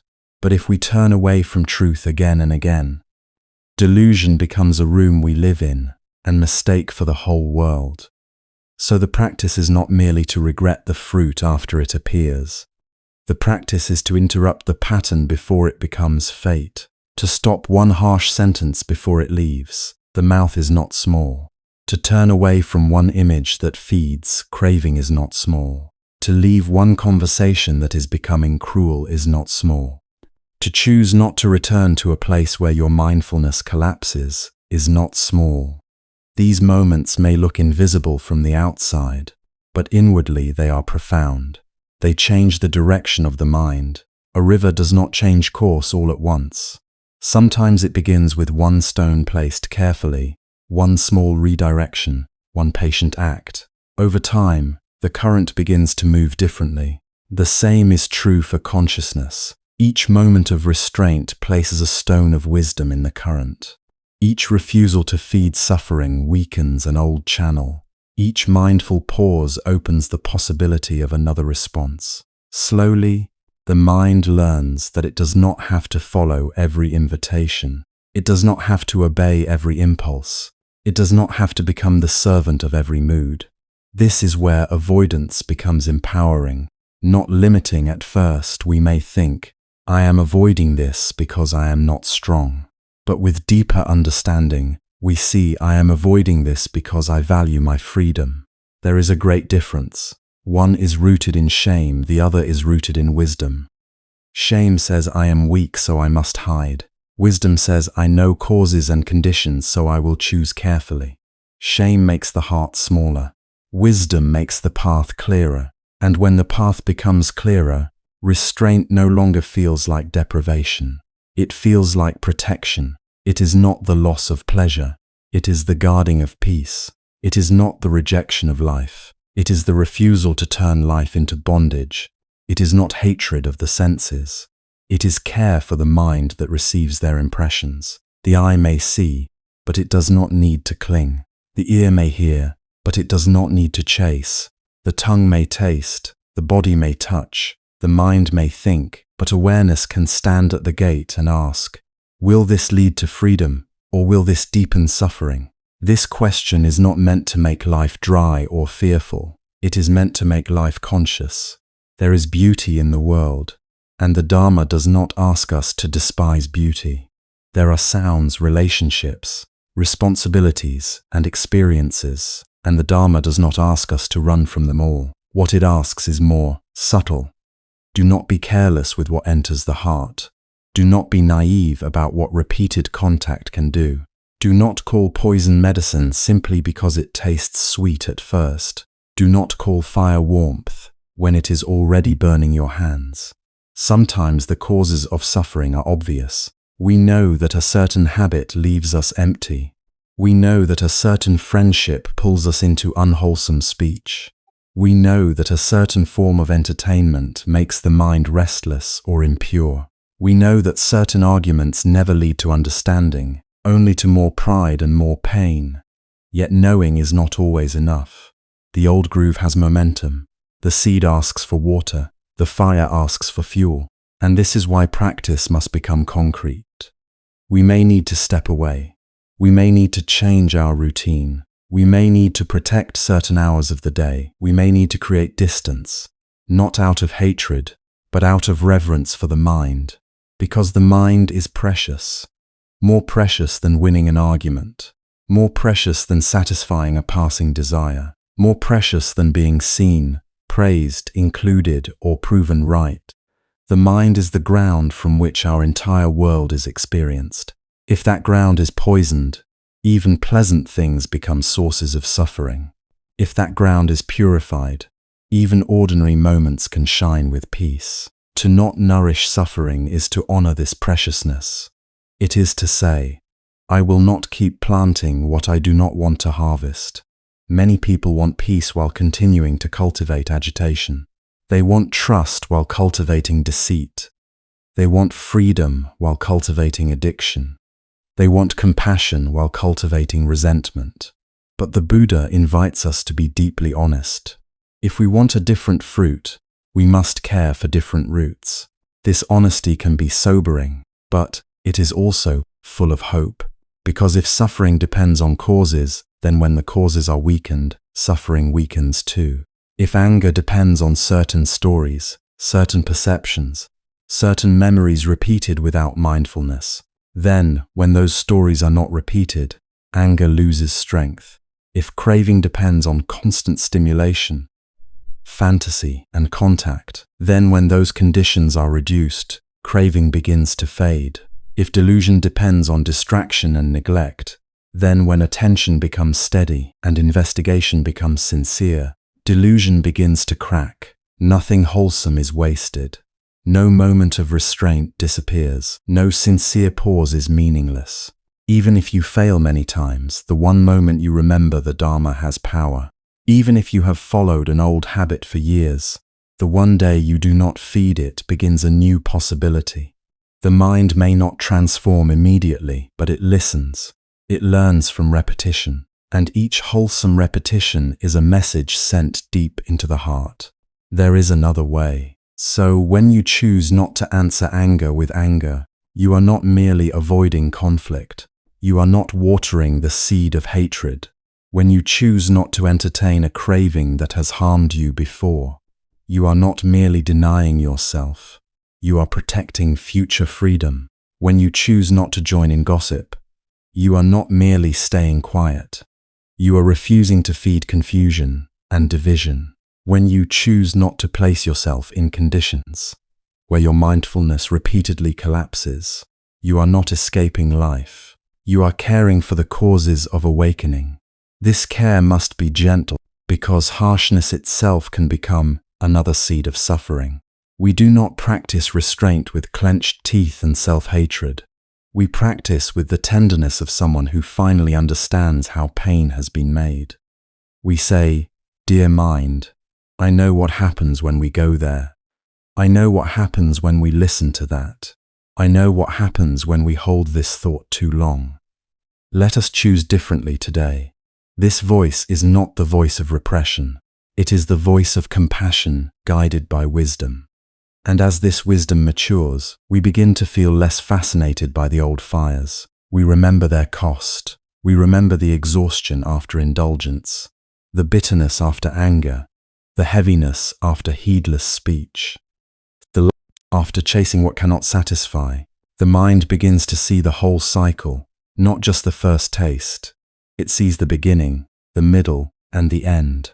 And when the whole cycle is seen, attachment loses some of its spell. This is one of the quiet miracles of practice. What once seemed irresistible becomes understandable. What becomes understandable becomes workable. What becomes workable can be released. Still, we must be patient. Some seeds have been watered for a long time. Some grooves are deep. Some fires have been fed for years. Therefore, we do not measure the path only by dramatic victories. We measure it also by small acts of non-feeding. One less harmful word, one less return to a painful habit, one more breath before reacting, one more moment of remembering the body, one more evening spent in peace instead of agitation.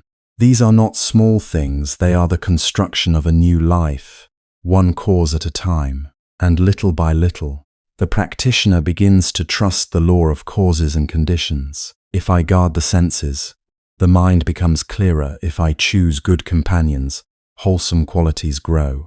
If I avoid what inflames defilement, the heart has room to breathe. If I practice mindfulness, the old patterns are seen sooner. If I cultivate loving less soil, if I contemplate impermanence, craving loses some of its intoxication. If I return again and again to the Dharma, the path becomes more natural beneath my feet. This is not superstition.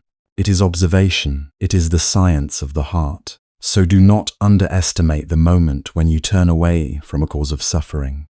Do not think nothing happened. A seed was not watered. A groove was not deepened. A fire was not fed. A future sorrow was not strengthened. And perhaps in that same moment another seed received water, the seed of dignity, the seed of mindfulness, the seed of freedom. In this way, avoidance is not empty. It is creative. It creates space. It creates silence. It creates the conditions in which insight can arise. When the mind is not constantly stirred by the objects that inflame it, it can begin to see itself. When the senses are not dragged from one stimulation to another, the heart can begin to taste contentment. When speech is guarded, relationships become lighter.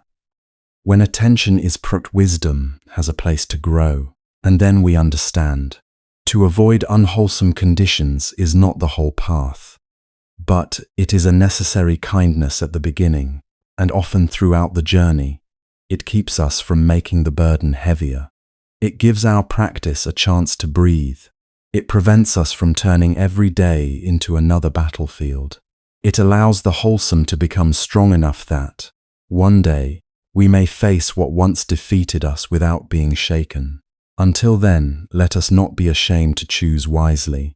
Let us not be ashamed to step back from the fire. Let us not be ashamed to protect the garden before the weeds take over. Let us not be ashamed to live with care.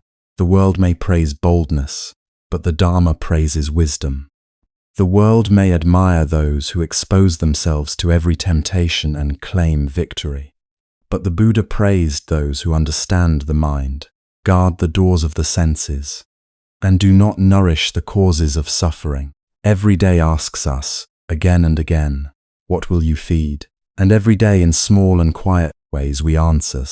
We answer with the eyes, we answer with the ears, we answer with the tongue, we answer with the body.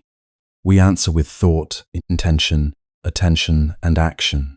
If we answer carelessly, suffering is fed. If we answer wisely, peace is fed, and the future begins there. At the heart of this teaching lies a beautiful threefold path: avoiding the unwholesome, transforming defilements, and finally ending them. To know how to avoid the unwholesome is wisdom. To know how to transform defilements is spiritual effort. And to bring defilements to an end is the final aim of the path. These three are not separate roads.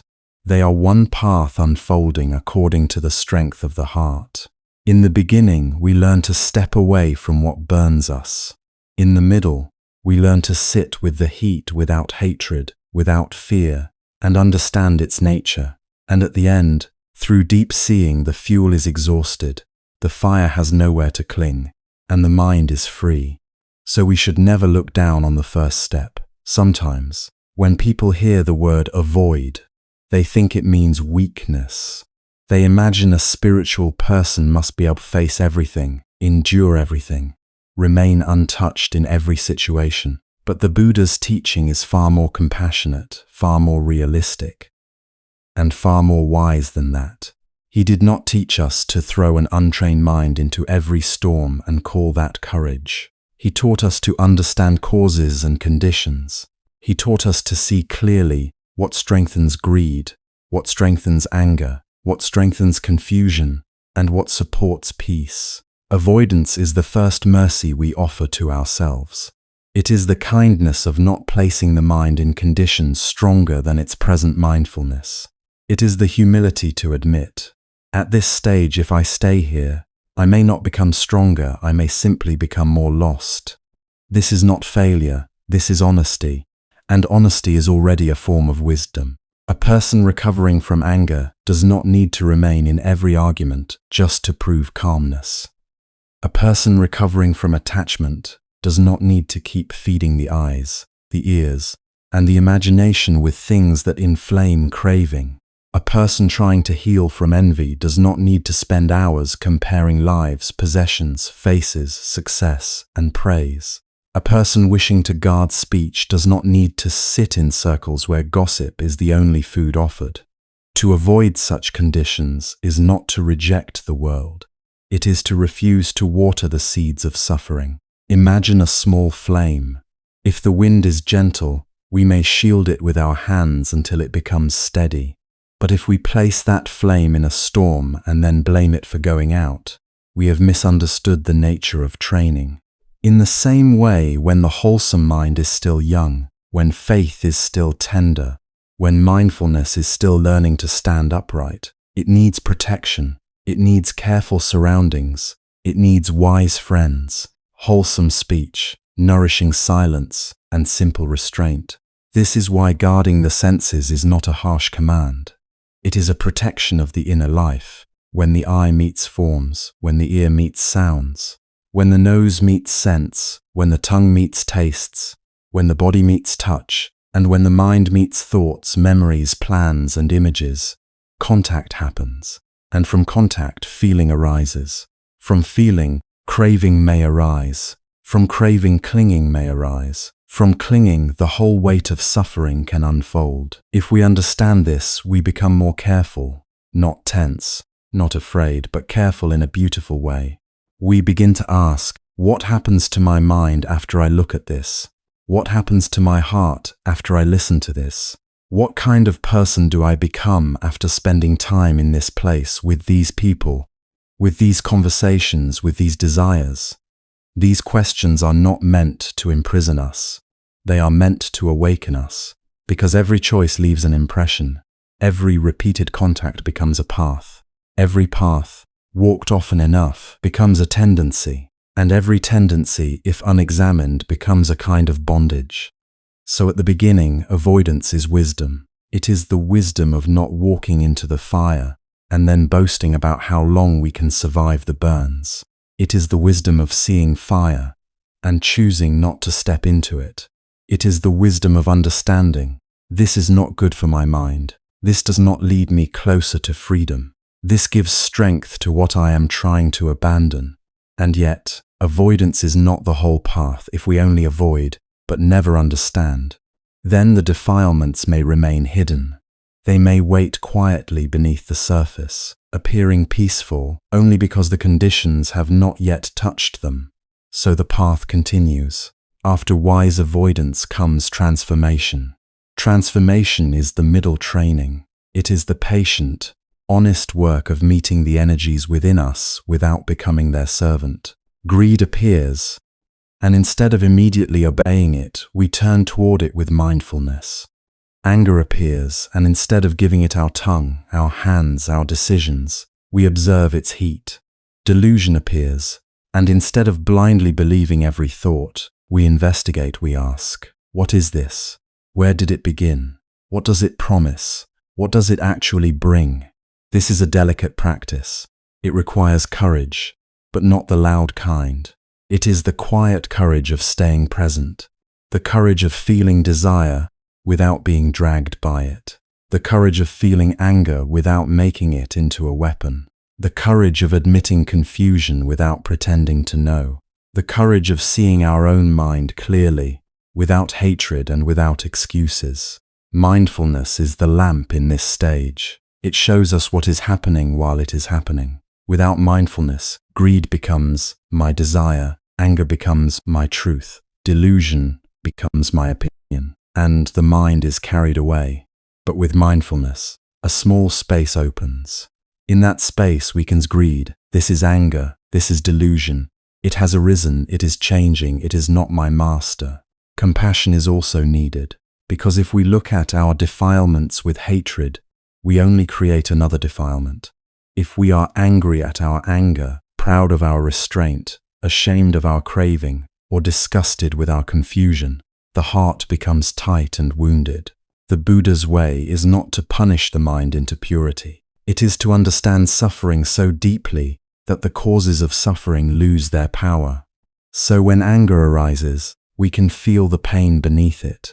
We can see the hurt, the fear, the demand, the wounded self that wants to be protected. When greed arises, we can see the emptiness it tries to fill, the insecurity it tries to cover, the restless hunger that thinks one more sight, one more praise, one more possession, one more pleasure will finally bring rest. When delusion arises, we can see how the mind wraps itself in stories, how it clings to views, how it mistakes the passing for the permanent, the unsatisfactory for happiness, the impersonal for self. This investigation is not cold, it is intimate.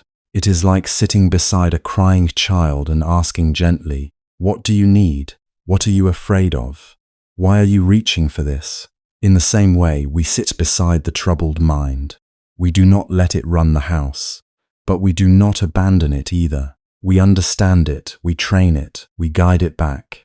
Patience is essential here. Transformation does not happen in one inspiring moment. It happens through repetition. The same anger may visit many times. The same craving may return in new clothing. The same confusion may speak with a familiar voice. But each time we meet it with more awareness, its authority weakens. Each time we refrain from feeding it, its roots receive less nourishment. Each time we bring wisdom to it, the mind remembers a new way. This is spiritual effort, not forcing, not suppressing, not pretending to be peaceful, but steadily cultivating conditions for freedom. We avoid what must be avoided. We face what can be faced. We transform what can be formed. And gradually, the mind becomes less reactive, less hungry, less easily wounded, less intoxicated by praise, pleasure, gain, and opinion. Then, as the path final aim, the ending of defilements. This ending is not the temporary silence that comes because nothing has disturbed us. It is not the fragile peace of a controlled environment. It is liberation born from wisdom. It is the seeing through of attachment so deeply that greed, hatred, and delusion no longer find support in ignorance. For as long as the mind believes, "This will complete me," craving has ground to stand on. For as long as the mind believes, "This person, this situation, this insult, this loss is destroying me," hatred has ground to stand on. For as long as the mind believes, "This body is mine, these thoughts are mine, this identity is fixed, this world can be possessed," delusion has ground to stand on. But when wisdom sees clearly, the ground begins to disappear. The mind sees that all conditioned things arise and pass. It sees that what is pleasant cannot be held. It sees that what is painful is not a self to be defended. It sees that thoughts are events, feelings are events, perceptions are events, moods are events. They come, they change, they fade. When this seeing becomes deep, steady and direct, clinging loses its charm. The mind no longer needs to chase every pleasant thing or fight every unpleasant thing. It no longer builds a prison out of me and mine. This is why the ending of defilements is not an act of violence against the mind. It is the natural fading of confusion. Just as darkness disappears when light is present, defilements fade when wisdom is complete. They cannot survive without ignorance. They cannot rule a mind that no longer believes their promises. And yet, even while honoring this highest freedom, we must not despise the humble beginning. The person who steps away from temptation may be taking the first step toward liberation. The person who refuses to join a cruel conversation may be protecting the seed of compassion. The person who leaves an environment that inflames craving may be honoring the path more deeply than someone who stays out of pride. The person who says, "I am not ready for this," may be wiser than the person who says, "Nothing can affect me," while secretly being consumed. There is a tenderness in true practice. It knows the difference between courage and carelessness. It knows the difference between freedom and indulgence. It knows the difference between compassion for the world and exposure to what poisons the heart. The practitioner does not hate the world, but learns how to move through it without being swallowed by it. The practitioner does not fear defilements, but also does not invite them in and offer them a throne. In our own lives, this teaching becomes very practical. It appears in the small moments. The moment before we open a message that we know will disturb the mind. The moment before we answer harsh words with harsher words. The moment before we enter a place where craving is waiting for us. The moment before we repeat a rumor. The moment before we let the eyes wander, the tongue strike, the mind build a story, the heart harden. In that moment, the path is alive. We can choose bondage, or we can choose release. We can feed the old fire, or we can step back and let it die. We can say, "This is just how I am," or we can say, "This is a condition arising, and I do not have to become it." We can follow the habit, or we can remember the Dharma, and if we fail, we begin again, without despair, without self-hatred, without giving up the path because the mind has stumbled. A stumble can become wisdom if we learn from it.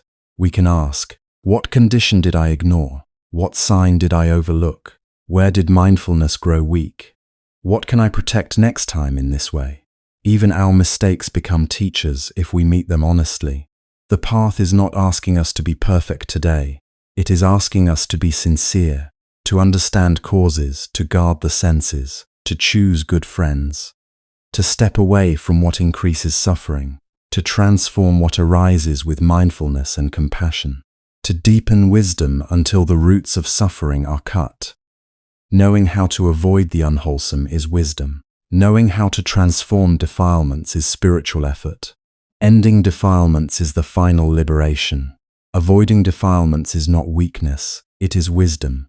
Transformation is the practice. Liberation is the destination. And between this moment and that destination, every choice matters. So, as you return to your own life, remember, you do not need to walk into the fire to prove your strength. Sometimes the deepest strength is to see the flame clearly. Bow to the truth of cause and effect, and walk another way. If you find this useful, subscribe to the channel, like this video, and leave a comment.